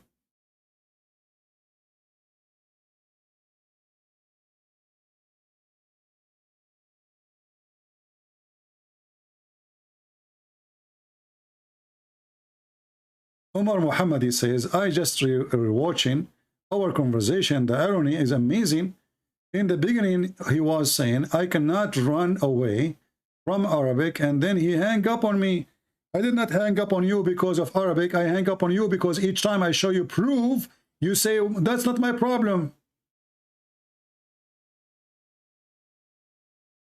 You see the irony? I showed you that the penis of the prophet is suffering. I show you the reference. I show you the interpretation. I show you the reference, the books, and you say to me, "This is not my problem." So what we would? Who are you? They are the scholars. This is Aisha saying. The hadith says that the prophet, he could not have sexual intercourse. You say it doesn't say that. It's in front of your eyes. So there is no way you can debate a liar. It's a waste of time. You are a certified liar. How in the world even you dare to say it doesn't say that he cannot have sexual intercourse when even your Muslim translation says that? You say to me, what? This is not my problem. So I'm talking to a kid. You are 9 years old. It's in the front of your eyes. It says here, this is the Muslim translation. This is Sunnah.com. This is not a Christian Prince translating Arabic. So why the Muslim, they will say sexual intercourse if it was zucchini? Maybe the Prophet was playing with his boogers. So why you Muslims, you lie saying he could not imagine himself had slept between two brackets, had sexual relationship with his wife. In fact, he did not. And actually, you know what? If you make it not sexual, that will make it even more horrible, because if we say that he ya'ti ala, which means he come to his family, to his wives, in fact, he did not, this is even more horrible. That means he did not go. So the guy, he think he is going to his family, but he did not go to his family. So he went where? To Walmart. So you try to fix it, you make it blind. You are just a silly, stupid. That's why I hang up on you. But thank you for calling. At least you are brave, more better than the other Muslims. But this is the trick. Each time we show them something, they say, not my problem. This is what they are saying. This is the scholar saying, that's not my problem. That's not my problem. And you know, the priceless thing you said in the whole conversation, that yeah, properly the prophet, he was bewitched, but that's mean that Muhammad is not the prophet of God. Why? Because the Quran saying Allah is protecting you from men.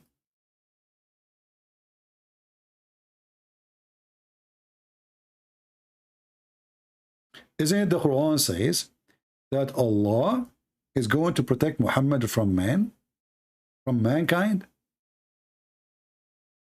So how Allah protect Muhammad from mankind, and he was under black magic? Chapter 5, verse number 67. And not only that, Muhammad not only was under black magic, he was killed by poison. And not only that, the funny Muhammad, he said that if you eat 7 ajwa, no poison can kill you and no black magic work on you. And guess what? Both of them happened to him.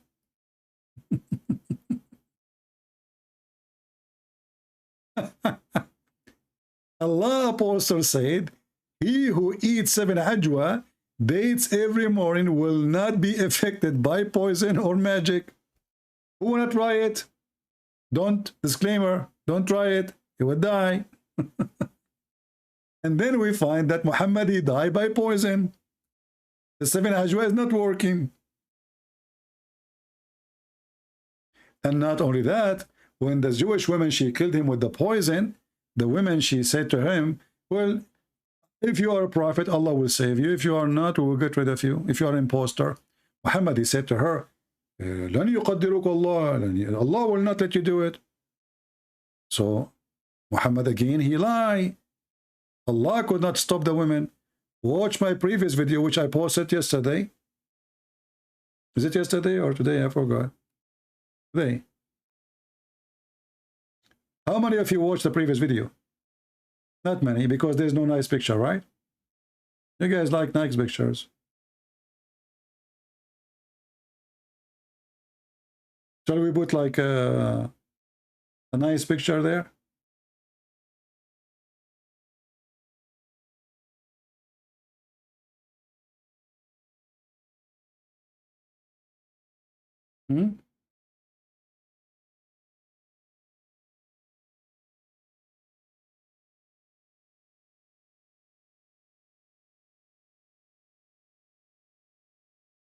Yeah, I think if we put a nice picture, there's a lot of people will watch it.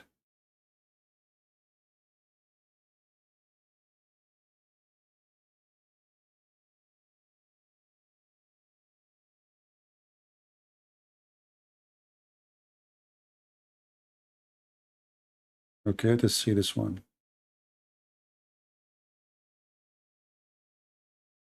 Yeah, because people, they watch videos because of pictures, not because of the topic, not because how good it is. Seriously.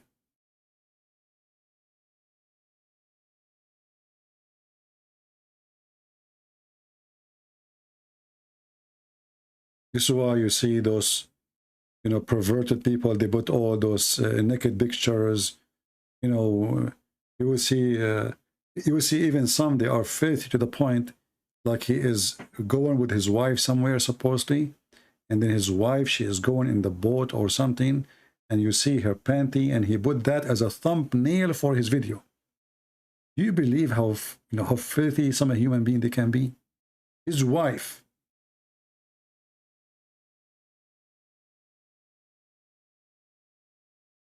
Just to make a view.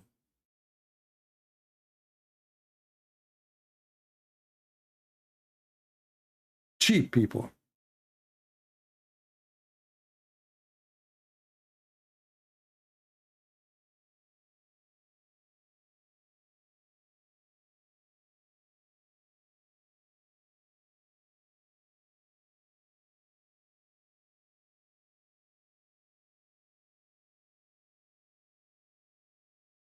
Let us see.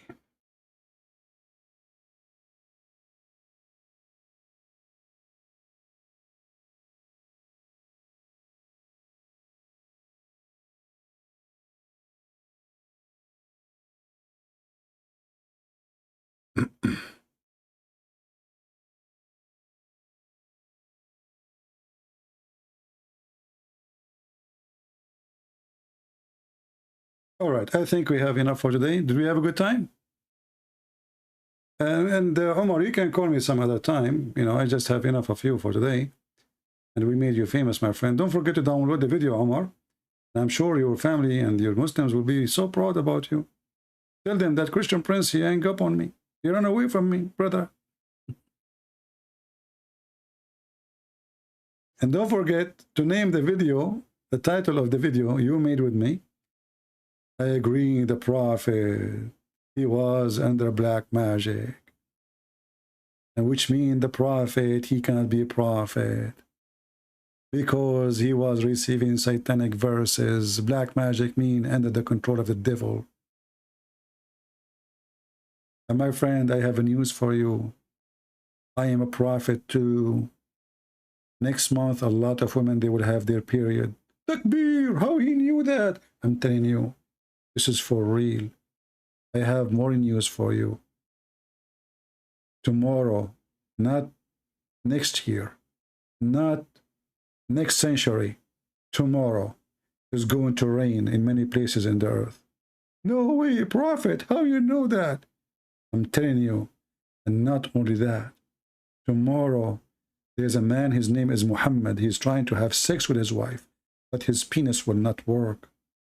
He will go to eBay or Amazon and he will buy some Viagra. Allahu Akbar. Prophet, how you know this is about me? I'm not talking about you, you idiot. I'm just saying Muhammad. Is your name Muhammad? Yes. A prophet of God. You do not know where the baby is coming from. And Allah, he placed mountains on the top of the earth. And ice is coming from mountains in heaven. What the heck? I can do better. Trust me, I will make prophecies. None of those is the stupid Muhammad prophecies. Unbelievable. Death by chocolate? Your prophet did not die by... And you know, the funny is, the goat, she told Muhammad, when he was eating the goat, I have poison. Can you believe it, guys? The goat, she told Muhammad that I have poison, don't eat me. But the prophet, he ate from the... I mean, did you see how late is the goat? You stupid goat, shouldn't you say to him before he eats you? I mean, what's wrong with everything was wrong with this guy? Allah, he told the goat to tell Muhammad not to eat from the goat because the goat, she had poison. The goat, she told the prophet after he ate. That is deep. That is so deep. Now the goat is cooked, in case you do not know. And the goat is pieces, in case you do not know. And every Abdul around Muhammad is grabbing a piece of meat, as you know. And now the goat is talking to Muhammad, as you know. But the stupid goat, she spoke after the prophet, he ate the goat.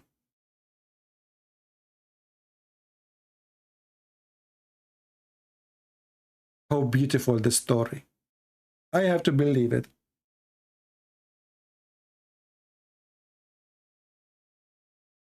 Where is Allah to send Jibreel, say to him, stop, don't eat it? He's waiting for the goat to say, the goat is late.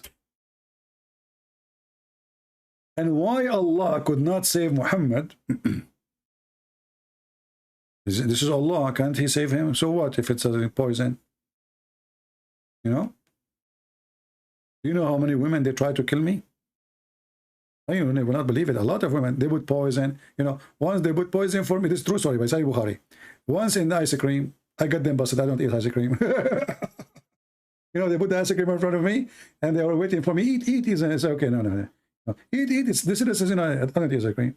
You know, they give me apple. I don't eat apples. You know, they don't know, like, you know, they try everything, brother. Jibreel, he told me not to eat since I was born, you know. Unbelievable. Those are true story, by the way.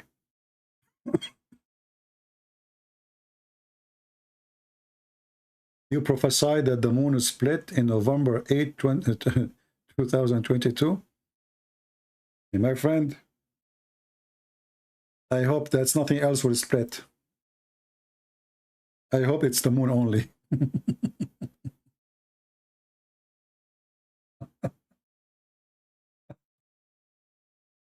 Oh boy.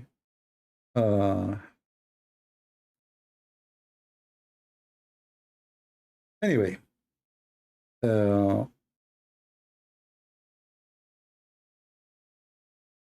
Allah al-Nas, but you would say Ilah al-Nas.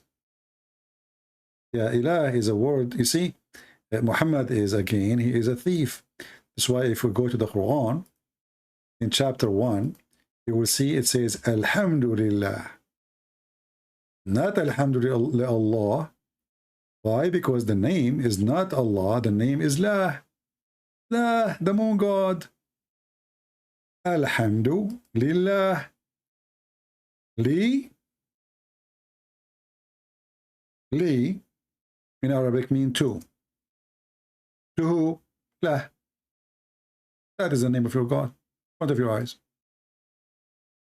In the verse before it, it says, Bismillah. Al. La. Al is a word mean God in the old Aramaic, is a word mean the in the Arabic today. So Al-La, Lil-La.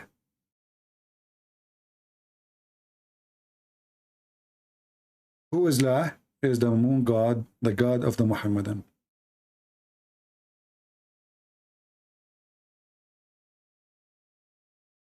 And the same we find when we go to the chapter 36, verse number 1.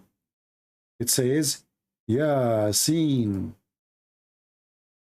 Ya is a word meaning God. You can search it in Google. Don't believe me. Don't believe me. Don't believe me. Anything I say to you, check it out. You will see how stupid this version is. Ya. This is 37. Yasin. Ya is a word meaning God.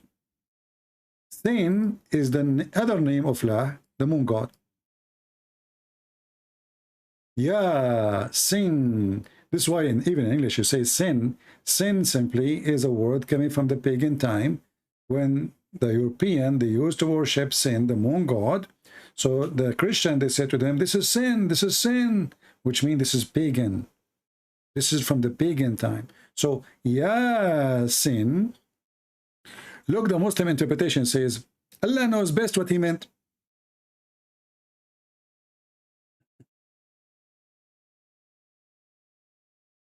Allah knows best.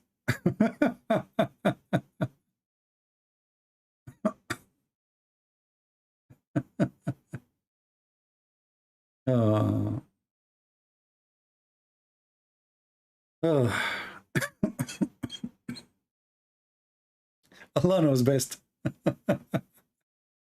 Allah, he sent them first, and Allah knows best what he meant.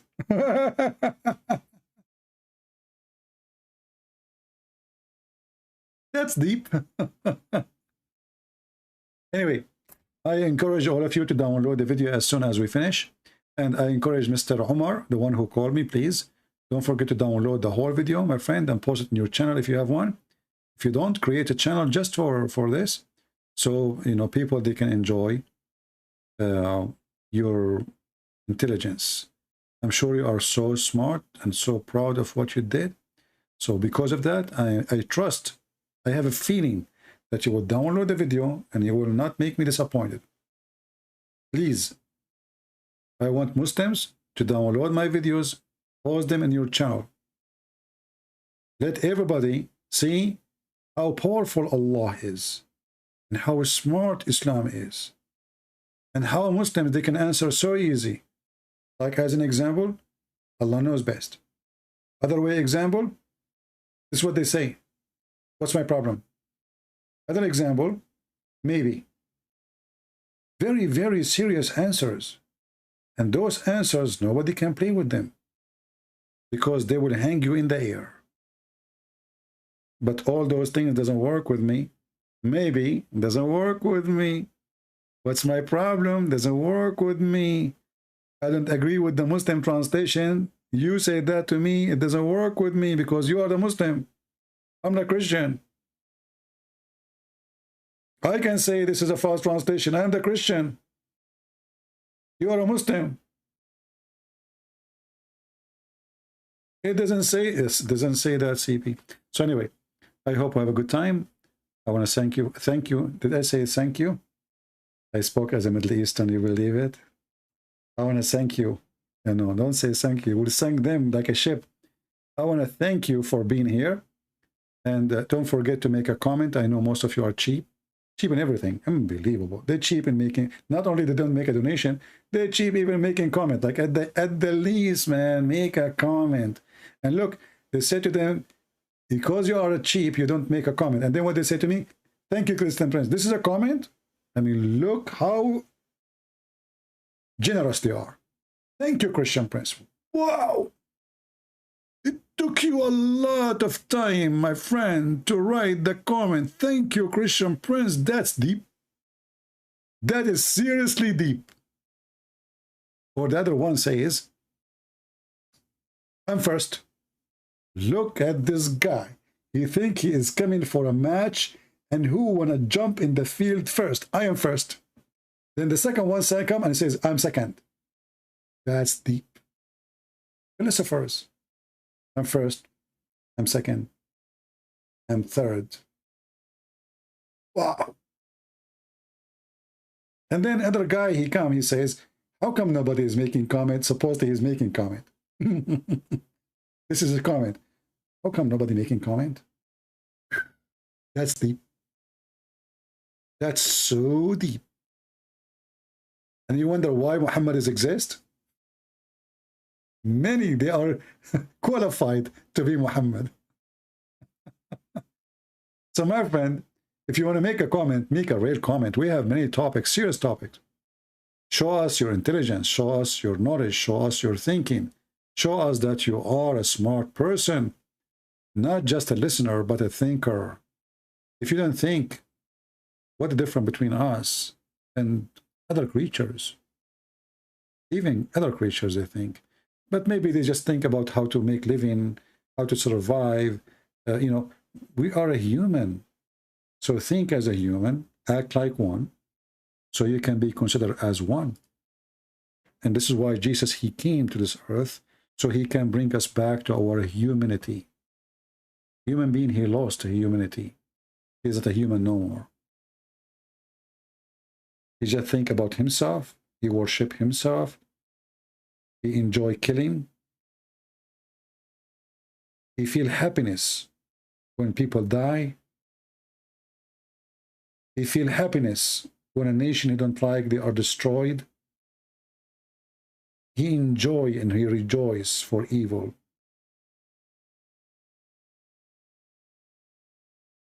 Islam will do that to you. Jesus will not approve it. So I say, come back to Christ, come back to humanity, be loving, be Christian, love your enemy, not by giving them hugs as some false Christians or hypocrite. The one who loves his enemies is the one who shake them, the one who made them wake up, the one who say to them the truth so they can see it and they can save themselves. Not by saying to them, I respect your prophet. I don't. You're a liar. Why you respect a killer? Why you respect a child molester? Why you respect a criminal? Why you respect a false prophet? Just because you want to be a hypocrite?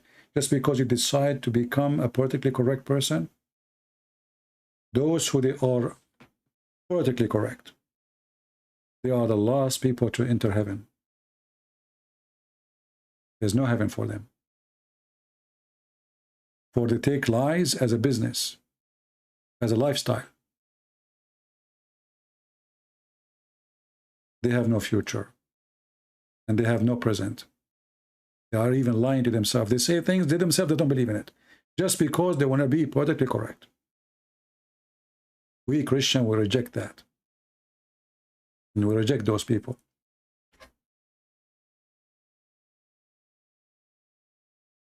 So I want to say thank you for being here. Until I see you again, don't forget to download the video. Maybe tomorrow maybe it's already Saturday actually.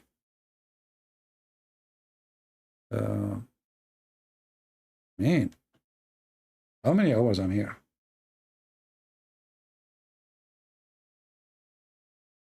Oh boy. So we will see when we come back. Invite your friends. If you have Muslims they would like to call me, feel free. As you see, I can stay with a Muslim for an hour, 2 hours, 3 hours, 4 hours. But the second I notice that he is a liar and he is just playing games, there's no point of speaking to somebody playing games. I'm not a kid. We are not here to speak to kids. We want to speak to mature people who are serious. God is a serious topic. So when a person starts saying to me, I don't care what they say, I don't care what the hadith says, maybe, maybe not, then when you are sure, call me. As long as you are in the maybe, stay there. We want to talk about religion and people who they are sure of their religion, not people who don't consider it to be serious and they try to defend it by saying maybe. Either you believe or you don't. So I want to say thank you. May the Lord bless you. And until we see you again, remember, in order to find where I'm going to go live, because sometimes I change channel, remember that always, you go to Patreon/Christian Prince. I know some people of you don't like to go there because they think they have to make a donation. Hey, cheapo, I know, don't worry. You do not need to make a donation. You can still go there for free. And just click at the last video there, and you will find where the Christian Prince will go live. The beach? You do not need to make a donation, brother. You do not. I know you are scared, you are terrified. You do not need to make it. It's for free. All my service is for free. You make donation, you don't make donation, still my service for you will be for free forever. As long the Lord is providing me, I will provide you my best. I promise. Thank you for being here, and the Lord is my provider, not the man. Thank you for being here. May the Lord bless you, and see you soon again. Take care.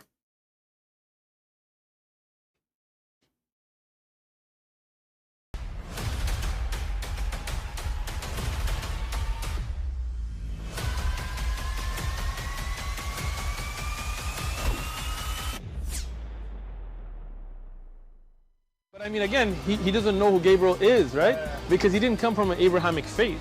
The people of Mecca were pagan. Quran is mentioned. If this book was from other than God, they would have found in it many contradictions. If a book is without contradictions, that has no bearing on whether it comes from God or not. I've had phone books that are inerrant, but I certainly don't think God gave them. That we believe without understanding.